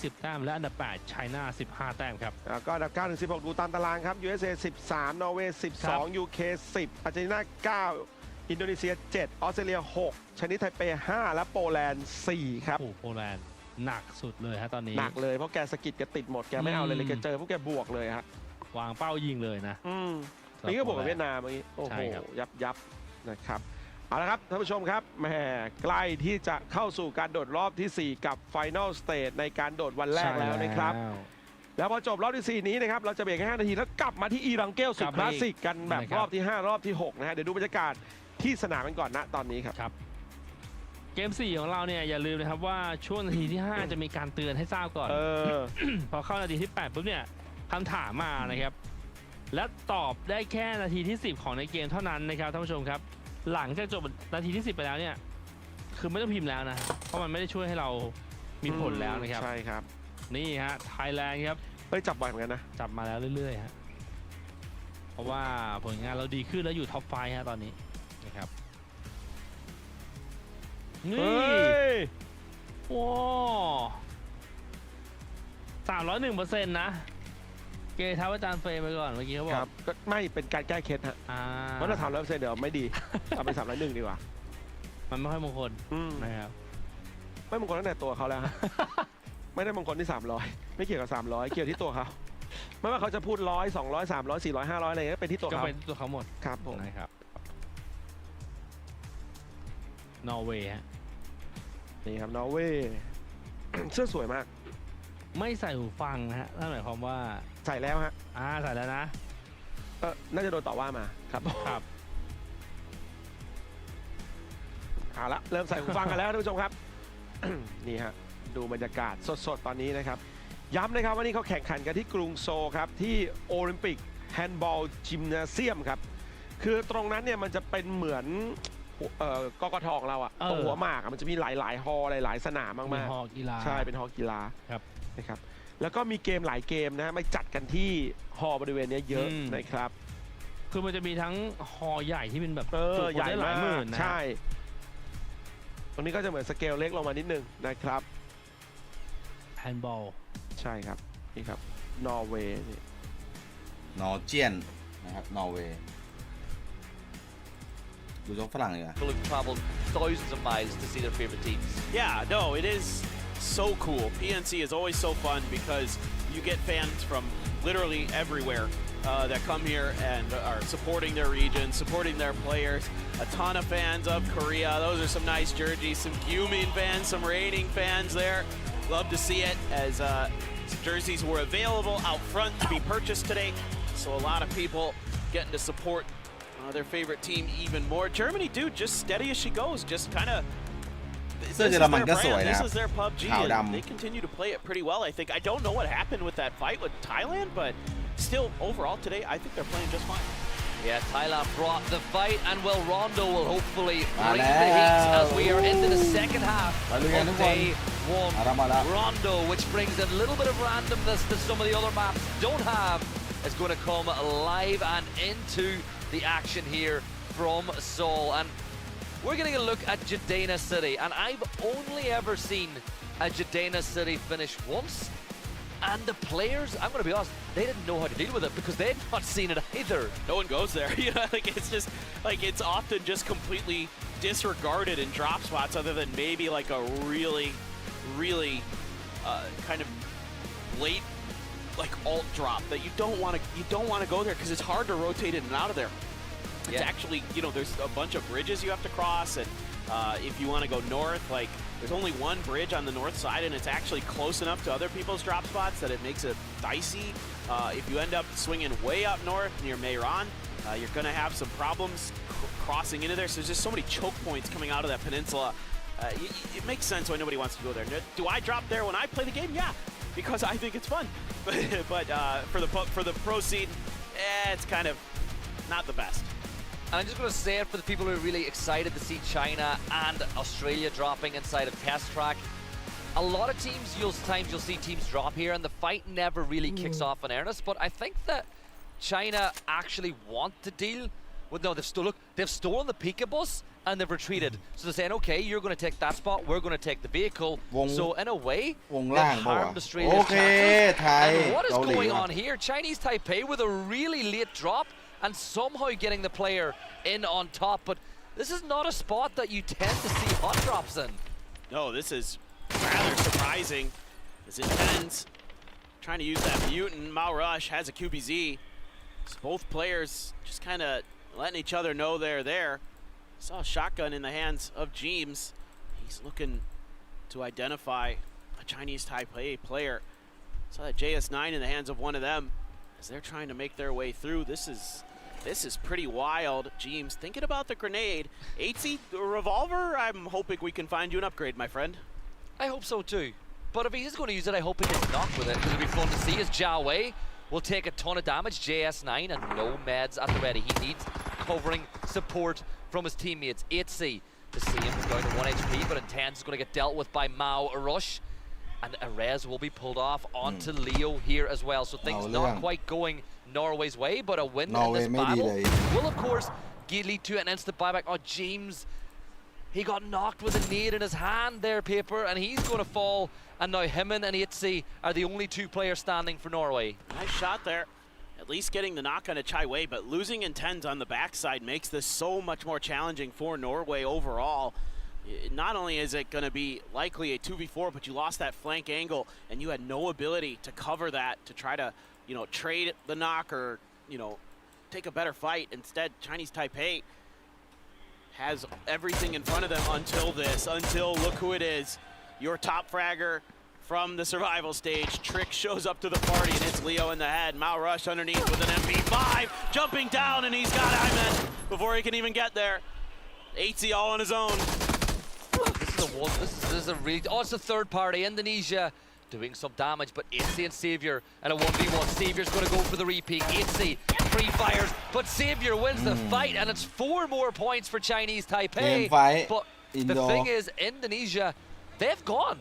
They've let them be, so Chinese Taipei will get the reses off and they'll get the recall done. So this is really good for that side, and it's really good for their confidence as well to go head-to-head with a team like Norway, who were really good in the survival stage as well. Yeah, absolutely. You have got to be feeling great about Chinese Taipei and the way that they've been kind of handling themselves. Overall, not bad. Love to see it. Those MP5s, really annoying. Ah, yes. I was waiting for it. I knew with Thailand here, we'd be getting some glider play, and Fluky gonna be the one to go up into the air for them. Try to do that early scouting. A lot of the Thai teams, but especially Theraton 5, which is Rosada Junior's team, they love to do that, especially on this map. Yeah, get as much information as you can. Another team that are well known for doing it is Germany. And I think that's exactly what Braxco is doing on the very north side of the map. He should be taking to the skies momentarily as well. And when we asked Korea what was their motivation going into this here, they just said, watch us lift their third trophy. They're going for the three-peat. And in and of itself, when you're the reigning champions and you're essentially the host, it puts a target on your back. And there's so many teams, 15 other teams here who want to steal that trophy away. And I think that actually, Korean players, Korean teams and Korean orgs love being the hunted. They love being the team with the target on their back. Oh, no doubt about it. They're very happy to have you try to come at them, because they will take those fights, and they are so tough to deal with. The talent level on that team just through the roof, having Sol there in particular, who is hungry to showcase his abilities at the global level again. And the other team that you should not be even a little bit surprised about getting a glider is Germany. Brex saw him a lot during the survival stage. You see it all over the place internationally, that they love these gliders for themselves, love using it to get that info, and it really suits their style in particular. They use it in very different ways than Thailand. Thailand's looking for stuff in the middle. They're trying to figure out what's going on ahead of them so they can work their way forward, whereas Germany's using it to scout the edges, looking for some clear space, looking for maybe a third party or a fight they could take, an isolated player here or there. So very different ideas, even though they both are using the same vehicle. It's a Sand 101, right? That's just the way they have always played. But over here, by the hills, China getting really close to Brazil. Now, Zhao Wu has not had the day that he would have wanted so far. The first 2 maps, one of the first players to fall overall. This time around, getting super close. The Savior will be able to bring back their teammate. And I think they just waited for the next plane. But I think Brazil have set up a really good trap. And I think that they've just about got the buggy tight enough to the mountain that it's going to be very last second that China are able to spot it. But am I seeing a team E pick up potentially right on top of that mountain that these teams are on? Nope. They haven't got off yet. Yeah. See a few teams just putting some shots. Gumin getting way up on the stadium. But Philippines have identified a nice free compound there. So really excited to have all these guys. I would assume okay-ish to land. Plus, there's one of these pillars of God. The really tall mountains there to get up on top of. Sophia. Sophie taking some shots. Nobody's even landed one yet, so able to get there. Can be a little tricky to work from this position, though. Tons of info, but you got to be clean with those DMRs because once people start shooting at you, you don't have a lot of recourse sometimes. Excited to have all these get guys down and prone. He's one of the tie casters, one of the nicest guys. CJ gets knocked, Cal's will obviously parachute down to get the res. It's very difficult to clean these players up, but for the Philippines, they're so close to the center that in theory they should be in the next phase and maybe even the phase after that, depending on what way it goes. I don't do phase predictions because it means nothing until phase 4 begin. I know back in the day we used to love trying to predict where it's going to go, but in reality, teams are going to play wherever they think is best for them. Brax is now scouting, right? Germany have their position up to the north. He's now seeing if anybody's wrapping up that north way to give the team that little bit of information. And now the Chinese Taipei down to the south, get everybody back on their feet there on the move. But a trap's been set. Oh my God. USA know. They know they saw it go up into the sky. This is so good from the USA. Kickstart first up to bat. Gonna knock it out of the park there. Does some pretty good damage. Mao Rush able to respond with a little bit of his own. Using that pole there. So really get lucky. Connect on to kickstart. The first wave for Chinese Taipei has to be diverted, has to go in a different direction. They're being chased down though. Yeah, it looks like USA were hunting that one down, but we've turned our attention over to Brazil, who are getting pushed by Team UK. It's BL.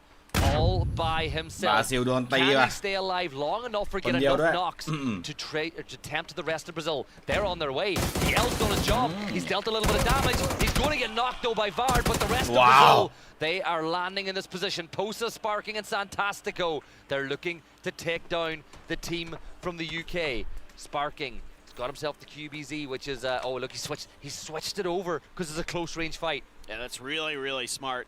The extra rate of fire that you're going to get out of that vector, very, very effective in a battle like this. T-Bone actually taking over the IGL duties for UK. I take a little bit of a look at it.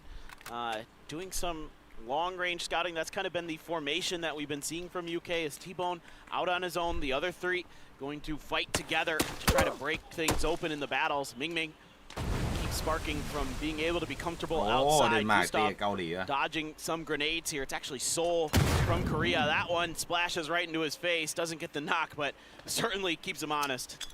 Yeah, Gustav just wasting a lot of utility, but they should be able to get it back up as we get an extreme shift to the northwest. And Leo is now back as well, and he's dropped exactly in that position. So he has a spot for Chinese Taipei to rotate to if needs be. Philippines, they've got Reining in their side. Korea with a pretty big split. Now, Reining tried to secure a spot inside the circle while the rest of Korea stayed inside stadium.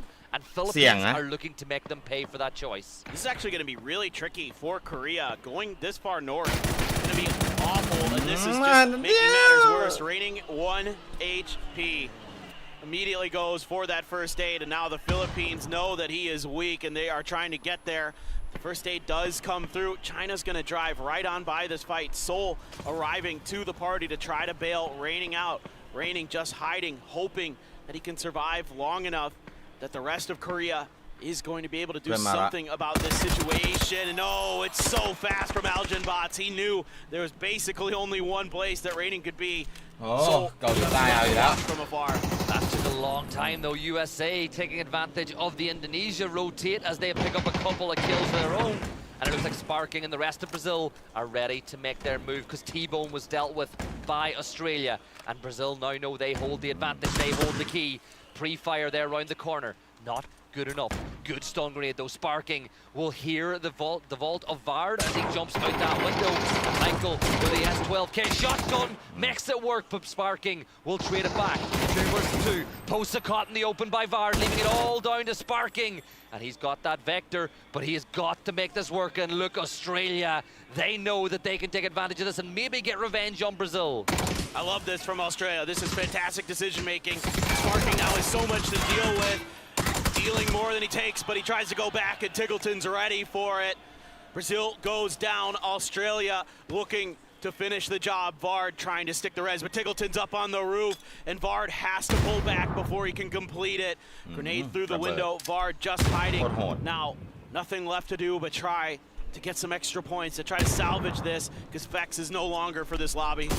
Yeah, there's the rest of the crash, but oh no! Flood got caught by the gate or by the fence, and it stopped him long enough for Vard to get the knock. Huge for TPK. As the solo player left standing still has 3 Aussies to deal with, and they'll look to clean him out. Stun grenade after stun grenade, stopping the res on the Fex. Fex is there to feed the call, to feed the shout. Tig takes damage, but Fex is dealt with by Monty. Tig, though, should deal with this, and in essence here, Paper, the fight that we had in the last map has happened in reverse order here with the team that was, it really is reverse order of the fight the last time around. Yeah, you're absolutely right. I mean, it's just kind of funny how things work out sometimes. Teams have similar ideas on, what part of the map they think is important and how they want to rotate and their moments. Back over to the Philippines, who have disengaged from Korea, and now they find Argentina on their doorstep. Poland wants to get a recall through.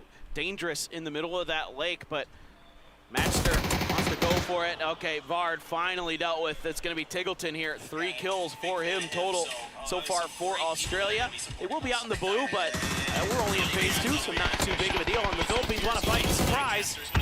Yeah, they're pushing up towards Argentina, and Seoul might be able to get a third party. It looks like Korea have got everybody back on their feet as well as they use the recall inside a stadium.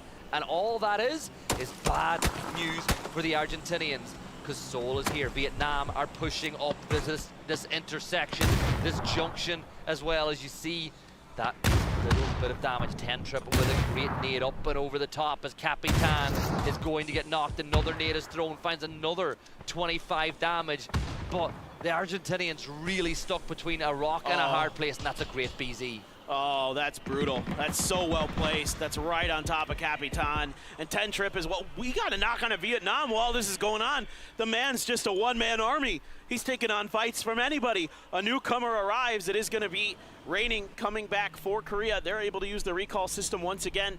Vietnam, though, right on the outside here. Oh, drafting.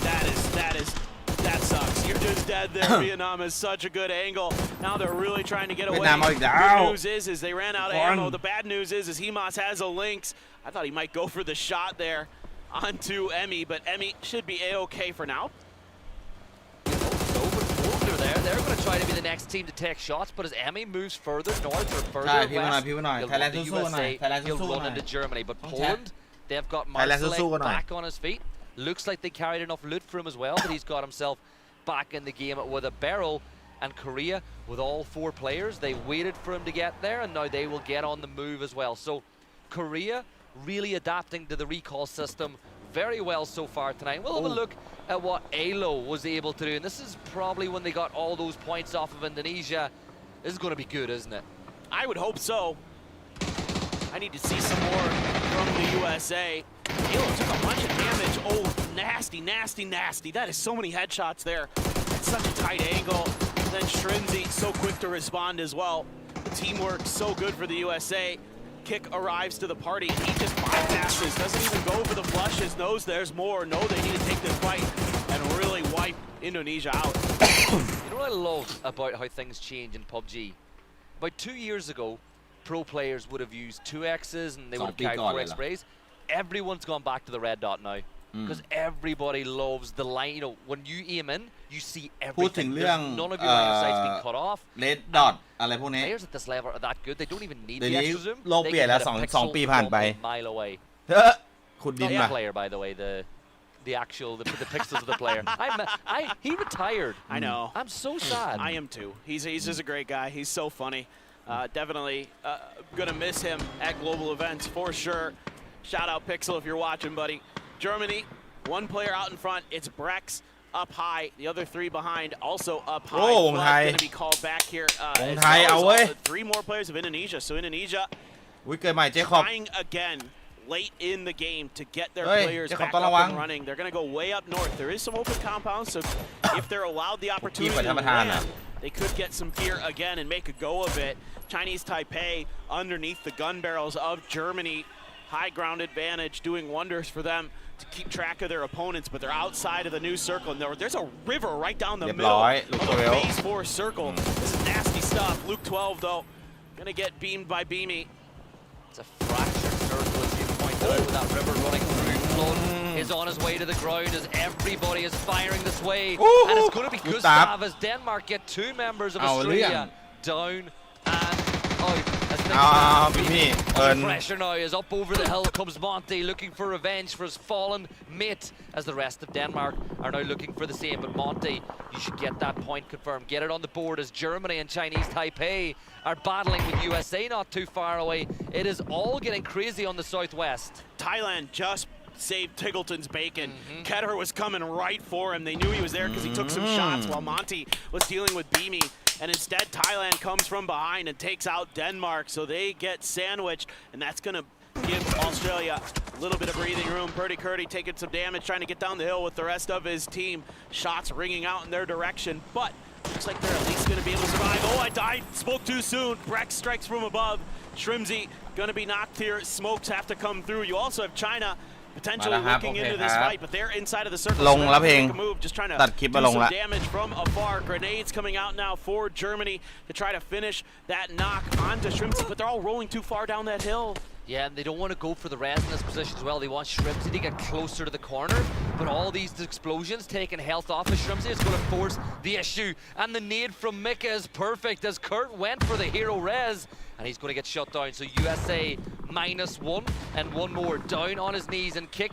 ไทยดีด้วยเพลงเกมนี้ไทยเราพื้นที่ดีครับมี10 คะแนนขึ้นถึงแต่เกาหลีใต้ได้ Poland is Cappy will find that knock. This is not looking good for your lobby leaders. Himas went for it, and what the hell? Vietnam delete Poland. What the hell? Vietnam delete Poland. They just run right through Poland like a hot knife through butter. Germany wrapping ahead, but they are paying the price for that. They get out into the open and they get into Lil Go's sidelines. It's Chris going to be cleaned up there. USA taking a battle against the Philippines and winning it at least so far. Breck's going to scoop up a Lynx for himself off of this crate. So they do lose one player, but they're able to get some extra utility for the late game. Oh, what a shot from Brex right into the head of Alo. Well done with that Lynx. USA in the blue, just scrambling to get through, but Zareth is going to be standing there. The rest of Germany in their way. Vietnam trying to get their reses to go on the other side of this in that smoke. Brex curious about it. A grenade here actually could be pretty devastating. Wrong side of the tree. It lands on the side. He will get the flush, but Brax will deal with kick. And now he turns his attention to Tanvu. Vietnam losing another, and Brax go up to 5 kills in the lobby now. And Mecca pushing up on the Philippines. CJ, he's going to get knocked. And let's not look. Emmy's in the blue with the nade in his hand. But he throws it in. It might get Calbs, but it's just a little too far away. And this is brilliant from Germany here, but Zerath has been knocked by Little Ghost. Dude, Brex is hitting some nasty shots, looking to do more work. There's another molly. I don't even know if Calbs realizes it yet. All of a sudden, whoa, why is the ground on fire next to me? I'm in trouble, but so is Himas. Calbs actually able to get the knock, even though damage came from a couple different angles there. Tanvu out into the blue, trying to do something. Oh my God, the blue is going to do it. The grenade had just done enough damage to Calbs. Yeah, Germany down to 2 as well, as looking off into the distance. Argentina's Emmy still alive inside the placement points, which is not a bad scenario at all when you consider they lost their players oh so long ago. Monty in the sight. เกาหลีเขาข้ามก่อนว่ะ Come on. He's got it. The little dance is good, but he's going to get shot at by Thailand. And does he get over it? He gets through. The tire pops, but I think he's gotten over there. Oh my God, Salute. That is unbelievable that you survived that. What a nice attempt from Rossiter Jr. That is such a creative angle to take there. Thailand has complete control over the northern side of the river. I mean, there is Indonesia up there, but they had just res. They're looking for whatever util and equipment that they can find. Gyumin takes a bunch of damage. Tiggleton, though, in response is knocked. Gyumin, nice outplay there onto the IGL of Australia. Monty on his own.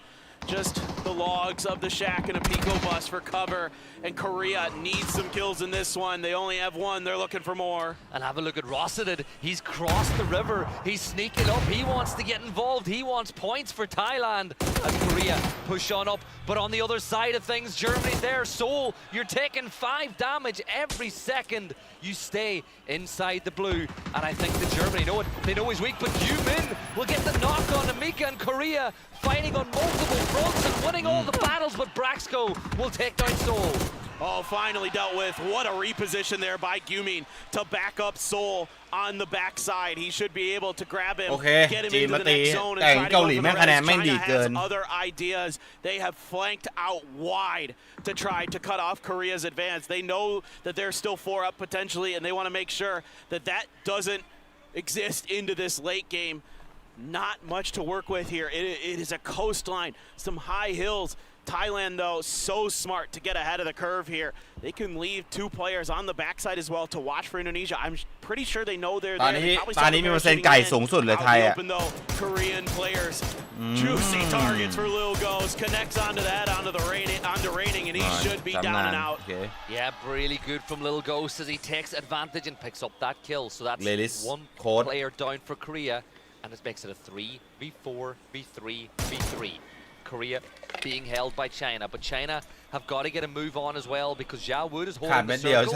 Everyone else in the blue. And going this way. They're going for a little ghost. It's aggression from Korea, and I absolutely love it. Run him over. Seoul gets the knock, and Ming Ming will fall as well. Korea get revenge, and Zhao Wood, who's usually the first to fall, is the last standing for China. Fortune favors the bold in Korea. That is a bold move right there. Driving uphill at China to take them out. They were not happy that they lost Raining there, and they wanted to return the favor. It's not all over yet. Xiao Wu, the hero for China during PGS, has an opportunity to do something special once again on his own. But Indonesia underneath the hill near him, aware of each other's presence. ไม่จีนสู้เกาหลีได้ ไปเพื่ออะไรไปหวังตัวซ้ายอินโดนีเซีย Thailand are going to do the exact same rotate. They didn't do it right. They missed it. นี่ไทยจะโดนลุมนะ Players up and they got a spot in the circle. But would you put it past Korea now after dealing with China in the south? Well, of taking full control of the circle and pulling a rabbit out of the hat with a win here. They can do it. They need Indonesia to kind of do some damage, I think, to Thailand. Maybe not necessarily, but you would love to see that. That's for sure. You would love to see those 2 teams over on that eastern edge just beat each other up so you can come through, claim what you think is going to be the winning position, claim what you think is going to be the winning terrain, and use that to your advantage. And they know that eventually it's going to have to leave that river, right? So they're going to go on that western edge. They're going to take the hillside, use that for cover, get some high ground, get some angles, get some info, and set up for the late game.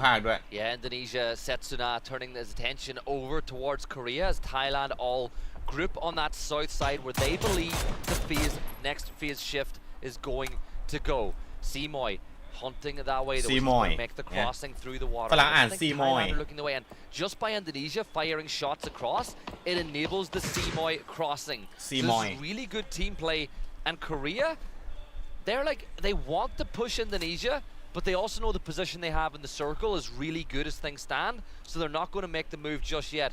But Paper, that circle shift is not what anybody was banking on. That is wild. That is going to guarantee to have water in it, I think, in the last phase. At least the phase 8 circle should be touching some. That is crazy. This is a bizarre circle. You rarely see them like this next to a river. So this is a special one in terms of just rarity. You know, that we won the PUBG gacha for this game. We got a fantastic circle. Gyumin gonna be the one tasked with keeping track of Indonesia up on the north side. Meanwhile, Seoul and Salute have a unenviable task of watching Thailand on the other, but Simoy has gotten right underneath Thailand. What in the world is he gonna do? Yeah, remember the crossing he made a long time ago, but that nade does enough damage to find a knock, but not because between the damage with the two players. Find a knock. You mean though he let Indonesia know that he's within throwable distance, and here come Salute and the rest of the reinforcements. They know that Indonesia have only got so many limited spots to rotate from the spot. And when all this is going on, and all the explosions, Thailand are wrapping all the way in behind in the south. This is actually kind of turning into a problem for Korea. They need this fight to go smoothly and quickly, and Indonesia knows that they're in a bad spot, an easily nadeable spot, so they're going to try to rotate. They're actually going to see Thailand. If they take shots, that's going to alert Korea to Thailand's presence, that they're making this wide wrap. Let them go. Let Thailand wrap around. Smart. It's the right thing to do, because you know that they're going to backfill Korea, and this is just trigger discipline at its finest. And I love that decision, because ในงานเสียงมันดังไปแบบว่านักพากย์แม่งเลยทำให้รู้เว้ย The angle's been opened up by Thailand. Korea inside a bowl, and this could become a shooting gallery. Setsuna, don't shoot. Don't. Thailand, they're doing you a favor. Once Korea start fighting back to Thailand, maybe then start doing some damage. But for now, they are your allies. Korea there, Gyumin right at the tree, taking a bunch of damage from a grenade. Simoy, it's his time to strike. And he gets a bunch of damage with the AK, but can't find the knock. Instead, Setsuna combines with him, calling out the targets nicely, saying, I've got this one lit up. It's your turn up to bat. Setsuna has been such a good support player for Indonesia during the survival stage. And this time it's Simoy setting up Setsuna. Now, around the corner is Korea. They're keeping it quiet for now. Tons of smoke had to be used here by Thailand, and they are now being pushed in by the blue. This is going to get trickier and trickier as time goes on. They may have just been a little too cautious in trying to take that fight against Korea, but they didn't know where Indonesia was. And look how steep the hill they need to descend is as well. It's all going to impact them as Korea still with 3 up. That circle you said had to keep water, but 30% of it is still the river. Setsuna turns his attention, but Thailand are back up to a 4. They got the res right in the smoke on the edge of the blue, and now they can turn their attention back this way. Saluto will get the knock on to Kiss. Simoy finds Saluto, Gyumin on the Jacob. Everybody firing onto everybody, Paper. It's a 2v3. This is madness. Simoy with that AK, able to do a ton of damage again, but Rossiter Jr. strikes from the side. Coming up and over is Trick, trying to do some damage onto Rossiter. Rossiter has such a tough angle in this fight. Trick trying to find one of his own. That hill is so steep, neither player can really get a good angle onto the other. This is mutually assured destruction. Korea now trying to fan out. Seoul out on the edge, drones down. It is going to be Thailand that falls in third. Yeah, and Seoul now the pressure from Trick, and Seoul's going to get taken down by the blue zone, and it's a 2 versus 2 for the win. Indonesia, who battled their way from last place last year through the survival stage, are going head-to-head with the champions. 2 teams on opposite sides of the spectrum at the end of the year, or at the end of PNC last year, will battle. จะส่งให้เกาหลีแชมป์อีกอินโดเพื่อนแม่งเหลือเชื่อว่ะ needs to help it out. It's essentially 2 1v1s for Korea as they have bunched themselves up on a 2, but they got to be careful because we know Indonesia are no joke, and they could easily turn this fight into their favor. The thing you have going for you is Korea's Trick just didn't have any more first aids. He only has a couple bandages, so he's at the edge. He's trying to peek out around. He's exposed. Yumi found Setsuna, and it's going to be Korea finding a chicken smiles on the faces of Team Korea. What a wild game that was. What a final circle. Yeah, they really closed the gap to Vietnam. You can't win a tournament on day 1, but you can put yourself in the hunt, and Korea, they are on the hunt indeed. What a game that was for them, Paper, and for the fans. They had to win 4 maps, but they finally got it over the line with a win. Yeah, you just kind of wonder after those first 2, is it just going to be all Vietnam all day, and is Korea just going to kind of be playing second fiddle? But no, they find their own moment. But guys, we're going to watch some highlights. We're going to take a short break. We'll be right back with some Erangel. Don't go anywhere.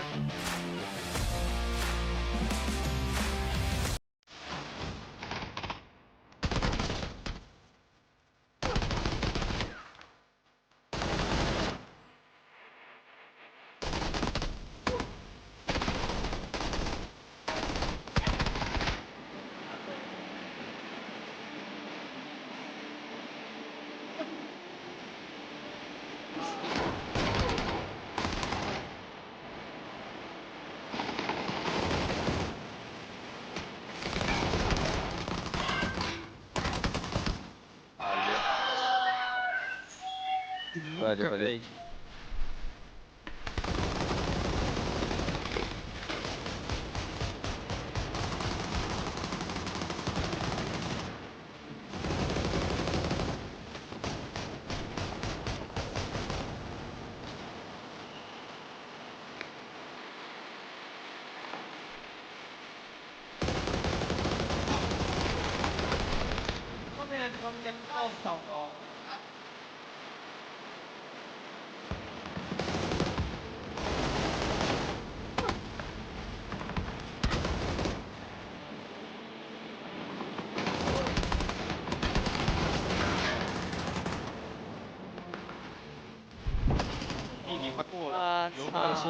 싫어.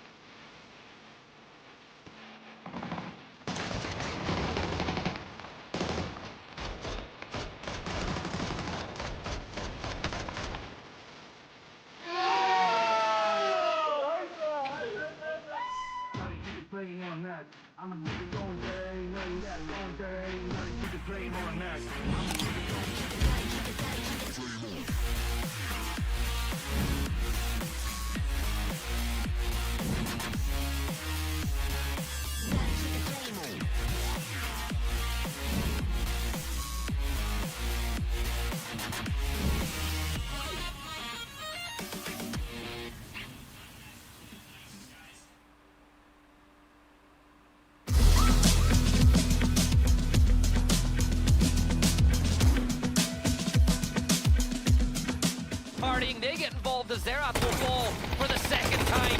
But Mika with the M249, how many times have we seen this in the past? Really shredding Denmark apart. They fall.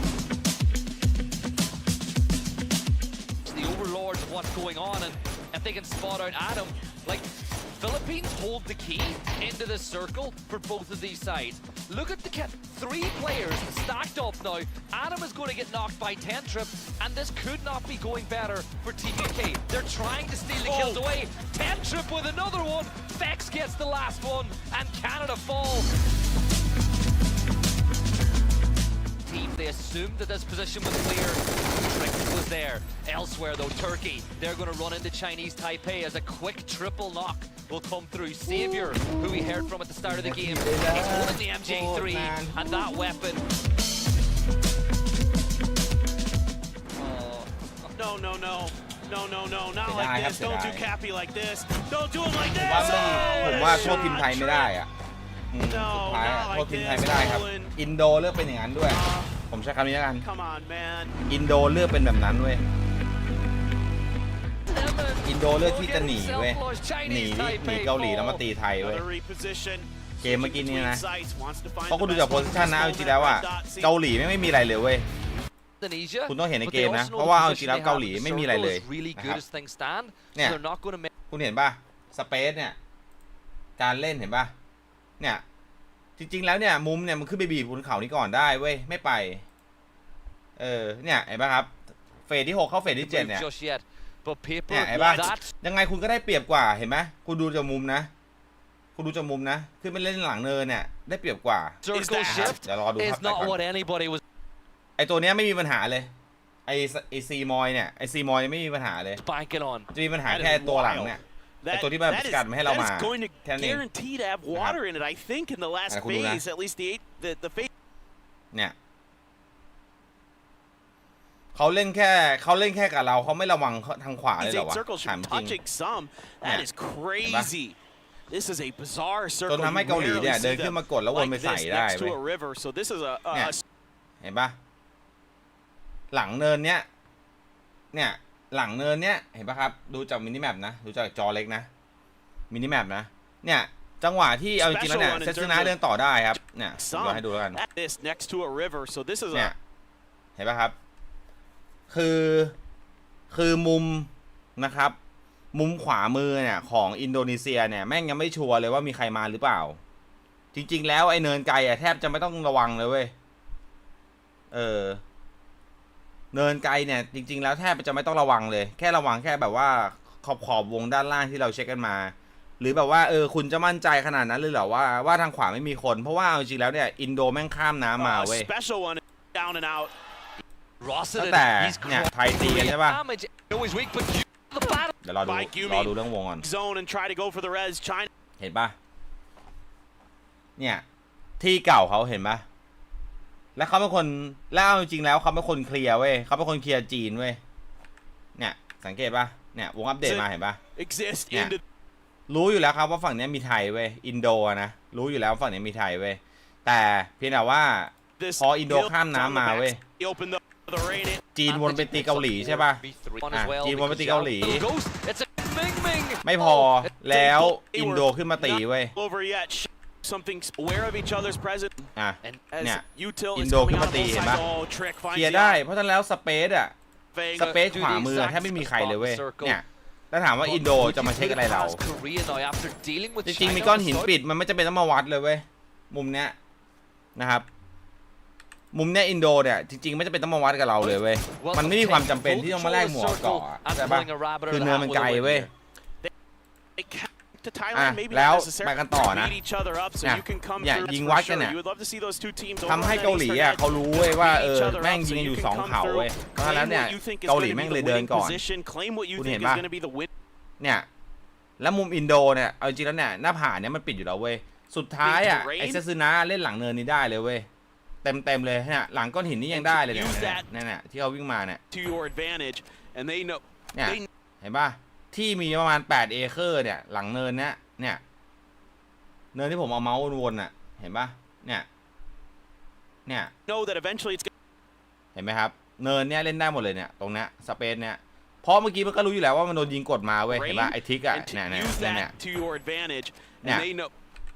4 วันมอยก็รู้เว้ยว่าโดนยิงกดใส่มาจากไฮกราวไว้ด้านขวาหน้าจอเว้ยสุดท้ายอ่ะถามว่าอินโดนีเซียแม่งจริงๆแม่งควรจะวนมาปิดเกาหลีก่อนเว้ยแม่งไม่ควรยิงกับไทยหรอกเพราะไทยเราแม่งไทยเราอ่ะจริงๆแล้วไอไซมอไอซีมอยอ่ะมันก็รู้อยู่แล้วเว้ยว่าเรามาเว้ยเนี่ยคุณเห็นป่ะมันจะมีอีกช็อตหนึ่งที่มันเช็คเว้ยเดี๋ยวคุณดูนะเนี่ยอัปเดตใช่ป่ะปึ๊บขึ้นน้ำมาวิ่งมาชิดเนินมันรู้อยู่แล้วว่าไทยมาเว้ยแต่สุดท้ายอ่ะแล้วถ้าแบบว่ามึงเล่นมุมต่ำอ่ะเข้าใจได้ว่ามึงเล่นแบบเพย์เซฟแต่แบบสุดท้ายอ่ะเกาหลีเขาวนใส่มึงเว้ยเพราะว่าช้อยของเกาหลีอ่ะก็คือการที่ไทยอ่ะวนไปในเฟสท้ายเว้ยเก็ตป่ะมันคือที่ทีมไทยวนไปสุดท้ายเว้ยเนี่ยแล้วไปปล่อยให้โดนปาระเบิดเว้ยจริงๆดอกนี้ควรจะตายด้วยซ้ำไปคือถ้าดอกเนี้ยระเบิดแล้วแบบว่าอินโดตาย2 คนน่ะไทยเล่นได้ฟรีเลยเว้ยไทยจะอิสระวันนี้เว้ยประมาณนั้น Didn't have to wait all that long over this weekend to see their team win the first map.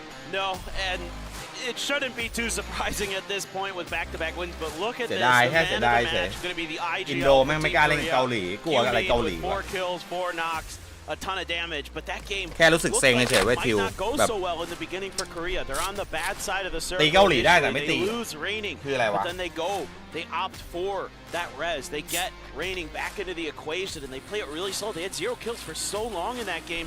They were just waiting for their moment. Yeah, they waited, but when the moment arose, they struck. Remember, they had to get the res as well. They recalled 2 players. They stayed inside the stadium. Sol had the opportunity to get involved in multiple gunfights, but he just held his own and waited. And let's have a look at the leaderboard for that game. So 18 points, the lowest by any winner of a map today so far. But they've put in so much good work over the course of today already that they're going to be right up there with Vietnam, who have slowed down significantly since we left Myanmar. Yeah, just a bit, eh? It is kind of weird how that works sometimes. You just have such a good read on one of the maps that you just feel so comfortable, and then you go to the other ones and you can't quite maintain that form. So for Korea, they've been pretty steady throughout, and then they finally get through and get that win. But where, oh where, are they going to fall on the total leaderboard after that one? They are up to second. They are 1 point behind Vietnam. They have closed the gap. They are out-fragging Vietnam even now just by 1. And only 2 points behind in the placement department. So crazy stuff going on. Love to see Denmark in 3rd, continuing to have really just solid overall performances. Germany playing well into that 4th place spot with 32. Brazil right in the hunt with 31. The crazy thing is, with over 100 points between the top 2 teams, it's condensed the rest of the leaderboard so much. Like, You look at this, a 20-point win for Argentina puts them right up into 4th place from being right down at the bottom. And it just goes to show how much of an impact two teams can have in an entire lobby. But we're changing the positioning. We're going to Erangel now. The map is very different. These teams could probably drive all the way from Darky to Millie Island with their eyes closed at this point. So I'll be curious to see which team is able to take advantage of the map change. Yeah, really interested about, you know, who's going to have a good read on Erangel, who's got a good read on the lobby now that we've seen some few games, how teams are going to play, how they can approach those fights. Of course, you know, Korea, you wouldn't expect them to do too much differently in terms of where they're going to end up on the leaderboard throughout the day. You know, I think we had some good predictions early on with who we thought was going to be strong today. You know, we both got the teams that got at least one win, so looking pretty good as we get ready for Erangel. The grassy pastures are ahead. Our final 2 maps of the first day here of the final stage. Let's get it going. Here's hoping the first day of the grand finals doesn't give us as crazy a circle as the first day of the Survivor Series did. We obviously had that Millie Island half-land split, which led to absolute chaos as we fly over prison here. And I'm going to be honest, we don't see the finishes here all that often either, but I love this part of the map. I love it when a team drops there, and I love it when a team or two are like, yeah, we're gonna take the ridge line and peek down in there and try it out. I love endings near the prison, as long as they don't go south of the prison too far, because there's that like really flat open area. But fighting around the edges of the prison, super fun. I agree. We'll see where the circle's going to take us. Korea should be Razak, their drop spot. That is the Freaks drop spot, so that's where I'm anticipating that they're going to be getting out of the plane. The real question to me right now is Pachinki, who's going to fight over it? I see both the Philippines and Australia angling in that direction. Yeah, Tig told me that Australia were going to take Pachinki, and I was like, oh really, you got Pachinki? He was like, yeah, well, like, I'm Tig. It's like, okay, you go for it, but I like this. Philippines, happy to hot drop. They obviously dropped with USA earlier, and they essentially won that drop. Now they're going to try do it again here in Pachinki. ไม่ต่อให้กลับมาเริ่มเดินแรกใหม่เลยทำไมอ่ะเพราะอะไรวะ Close, dude. Okay, he's backing off. เพราะอะไรวะเพราะว่าผมตั้งผิดป่าววะ I'm curious, right? Because again, I always look to see who the aggressor จังหวะ is, ทีม and it ยิง looks to me ที like ม what's เดิน more, ก็ตะโกนแล้วพี่ Philippines have taken the more aggressive drop. They've taken more space. They've surrounded Australia on all sides. เอาหน่อยเว้ยยิง Let's แม่ see ง if เล it's ย going to be different opponents but same results. YouTube มันไม่ให้ต่อว่าเป็นแบบว่าเดือน2เดือน3อย่างเงี้ย They're completely distracted. Calbs trying to keep Flood honest. จีนเลือกไม่ลงว่ะ Algin Bots did find a machine gun. Tiggleton has a Bison. He steps on up and he'll hip fire that point away, and here comes Algin Bots. Fella, you need to reload. You're running in there with a Tommy gun and it's not been reloaded. Flood hears that Algin Bots, though, he reloads right on time. And Flood, though, they're going to trade that one back as the Micro Uzi with only 12 rounds remaining of 9mm. PNC Flood, first kill, you gotta though. pick those bullets up, but this is not going the way that the Philippines would have liked. And well, if you give a team an opportunity like Vietnam, of course they're going to third party. They have pulled up on the northwest side of Pachinki as well. Of course, it's Delwyn. It just is so fun to watch this guy play. I love this idea. Monty, Rez should be available. CJ, is he going to have any idea? I don't think he's going to have any clue that you have a player that close to him. Calb's trying to keep track of the other players. Yep, CJ. Uh-oh, look who else it is. And I'm thinking, if I'm Australia here, do I want to stay and fight? Or do I use the push by Vietnam as an opportunity to get out of Pachinki now and to focus on rotating into the zone because you're not in that position? The thing is, though, it is Australia. I've spoken to Tiggle, and he's obviously confident as well. He can take any fight. But yeah, it looks like they are retreating back towards the other side of Pachinki. Whether that's to find more loot and get better equipped for the fight with Vietnam, or whether that's just to leave and reposition yourself, we'll find out pretty quickly. Yeah, there should be some vehicle spawns down on that southern side for them to maybe use as an escape valve if they need to. Brazil on the move early. I do see Michael fanned out pretty wide for the UK.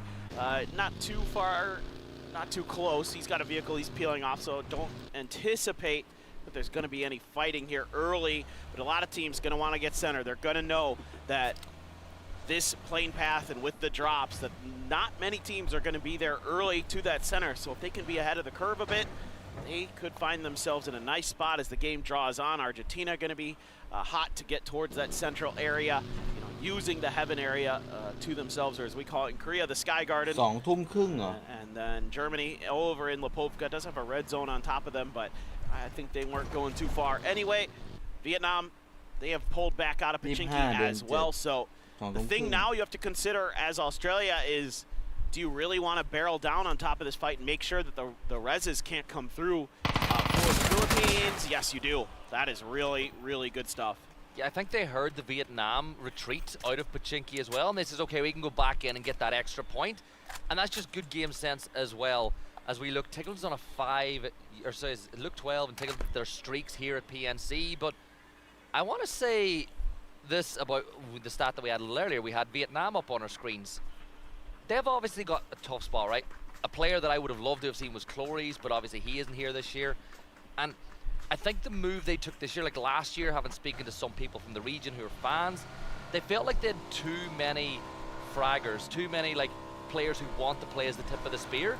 So obviously Clories is one that fits that style, so they've gone with a little different lineup. I think they've got a lot more balance this year than they had last year. Yeah, I mean, Salalzi's more of a glue guy. He's more of a support type player in terms of how PUBG functions. So it makes sense to me. I mean, you can actually have this be a problem with PNC teams is if you just put 4 stellar fraggers on your squad, that sure, you're going to get points, you're going to get kills, but then they end up like competing with each other for those kills, and they're not thinking about getting the win necessarily. They're thinking about outdoing each other. So that can be a bit of a concern. Norway's 8th seed. Gonna have Brazil rolling in behind him, so he has to abandon his post. T-Bone up in the air, getting some valuable scouting done for Team UK as he has taken over the IGL reins and doing a phenomenal job so far. UK in general, just steady as she goes. Only 14 points here in the final stage, but had a phenomenal survival stage, and I don't feel like you can hold that team down for too long. Them, Australia, USA, all really close to each other, so a lot of competition there among some of the English-speaking countries as they want to outdo each other. Day 1 of survival stage didn't even go that great for Team UK. Remember, they needed a really good day 2 to solidify their spot. So this is not a position that's strange to them here this week here at PNC. So let's hope they can find the form a little bit earlier than they did yesterday, where it took all the way to map 4 for them to really get together. But Brazil, they have got Norway in their sights, but Norway ain't going to back off and fight. The M249 gets one, James gets the second, and Brazil, well, Brazil thought they had some 3 points on Norway, but it just doesn't work that way as James and Itzy combine, and Brazil 2 players down. The question is now, how much do they value the points that getting these kills could make? And do they want to go for those reses? And Norway are doing the right thing. Clean up the kills and make sure that there's no other Brazil players around either. And that's brutal. Look at that sparking at a Groza, which means they had found some level 3 gear already, and you're going to lose it so early on. That's so painful there. Not only losing players, Gene though, oh, Vex drove a little too close to the sun. And James burns him. Vard is like, okay, never mind. This is not the fight we wanted. We are just going to have to retreat and live to fight another day. Great start to this game for Norway. Yeah, James and Vex know each other pretty well, right? He's going to get the chip, though. He'll get the chip and he'll get the Groza. Okay. So it's not, you know, you get it, you fall back. You've got the opportunity to bring him back a little bit later, and then later on in the game, you could go get the other chip as well. But yeah, Vex and James, they've fought, you know, they know each other pretty well, right? Just a bit. They may have played together at some point. I don't know. That's the Western thing, though, that doesn't really, you know, that we get at this event. So many of the teams that speak English, you'll have teams playing on different teams at this event that are normally teammates, and I love seeing that little dynamic as well. Oh, I do too. It is one of the most fun things about this event, getting some of that cross-team rivalry going. As Norway, it looks so good, and then James just kind of overextended there, and then paid the price. It's going to be a point going over to the UK, so they're able to get their revenge. And Norway not in a position to get that blue chip, so there is the potential there for the UK, maybe later as this game goes on, to get a res of their own, get Vex back into the fold, as that fight seems to have calmed down for now, but look who it is, Chinese Taipei, not too far away, looking to see if there was any points available for themselves, but I think they may have just been a little bit too late. We'll see though. I don't know if the UK knows they're there. Yeah, Chinese Taipei have been looking to backfill in third party a bit more today than they had done over the previous 2 days. And that might distract the UK enough that it opens up the window for Brazil to potentially get those 2 blue chips ready and get back a couple of players back in the fight. You look, there are a couple of buybacks available to them. We'll jump over though to the POV of Team USA, who are just in South George. They'll look to make their win. It really does look like USA have just taken the liquid drops because with Kurt in there. And I think it makes sense whenever your IGL is playing in that position. They want to do what they're most comfortable with. And I think Kick and Shrimsy are good enough players and they've been around long enough that they can adapt to that. Oh, 100%. Yeah. And I mean, you know, they've had Kurt as an IGL before at other PNCs, so they're going to be pretty familiar with his game plan. I thought Michael was going to go back into Milta to go for the res there for a second, but he's actually just driving around in between Milta and Milta Power, so he's taking a pit stop. And if he goes to Milta Power, he's going to find out the hard way that there's still a team hanging out there.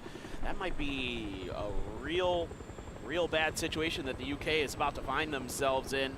Oh my God, east.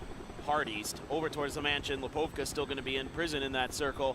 A couple teams now going to have to try to find their way in. And Michael, yeah, he just found out, oh wait, there's still players down here? I thought this was going to be wide open. He's driving towards the power plant. Now, does he have the chip? That's the question that I have. It looks like it as he's going to that position. If I'm Indonesia, I'm pushing that. If you know Michael's there, now the rest of the UK are going to provide some backup, but it's worth keeping an eye on. Norway, though, their players are crashing in on Argentina by Mansion.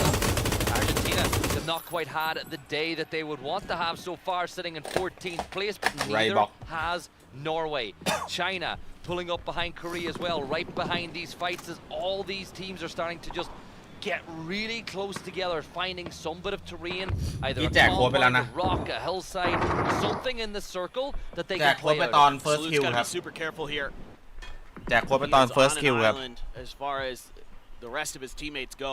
ย้อนกลับไปดูตอน first kill ก็ได้ครับ back and he's going to see China out there. Oh, they see him. He's in trouble there. Out the open, he's got to run and he can't.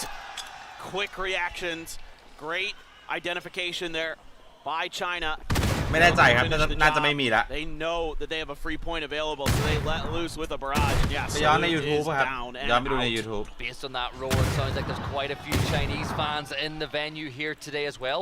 Michael did die, by the way, inside Multipower as he went for that recall, so whether or not he successfully pulled it off, we're yet to find. But USA on their way to Lipovka, 2 members from Team UK in position, but the 4 members of USA having taken some damage, they know this position is not free. But the question you got to ask is, did they look at the map? Did they see the recall beep? And do they know that it is Team of UK in this position as Fex comes back? It's just looking, Beamy just got a knock from like 500 meters away onto Germany. I was like, where in the world is Denmark in relation to them?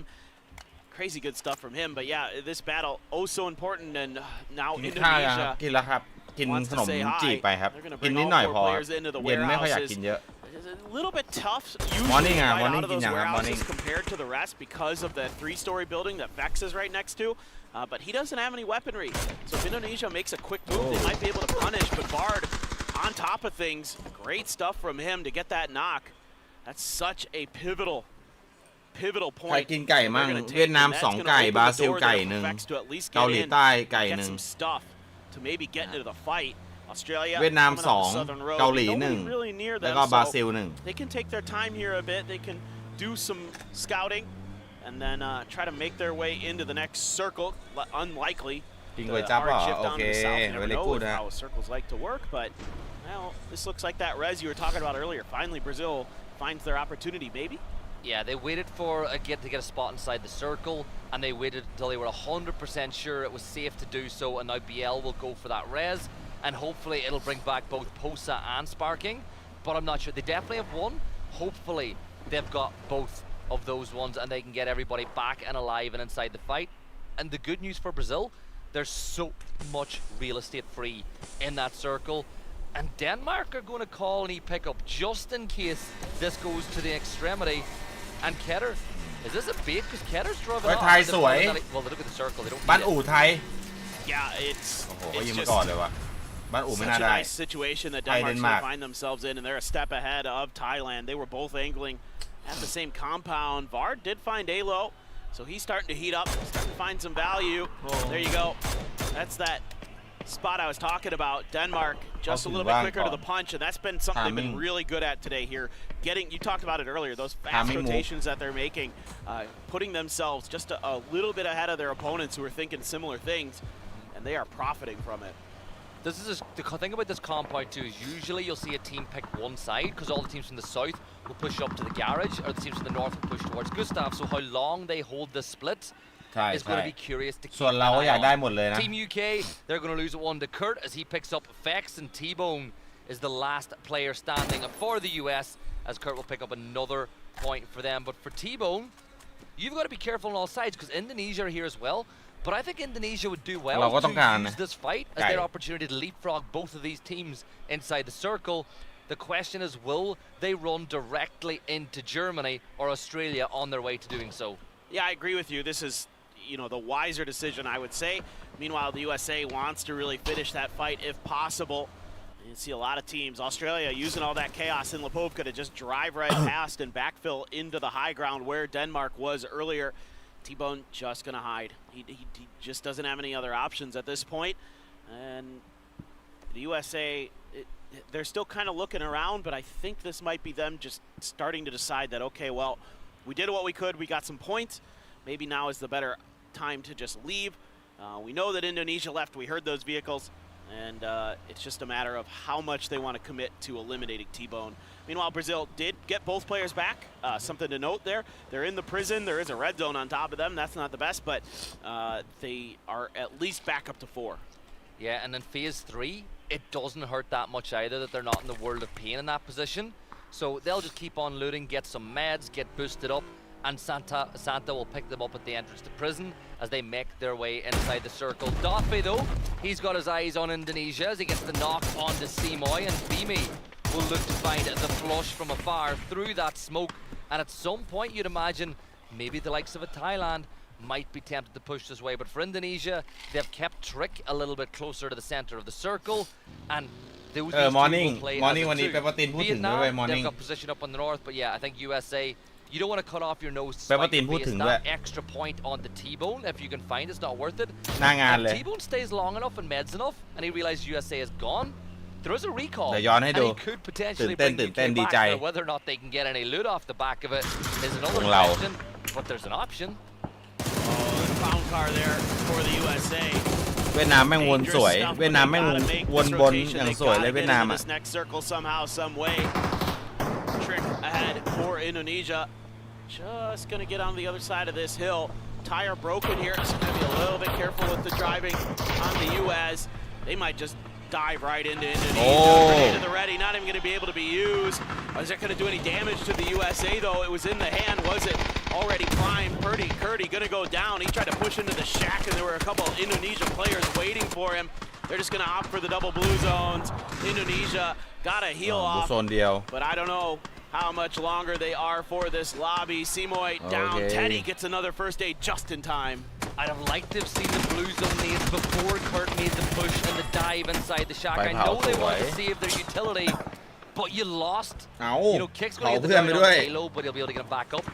But you lost Kurt, and that's the pressure. เปปตินพูดถึงพี่ด้วย นักพากย์อิงอ่ะ Would love to wipe them out, but it's going to be Luke and Monty instead. And Kiss โอ้สวย will hit Tiggleton right in the mouth as he gets the knock and flush onto one of the best players in the world as well. As the block continues to impress. And Posa just jumped out of his car too early. Don't worry, folks. He's not done anything else. It's going to be crazy. Brazil are still fine. Just tough situation there for Australia. สวยไทย Needed those points. Went for the play. คะแนนขอให้ก่อกลุ่มไว้ก่อนครับวันแรกครับวัน2ว่าอีกที How they're going to approach this situation. มาดีไทยมาดี Dug in. Argentina trying to. What in the world just hit Emmy? He is not happy about that. Down to 21 HP. A good grenade there from Norway. Does some damage. He's going to continue this push through the smoke. Just want to put that Panzer to good use as quickly as possible. Yeah, there you go. That's easy money. Even though Emmy knocks himself, that's exactly what you want. Iman trying to do what he can, but not any further other than claiming one. Yeah, Rival will be able to get some level 3 gear off his fallen teammate, but Argentina will wipe the Norwegians. Chinese Taipei losing 2 players before they hit the ground, and maybe they're going to lose the last one, and that is what goes wrong when you pick up on Chinese Taipei are done and dusted. Germany going for the crash now on to Denmark, who have a bit of a split, and Beamy's going to click empty, and Germany arrive, but Beamy gets a second opportunity. He'll find the knock. Duffy is down, and it's all down to Braxco now as he's the only player left standing. And if I'm someone else, maybe this is worth pushing, but Germany, they're going to get eliminated at the hands of Denmark, and Denmark now need to get the rest. And yeah, look, Marsalek. Marsalek? Did he miss time his C4? Maybe. I don't know. I didn't really catch it in time to fully piece together what was going through Marsalek's mind. Whatever. You know, Marsalek, he's gonna give you some amazing plays, and sometimes he leaves you scratching your head a bit. Korea, again, did lose Salute early, no opportunity to claim that res. China still out there in the Mansion Forest. Argentina starting to swoop in. They're gonna see Little Ghost in front. Ming Ming able to respond before Capitan could do much more. There it is. If at first you don't succeed, try and try and try again, as this time it's a bit more successful for Poland, and now Gustav will rush across the road to get the res. Brazil, all 4 players up against all odds, and they are now inside the circle as well. But Vietnam are entrenched in the center of the circle, and here come China. They know that Denmark are weak. Gustav, he gets one. Can he get a second? The spray is okay. It's not great, but he's going to throw the pre-nade. The nade will probably dead man's hand. No, it won't. But look, Martin looks a little bit annoyed, a little bit disappointed about that one. Realizes he's on camera, and then he smiles. Hey, I gotta say, I thought Denmark played this game pretty well, given some bad situations. They're once again falling to a C4 at the hands of an opponent. I mean, they just have the C4 magnet this time around. So Poland, though, Cappy out in the open, has Rybox behind him. Nice guy. Thai caster and a nice guy. Whenever meet him, he looks a nice guy. Just a little bit longer, if he can catch Cappy off guard, find a good moment. Cappy there, the headshot, but not the knock, and that's when Rybox strikes and he gets the knock. Meanwhile, Brazil over on the other side has Thailand above them. You got Vietnam looking at you from their compound. That's a really difficult situation to be in. Yeah, Marsalek mistimed it. I knew this was what happened. What does he do wrong, though? Right, it's 15 seconds. Did he get stuck? He got stuck. Oh, no. He got stuck. Right, it's not Marsalek's fault. That's not Marsalek. And he just said, you know what? He said, I'm going for it. He gave it a go. Oh. Live by the meme, die by the meme, I guess. I love it. I love it. It's just the most Marsalek thing to happen. All right, Thailand still has a couple players here as they are hunkered down behind this hill, looking to get some heals through. 3 up, Jacob down. They should be A-okay. Brazil seems to have found some stability. Vietnam content to just contain themselves inside of this compound. Got some points delivered to them by Chinese Taipei, and since then, they have been unfettered, unbothered, and they could find themselves winning a 3rd game here today. Who knows? See what the circle wants to do. It's going to keep that compound in it. One way or another, it was going to be in this next circle. China trying to maneuver their way around the outside. Flood for Australia is still alive. 3 for Korea. So a lot could change here, but Vietnam is just going to play kingmaker around their position. 2-2 split as well inside the compound. There's showing no fear of the rest of the lobby as Little Ghost will deal with Flood. And now China can get on the move. Oh, Sparking will catch out Seoul, who got a little bit too busy creeping inside the circle. And now Rating's going to fall to the sword as they look to make a Nagumin. Should be able to get this res off. The blue zone is not going to start closing until 20 seconds time, so Korea should still have 2 players up. While all that was going on, Thailand's Luki will get a knock onto BL. And that's given Brazil something to think about as well as all these teams. They want to deal with each other before they focus on pushing Vietnam.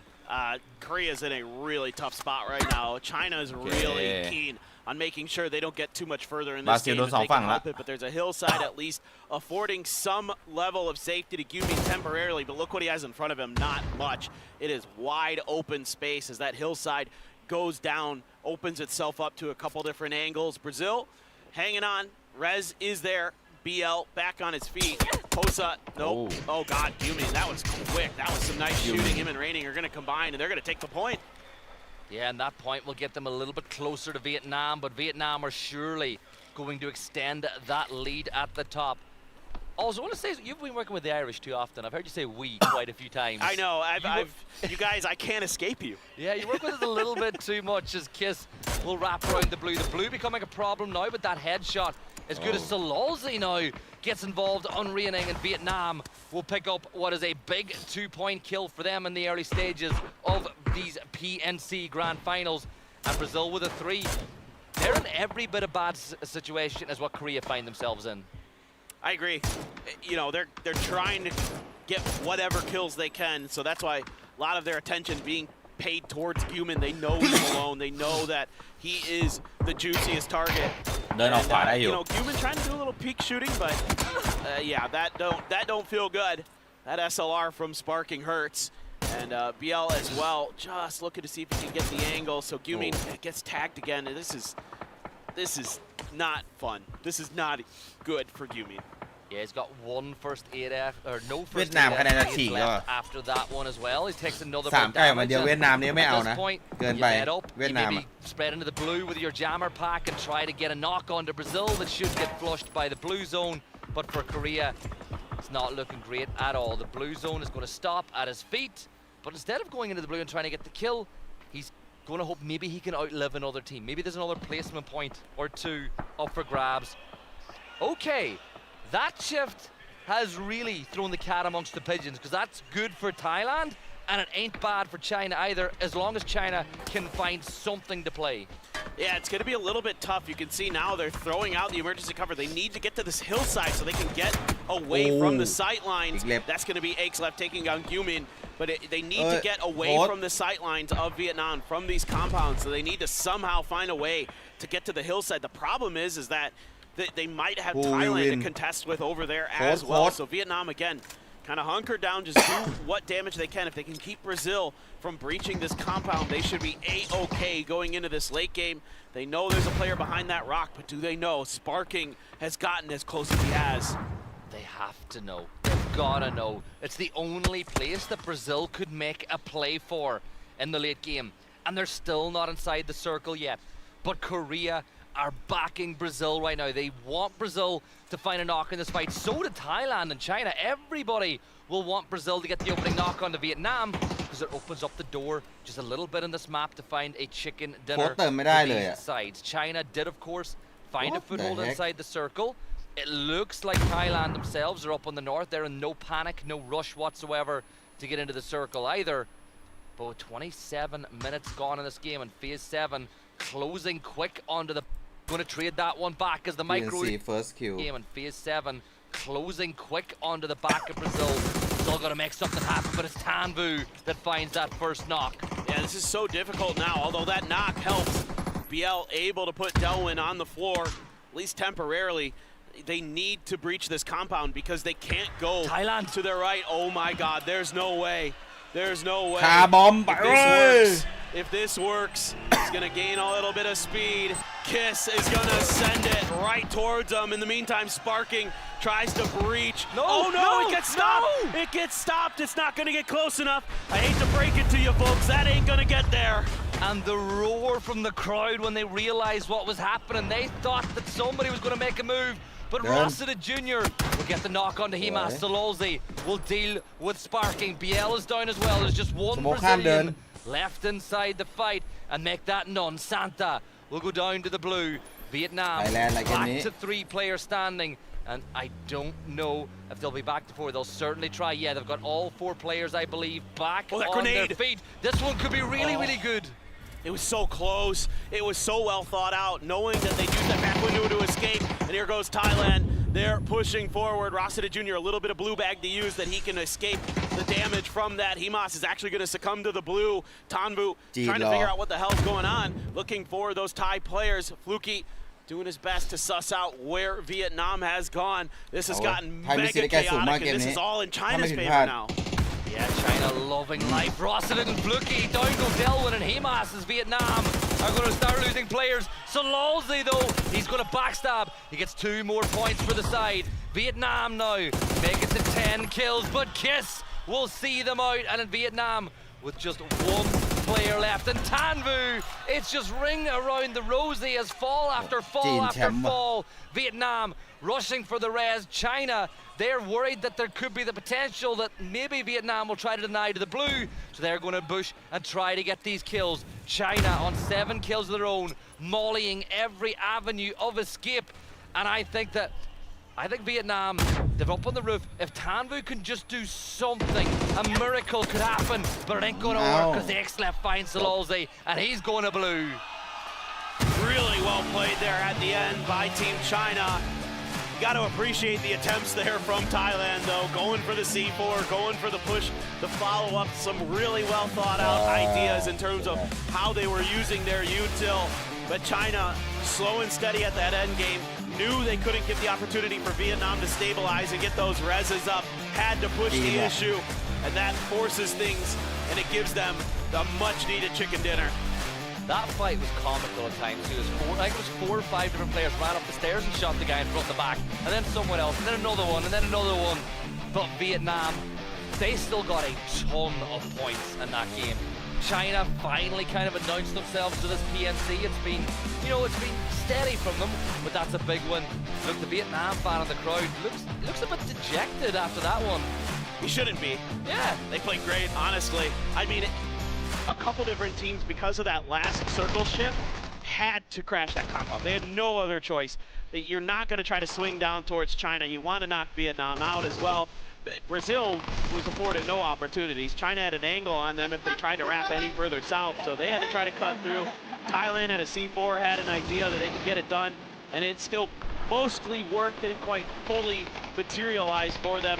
USA's push here just not quite as clean as they would like, and that opened the door for Australia. Come in and clean up. Yeah, look, China, they didn't actually look that happy even though they won the game there, but I want to say one thing about that last map, and it's Delwyn again, another kill where he snuck up on somebody and did it.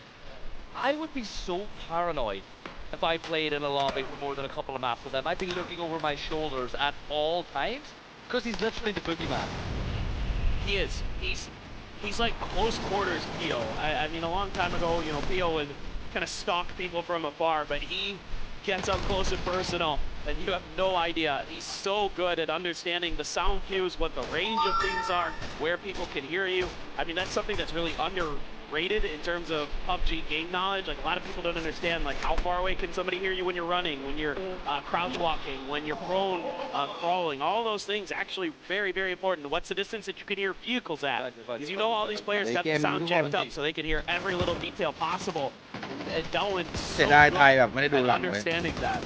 That's why having the right in-ears matters as well, because it's just every advantage you can get, you got to take it.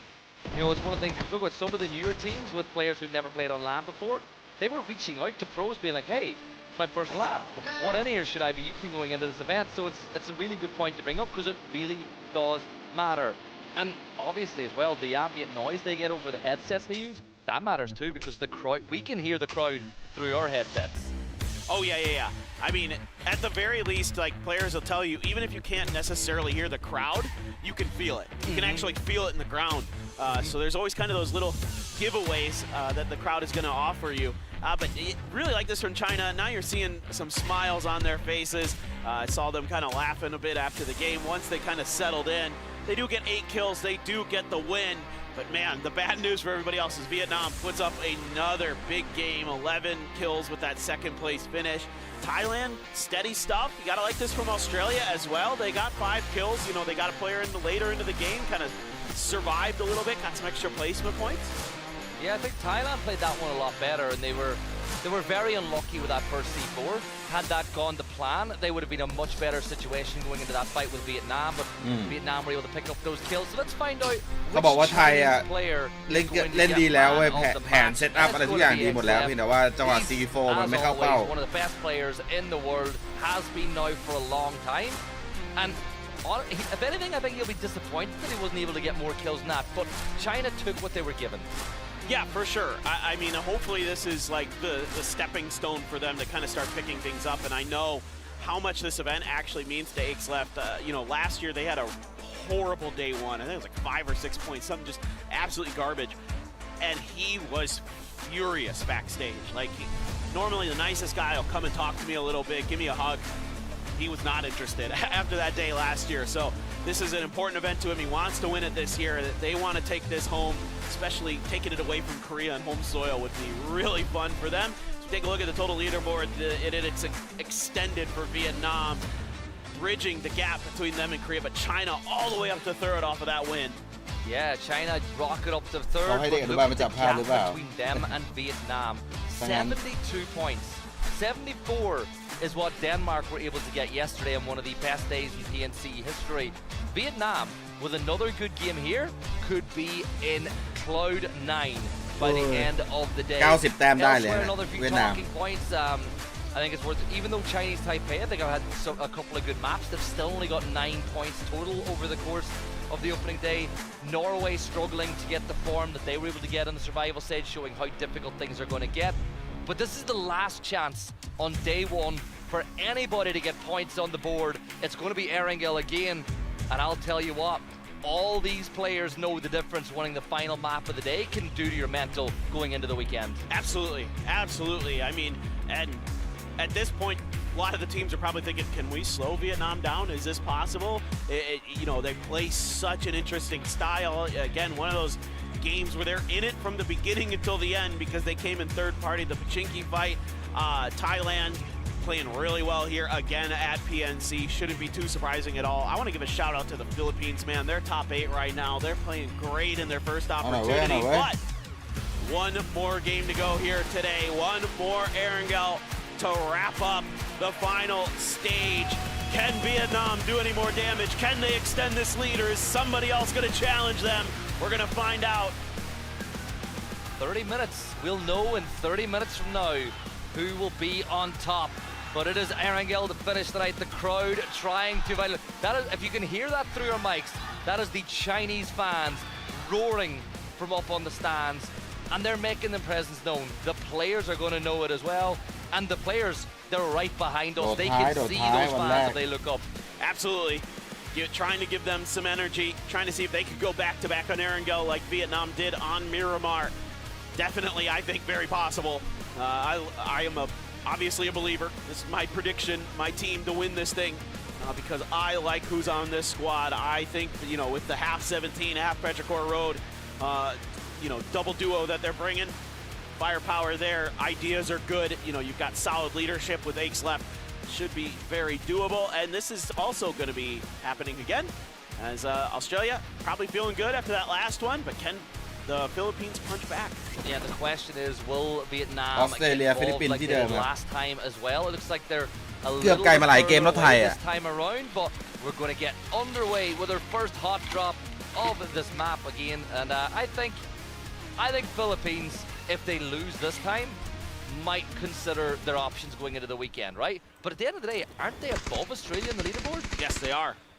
And that's going to be one of those way north. เอาหน่อยเว้ยไทย Shotgun for Tiggleton.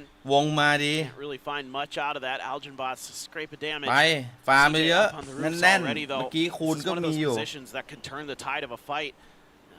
If it isn't dealt with, if it isn't accounted for, because it opens up extra angles, it opens up quick changes of direction when your teammates find an opponent for you to kind of capitalize on it, catch them off guard, or at the very least get trades. This is part of the equation, I think, why Vietnam also might not be interested in trying to third party this is because Chinese Taipei was so close. Is Sololzy trying to shepherd Mao Rush in towards the rest of Chinese? Is he trying to send them towards Tanvu? I don't know, but that got real dangerous for a second for Mao Rush. Is Sololzy just going to hunt him down? No way, surely not. Well, here Jia Wei's going to attempt to turn him around. head-on เอาดิ เอาเลย เอาดิ And the Korean fans love that one as Chinese Taipei's Leo on his farewell tour will get that kill. That was, they weren't even wearing seatbelts. That's the most APAC stuff I've ever seen right there. That is just that region in a nutshell. So there was CJ doing some damage from that position, but couldn't find any knocks. Flood took a whole bunch, but now he's going to get some healing through. Oh, but Algenbots has another roof, and Flood is down and out. You know, this is kind of one of those moments where Australia gets that early knock, and they're going to try to push it, try to finish what they start. Tiggleton going to get right underneath Algenbots' nose. Going to start boosting, trying to give himself that little bit of an extra edge in the fight. Rez did come through, though. Cal's เล่นเกมต่อดีไหม back ทุกคน up on his feet. เล่นเกมต่อไหมเอาปะ Monty down to 11 HP now. He's got himself a pretty fresh helmet, though, which will เล่น help. เกมต่อดีกว่า Philippines have got the high ground. They're all up on top. They're trying to force these Australian players to positions they can't win. Wow, Vietnam, they lost the player, but within 20-30 seconds, he's going to get back and alive inside the game. Would have liked to have seen Chinese Taipei do a bit of trolling there, pick up that blue chip and take it with them for a run. I'm a little bit surprised teams aren't doing a little bit more of that. I don't know if there's some setting I don't know about, but all right, Calbs, just looking. The problem for Australia right now is you're pinned. You're good. Any exit out of here is going to have to be you outplaying them.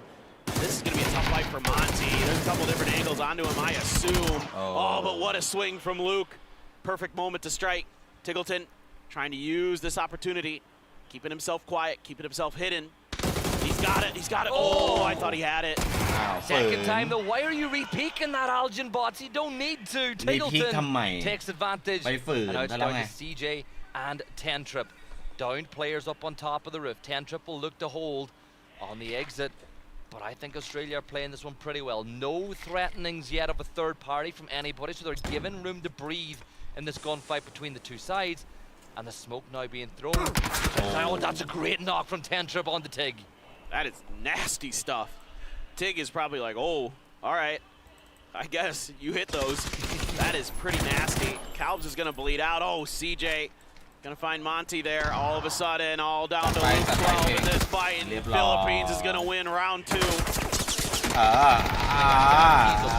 I think we're going to go back. I think it'll be fun to keep an eye on. But for the Philippines, they'll get their player back. They'll be back as a 4. And China bringing the BRDM this time around. Interesting. All right. Got that early flare and are going to try to put it to good late game use. That's a pretty powerful tool if you can keep it healthy into the late game, especially if we go out into the forest, out in the open. It'd be really nice to have. DraftKings going to take down Marsalek. Struggles continue here for Poland today. In 15th place, just ahead of Chinese Taipei. Doman looking for some more damage, but not being given much. Cappy, though, is going to find his Capitan down. Yeah, Domin falling back and the rest of Poland pressing forward. They're going to use the smoke as their angle to push in. DraftKings, though, will find Domin as he extended a little bit too much. There's only 2 poles left standing, and Cappy will fall at the hands of DraftKings. Matchsters takes a ton of damage now too in Argentina. Well, they're just going to flood the players out to this position. They'll get it dealt with, and they'll go for the reses. The question is, do Norway, with the fact they know the 2 Argentinians are down, do they push? Or do you feel like the rest of Norway are just a little too far away to join the party? I think it took a little bit too long. Just a hair late, and they knew that there had been time for those reses to get through. So instead, looks like they're just going to claim. Oh, no way. Jeez. All right. How's your trigonometry here? He's going to sack himself to do this. This is good. This is good. This is real good. Good night, Irene, to a couple. No! Took too long. He took too long, and Capitan is 1 HP, and the rest of Norway, oh, they're gone. They're gone. He mistimed it. Look. That's the one thing. It's the BRDM's biggest weakness. Oh man. Okay. I think they figured out. I think they realized it's not safe. I don't know. I don't think they saw the Panzer, but if you see people there, you don't want to risk that BRDM. Yeah, I think the Scandinavians need to maybe not use the C4s that often. It's not really worked all too well for them. And the captain goes down with his ship. Chris is going to go down the trick, but credit to James for staying on board the whole way there as well. But he didn't need to go that. It's 15 seconds. Just miscalculation. Trick is disgusting with the AK. Yeah. He had that was a pretty decent long range spray on it. It's Chris. And just up close and personal. The AKs make round easy. 2. Intense is like it's round 2. It's round.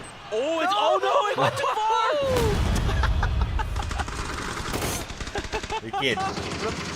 Remember when everyone on Rybo nearly got ran over? Remember when everybody online was like, "Oh, the C4s are going to ruin PNC. It's going to be so OP." The C4 usage today has been mostly bad. I was going to say art. Maybe a little surrealism. Yeah. That was. Denmark are probably if Denmark see that, they're going to be like, where was this over the survival stage? Right. Why can everybody miss except on us? Yeah. Everybody else just nails it. Chinese Taipei, they have a BRDM as well. Yeah, they're rolling coal behind that, just pushing forward. They've got a ton of space before they get even into the phase 1 circle, but that's A-okay because that is the Chinese Taipei way. Himas in trouble. Sparking there. Had an opportunity to maybe get the knock, but couldn't find that last bullet. Santastico now curious what's going on up on that mountain. Over towards Zarki, north of North George. And there's a few teams up there, but this is down by the Himalayas proper. Vietnam is just fanned out looking for info.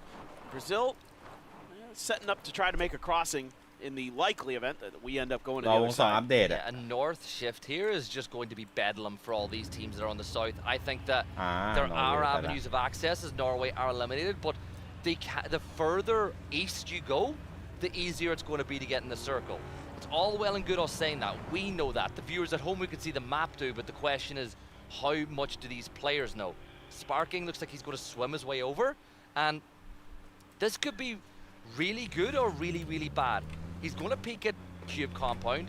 He should realize pretty quickly that a team are locked into that position, and that circle shift is pretty much as was expected. But for USA, I don't know if being center of the circle this early is necessarily a good thing. If it ends anywhere near that compound where Purdy Curdy is, it is good for them. If not, it's challenging to fight out of there. There is a ton of open space around this compound. So Purdy actually doesn't even know if this building's clear yet or not. Throws a stun to beta reaction. Posa drives right next to Xiao Wu, and Xiao Wu's like, hello, welcome, please have a seat. And you're out of the game for now. See if there's any response from Brazil, but Xiao Wu now all on his own, can't take this fight. Trying to get on the other side of the fence in case there's some frags thrown out. Oh, Ming Ming! That is fast. Yeah, the BRDM is here now too, and Brazil, this is not what you wanted in this situation. Your day one is about to potentially end, but Santastico, he's not done anything yet. He might, this goes to show Santa works every day of the year, not just at the end, but we will see what he can do. This is really, really good from China though. As always, great at defending compounds whenever they find themselves in these situations. And yeah, look, they'll get the res off here too. They'll get X-Left back on their feet. This is all bad news for Brazil. And now you know where Sparking is. Some shots at Ming Ming. Ming Ming just waiting for these reses.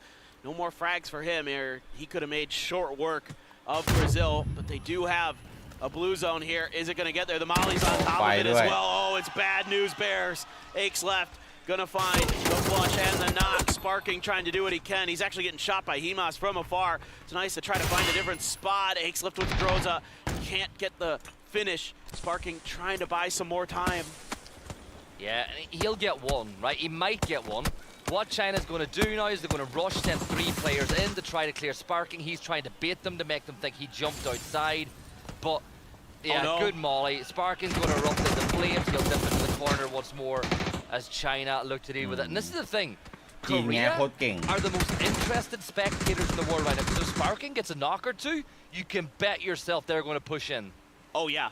Soul's licking his lips because it's the team right underneath them in the scoreboard as well. So if it is China, he is going to hammer down if possible. Otherwise, he's just going to watch for his opportunity to do some damage. Oh, poor sparking. Yeah, he is just dealt with. That is a clean fight from China. Only suffered one knock through out of it. Oh, T-Bone took a headshot. Those are nice shots from Thailand. Kiss right there on the front lines doing work. Michael down as well, and the UK has to pull off. Yeah, well, it's kind of ironic, right? Because UK are really well known at these events for holding bridge camps. Wait, how did Vard get there? It's magic, power of friendship.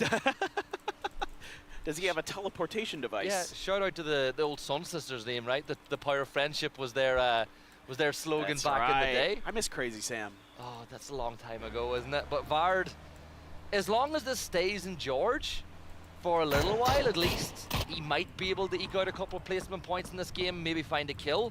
But for Team UK, it's been a less than successful day one here at PNC. Chinese Taipei, they managed to cross the bridge that wasn't being camped as they get everybody on board. Well, what about that for a shift for Argentina? Sure. Yeah, you got your pick of the litter up there now. I think probably they're eyeing, wherever Rybox is, if that's a position that they favor in terms of, you can get close to the center of the circle, try to make that work.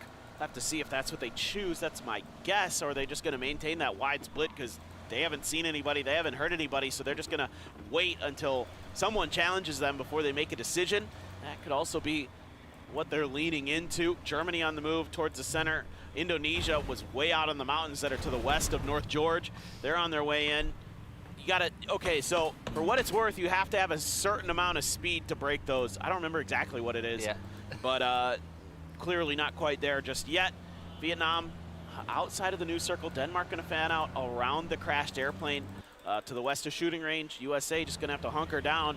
Korea driving right at them. Are they going to do anything about this?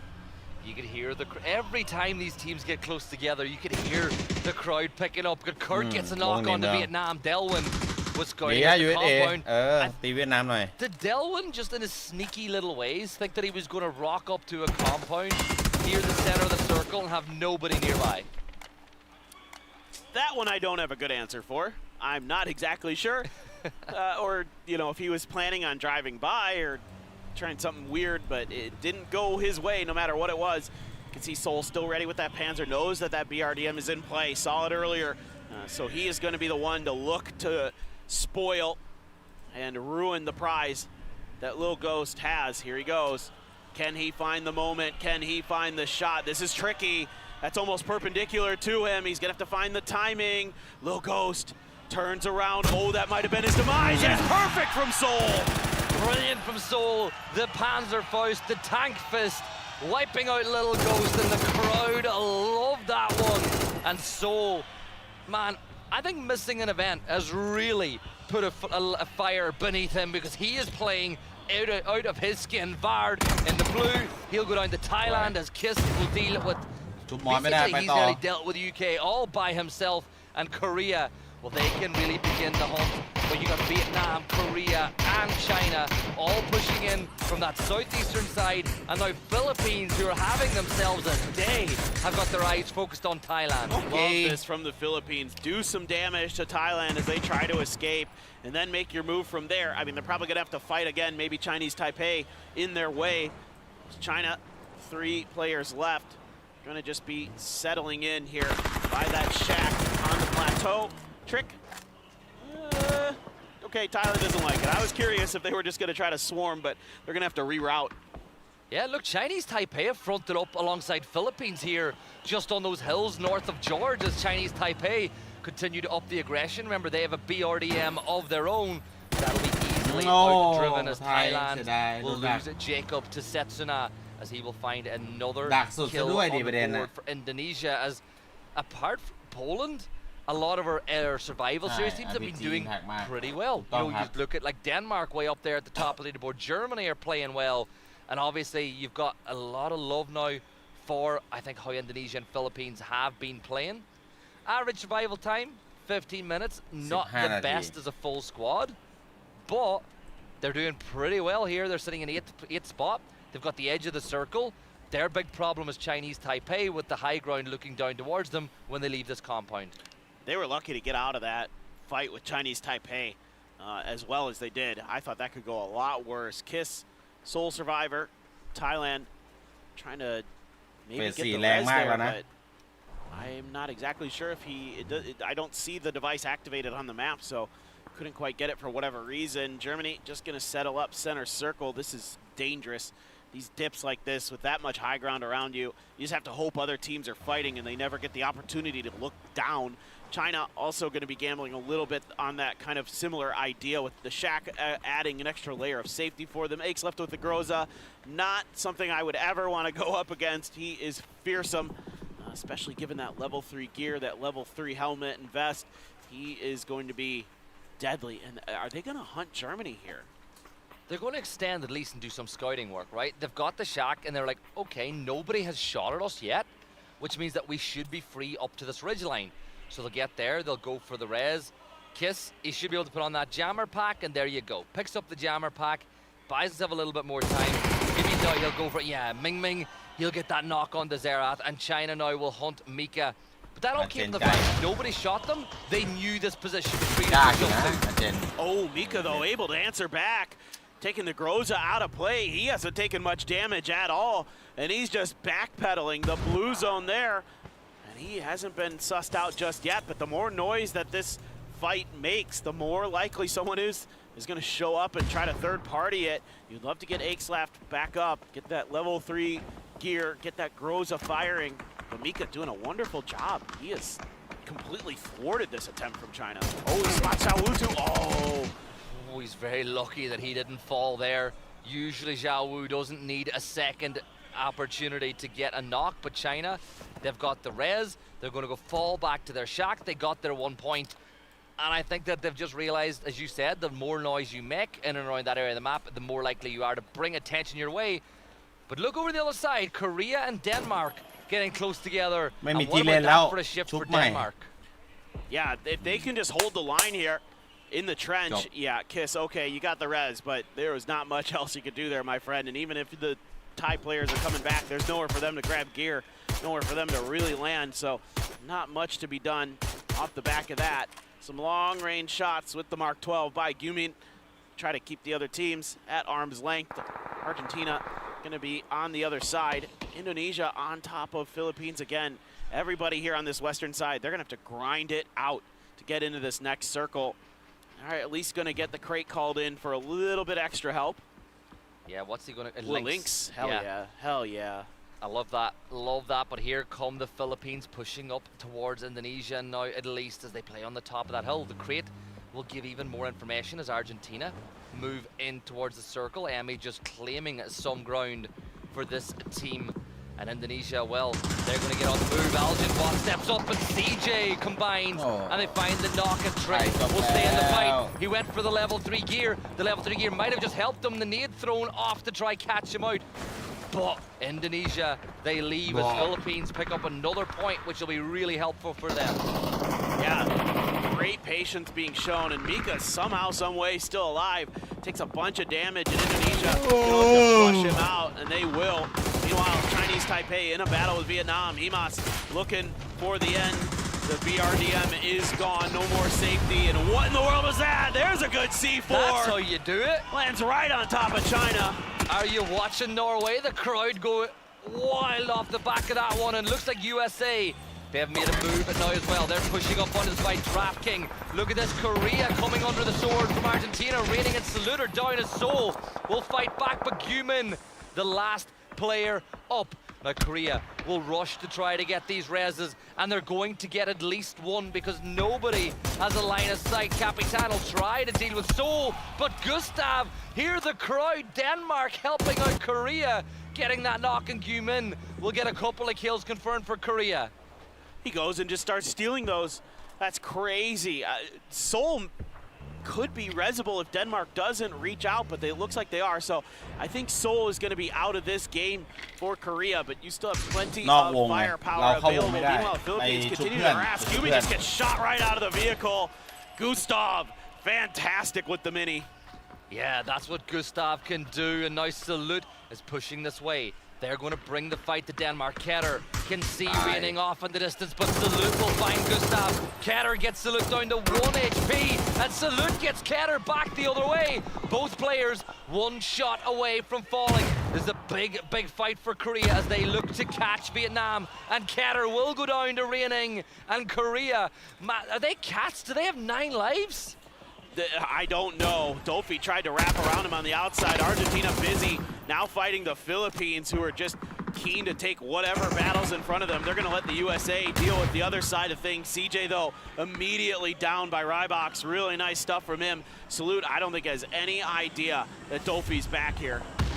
Yeah, Dolphy is back. Denmark get Beamy and Gustav back on their feet. So Ketter, the only player down, is Korea with 4 kills. But Tan Vu, Vietnam, pushing up now. They've stepped into the crater that was made by the crashed plane, and Philippines will be the next team to fall. Beamy dealt with by Tan Vu. Seoul now getting Dolphy as well, as Denmark are getting torn asunder here on the edge of the circle, and Argentina fully retreating inside their shack, but they need to move soon with the blue going to close in now. I am so impressed that Korea is able to get this res onto Seoul, and he's putting the hurt down. Kickstart on his knees. The rest of USA now having to leave the safety of their buildings, is trying to march forward. Circle has left them just a little bit. Gustav's still alive here. MP5 in hand, a nearly broken level 2 helmet. Tanbu being carried away. Himas really wants to get him back up and running. There's that Groza in his hand. Shrimsy able to deal with Capitan. Gustav afforded a crate as USA wants to flesh out that northern end, keep themselves a little bit safer on their flanks, open up the fight in front of them. You do have Xiao Wu from China still alive, Gustav as well, 2 solo players in this, trying to fight their way through.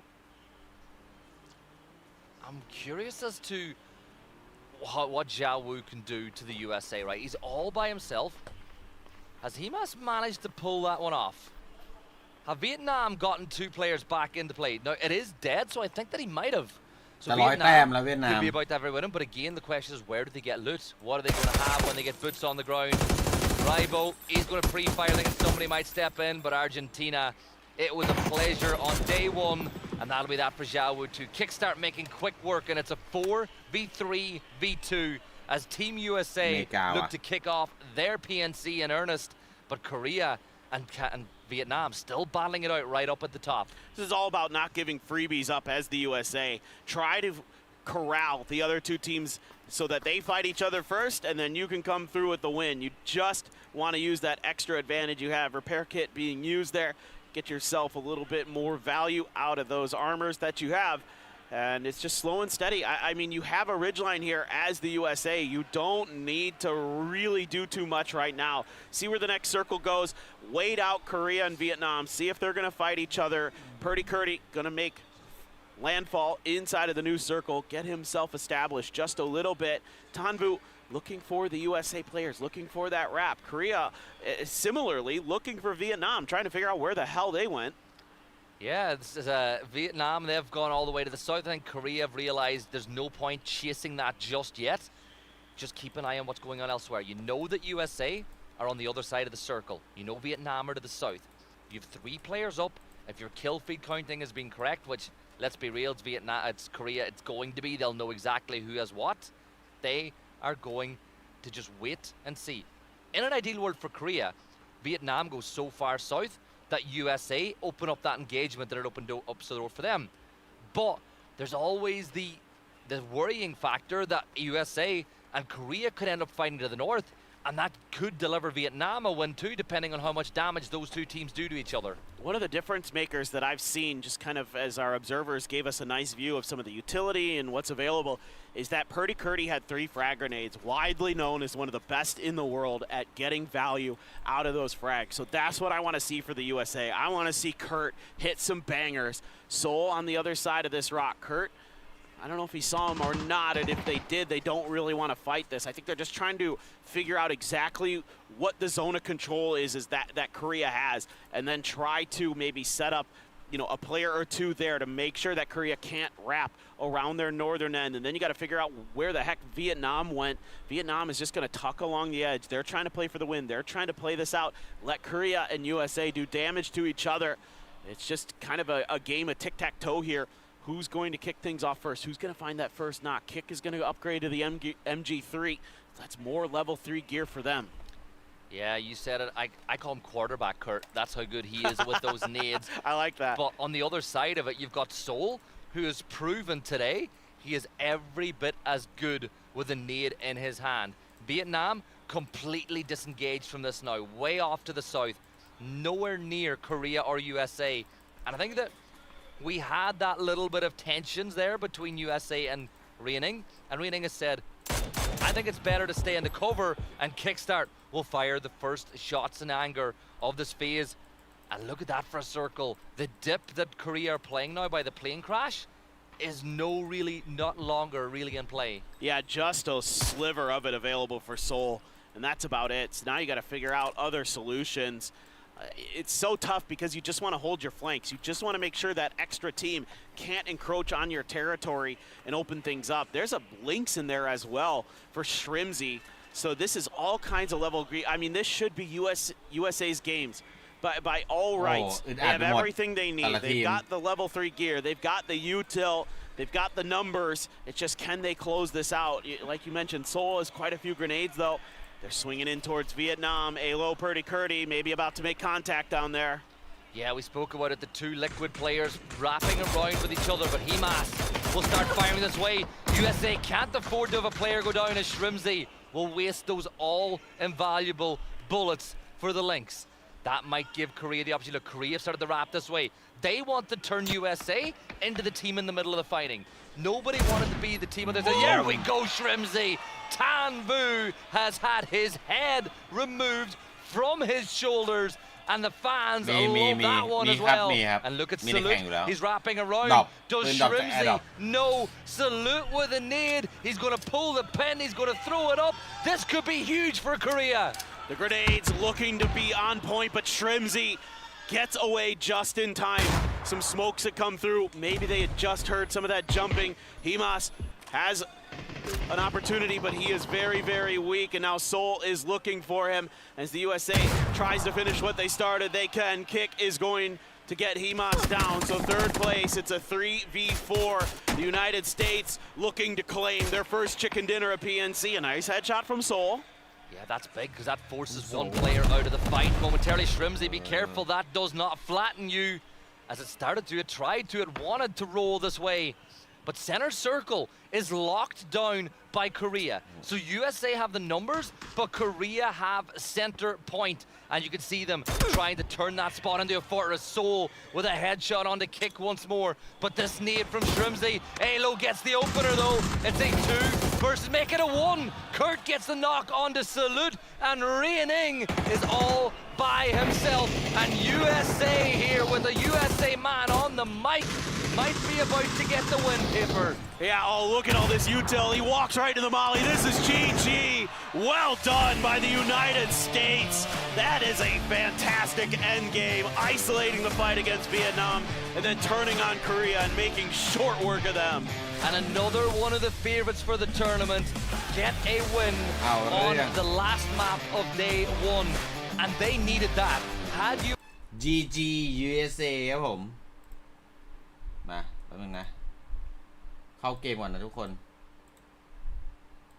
เล่นซะหน่อยเดี๋ยวไหนก็โอ้ไหนก็มาละเพราะว่าเดี๋ยวพรุ่งนี้ก็ไม่ได้สตรีมอีกพรุ่งนี้ต้องไม่พลาดนะครับพรุ่งนี้ต้องไม่พลาดสวัสดีทุกคนนะครับสวัสดีทุกคนนะครับ Hello everyone USA ครับมาดี USA ทำได้สวยเข้าเกมแป๊บเล่นเกมก่อนเดี๋ยวเล่นเกมสักแป๊บค่อยไปนอนอาบน้ำนอนนะครับพรุ่งนี้ทำงานอีกต่อยังเล่นเกมก่อนยังไม่ได้ไป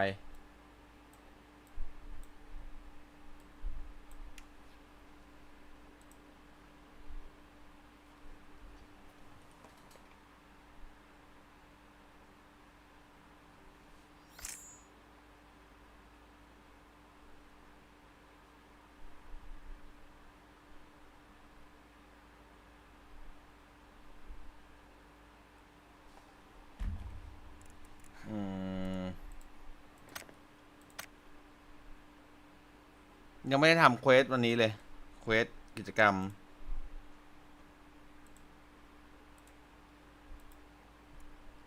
โอ้โอเคคนละ ID เวท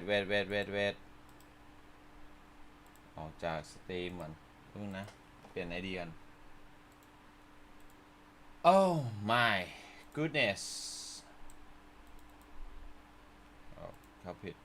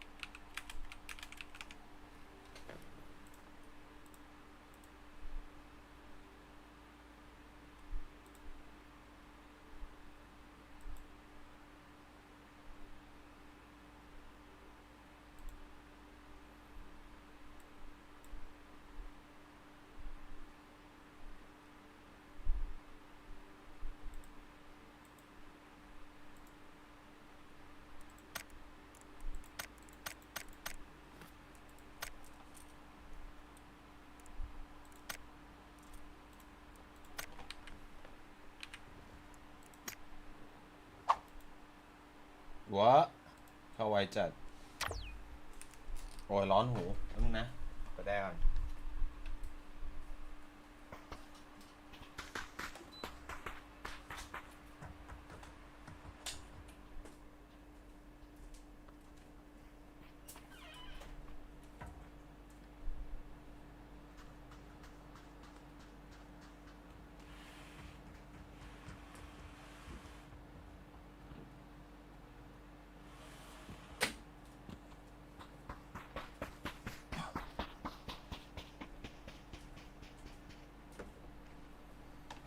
Let's go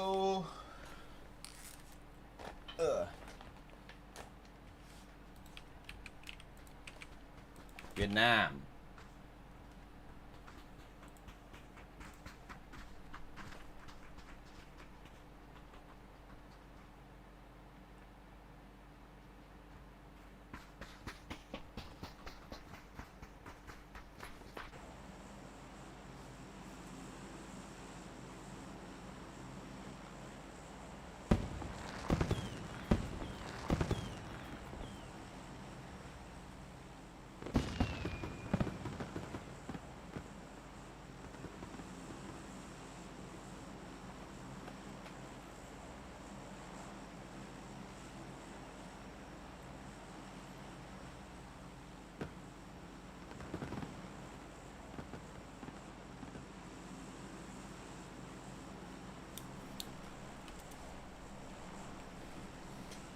ร้อนจัด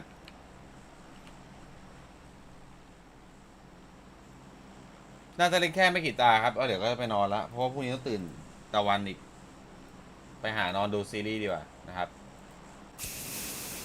น่าจะตาสองตาแหละหรือไม่ก็ตาเดียวครับแล้วก็ไปนอนเริ่มง่วงละตอนนี้ก็เลยแบบว่าอาจจะมานิดๆหน่อยครับแล้วก็ไปนอนตกไปด้วยWhat the heck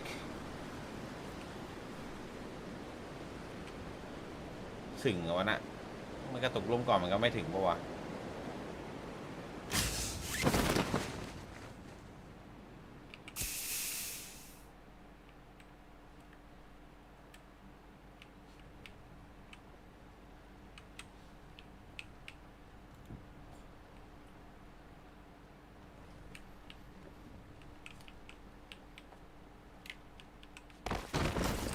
EDG เปลี่ยนไลน์อัพโอเครู้เรื่องไม่เปลี่ยนนะ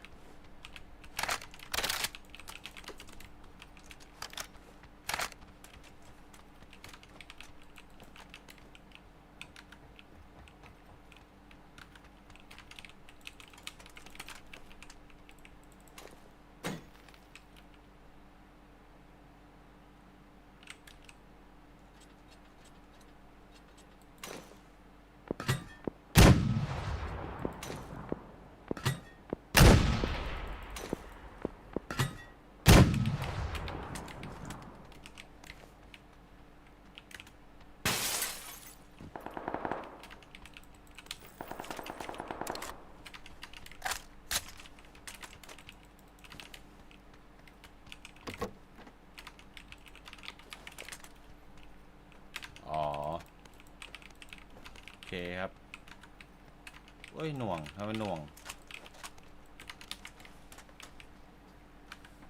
คอมน่าจะร้อนมั้งเบอร์ 3เพื่อนไม่รักหรืออะไร แอร์เย็นจัดบินไปไกลเลยเบอร์ 3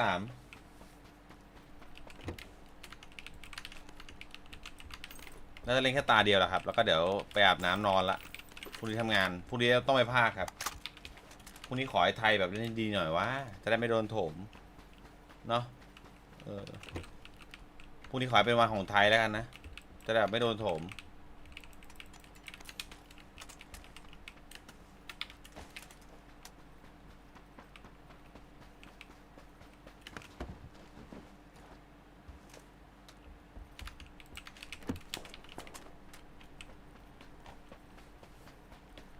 1 2 3 4ประมาณ400นะ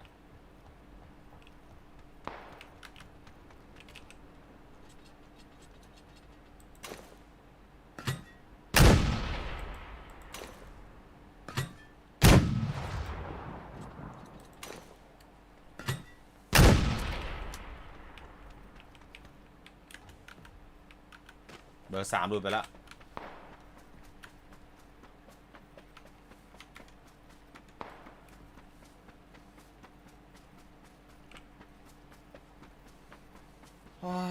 ร้อนอากาศสุดยอด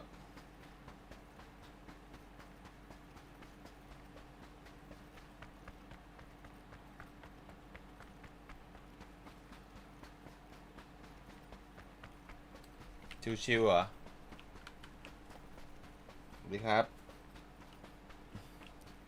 พรุ่งนี้ก็น่าจะชิวๆอยู่นะเพราะว่าเราก็ฟอร์มดีอยู่นะหมายถึงว่าทีมไทยเราอะ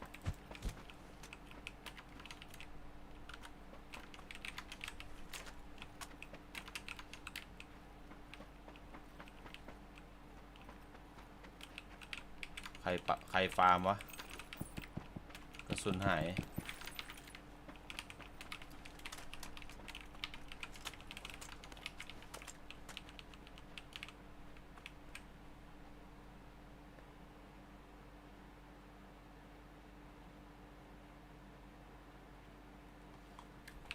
ที่4ไม่แย่ใช่ครับไม่แย่แต่ว่าคะแนนอันดับ1มันห่างไงใช่ปะล่ะเวียดนามแม่งแบบทำเพดานไว้สูงเลยวันแรกอะอันนี้คือสิ่งที่น่ากลัวไงเหมือนเพื่อนฟาร์มไปแล้ววะเกมดูแบบหน่วงๆนะคอมมันร้อนไปปะวะน่าจะคอมร้อนแหละผมว่าเพราะถ้าคอมไม่ร้อนมันก็น่าจะไม่หน่วงขนาดนี้แป๊บนึงนะจับข้างเคสก็รู้แล้วเนี่ยร้อนไม่ร้อนโอเคเริ่มร้อนเปิดเคสไปหน่อย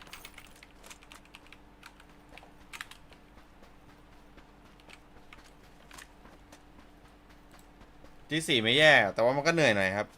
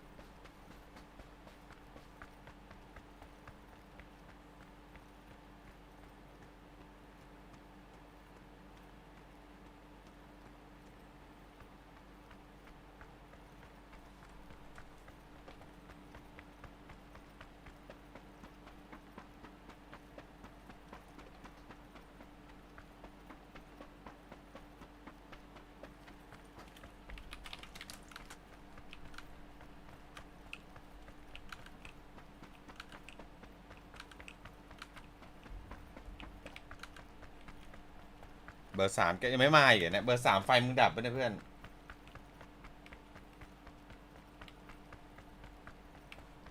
ดีครับหลิน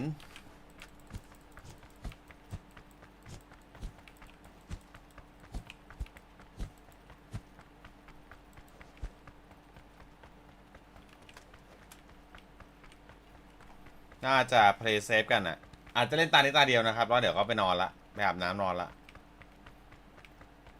เล่นตานี้ตาเดียว โอ้ยบ้าบอคอละครังเอ้ยแรงจัด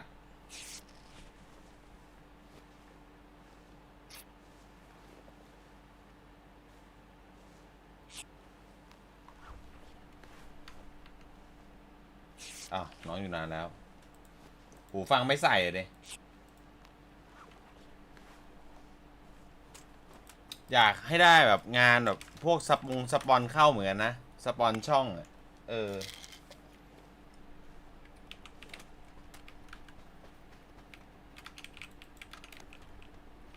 เน้นดอกเมื่อกี้แบบเน้นหล่นดังอักเน้นไอเบอร์3ไม่มาทีเว้ยนานจัดเน้นนะทิวเน้นจัดอะเมื่อกี้นี้ดังอัก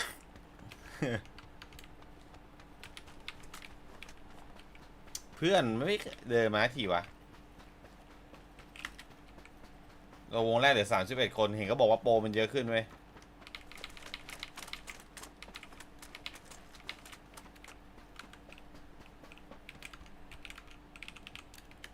แล้วพี่ก็รู้เหมือนอยู่กับหนูเฮ้ยแต่แฟนเราว่าเอาบ้าน่ะหลินบ้าบอคนละครังแฟนหลินตีตายเลย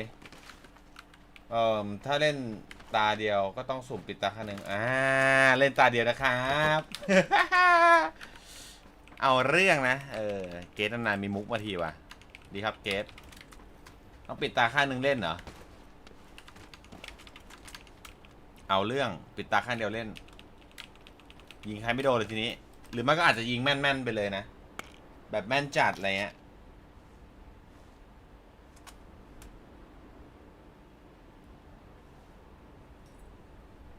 ปิด2 ข้างก็ได้นะโอ้โหถ้าปิด2 ข้างต้องนอนเนี่ยโลกาต้องเข้าเหรอโลกาก็ไม่เข้าผมมาดิ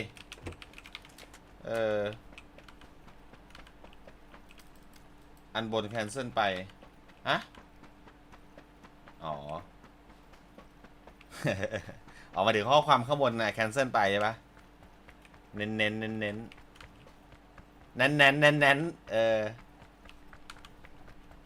ิ้นพันตอนนั้นผมเน้นเลย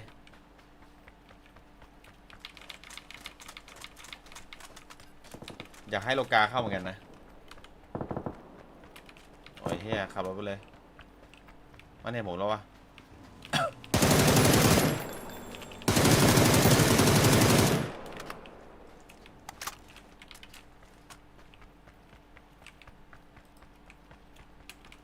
เมื่อไหร่ไม่หมายถึงเมื่อไหร่พวกเพื่อนจะมาเนี่ยเมื่อไหร่เนี่ยโอ้ตายละโซโลเพลย์กู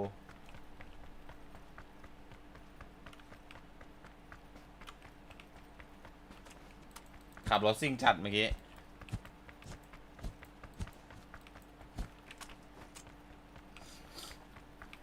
เวียดนามพายุเข้าปะเนี่ยไอเบอร์3มาตายเนี่ยมันรีคอนเนคเข้ามาไม่ได้เนี่ย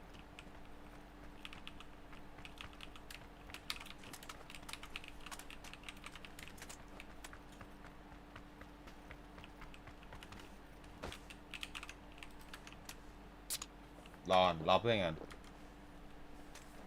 เข้าไปชนทีครับพื้นที่สปอนหน้าจอกว้างมากใช่พื้นที่สปอนผมกว้างมากเลยนะเต็มหน้าจอได้หมดได้ทุกมุมเลยคุณอยากให้ผมวางไว้มุมไหนด้านล่างคลิปยังไงอะไรอย่างเงี้ยใส่ให้ได้หมด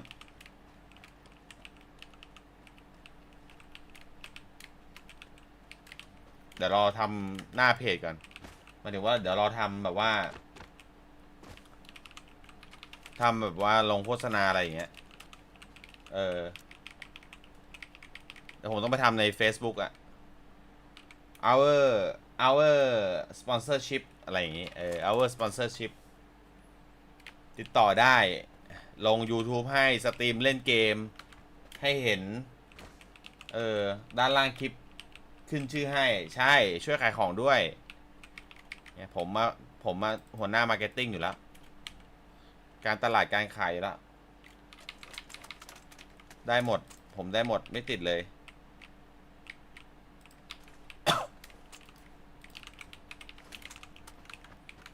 ต้องไปโพสในเฟซโพสลงในแบบพวกโซเชียลมีเดียครับใช่ถูกต้องปิดกล้องก็ได้เพื่อลงสปอนเซอร์ได้เลยได้หมดอะได้หมดเมเนจให้เลยอะสปอนเซอร์ไหนเข้าวันไหนอะไรอย่างเงี้ย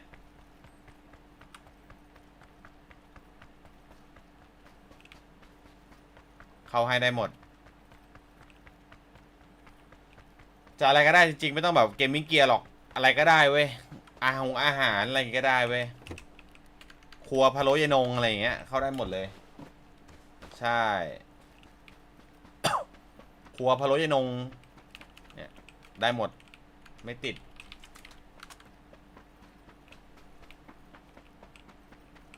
ใช่ฟู้ดซัพพอร์ตไม่ผมได้หมดเลยจะฟู้ดซัพพอร์ตจะอะไรก็ได้จริงๆอะพะโล้ยนงอะไรอย่างเงี้ยเข้าได้หรือว่าผมไปทำอาหารแบบว่าไปเรียนอะไรวะไปเรียนแบบพวกเรียนสูตรทำพะโล้แบบจริงจังๆเงี้ยเปิดร้านแม่งเลยโซเฟียพะโล้ยนง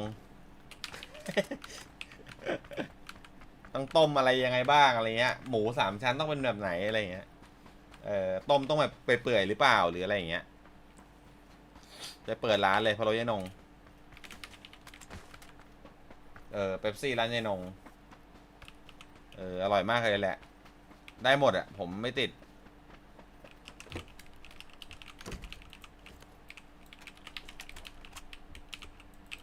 คิดเวียดนามมันดีเกินวันเนี้ยเวียดนามแบบดีมากมาตรฐานสูงมากเวียดนามฮะก็อาจจะให้ติดต่อกันใน Facebook ก่อนแหละครับอันดับแรกอันดับแรกอาจจะให้ติดต่อ Facebook ก่อนแล้วก็เดี๋ยวรอดูอีกทีนึงว่าบัดเจ็ตเท่าไหร่อะไรยังไงอาจจะไม่ต้องแพงมากอะแต่ว่าเราลงให้แบบทั้งเดือนนะอะไรอย่างเงี้ย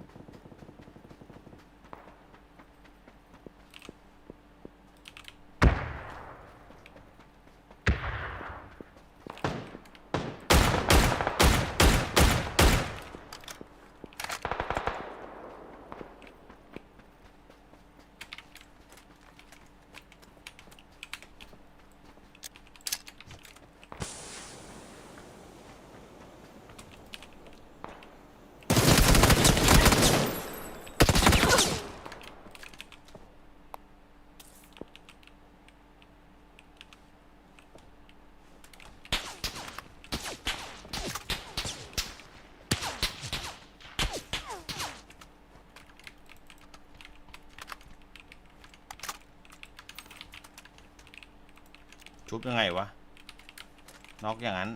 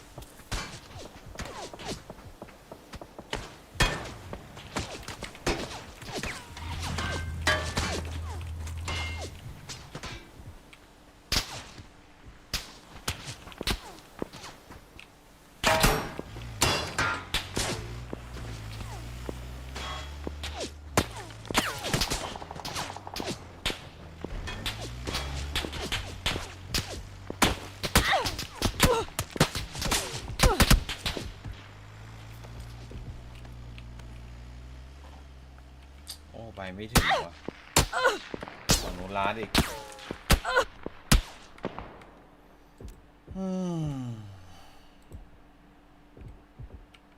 อะไรรอเพื่อนแต่ตานี้จะบวกละผมยิงไป2 คิวแป๊บนึงนะห้องน้ำก่อนแล้วเดี๋ยวกลับมาลากัน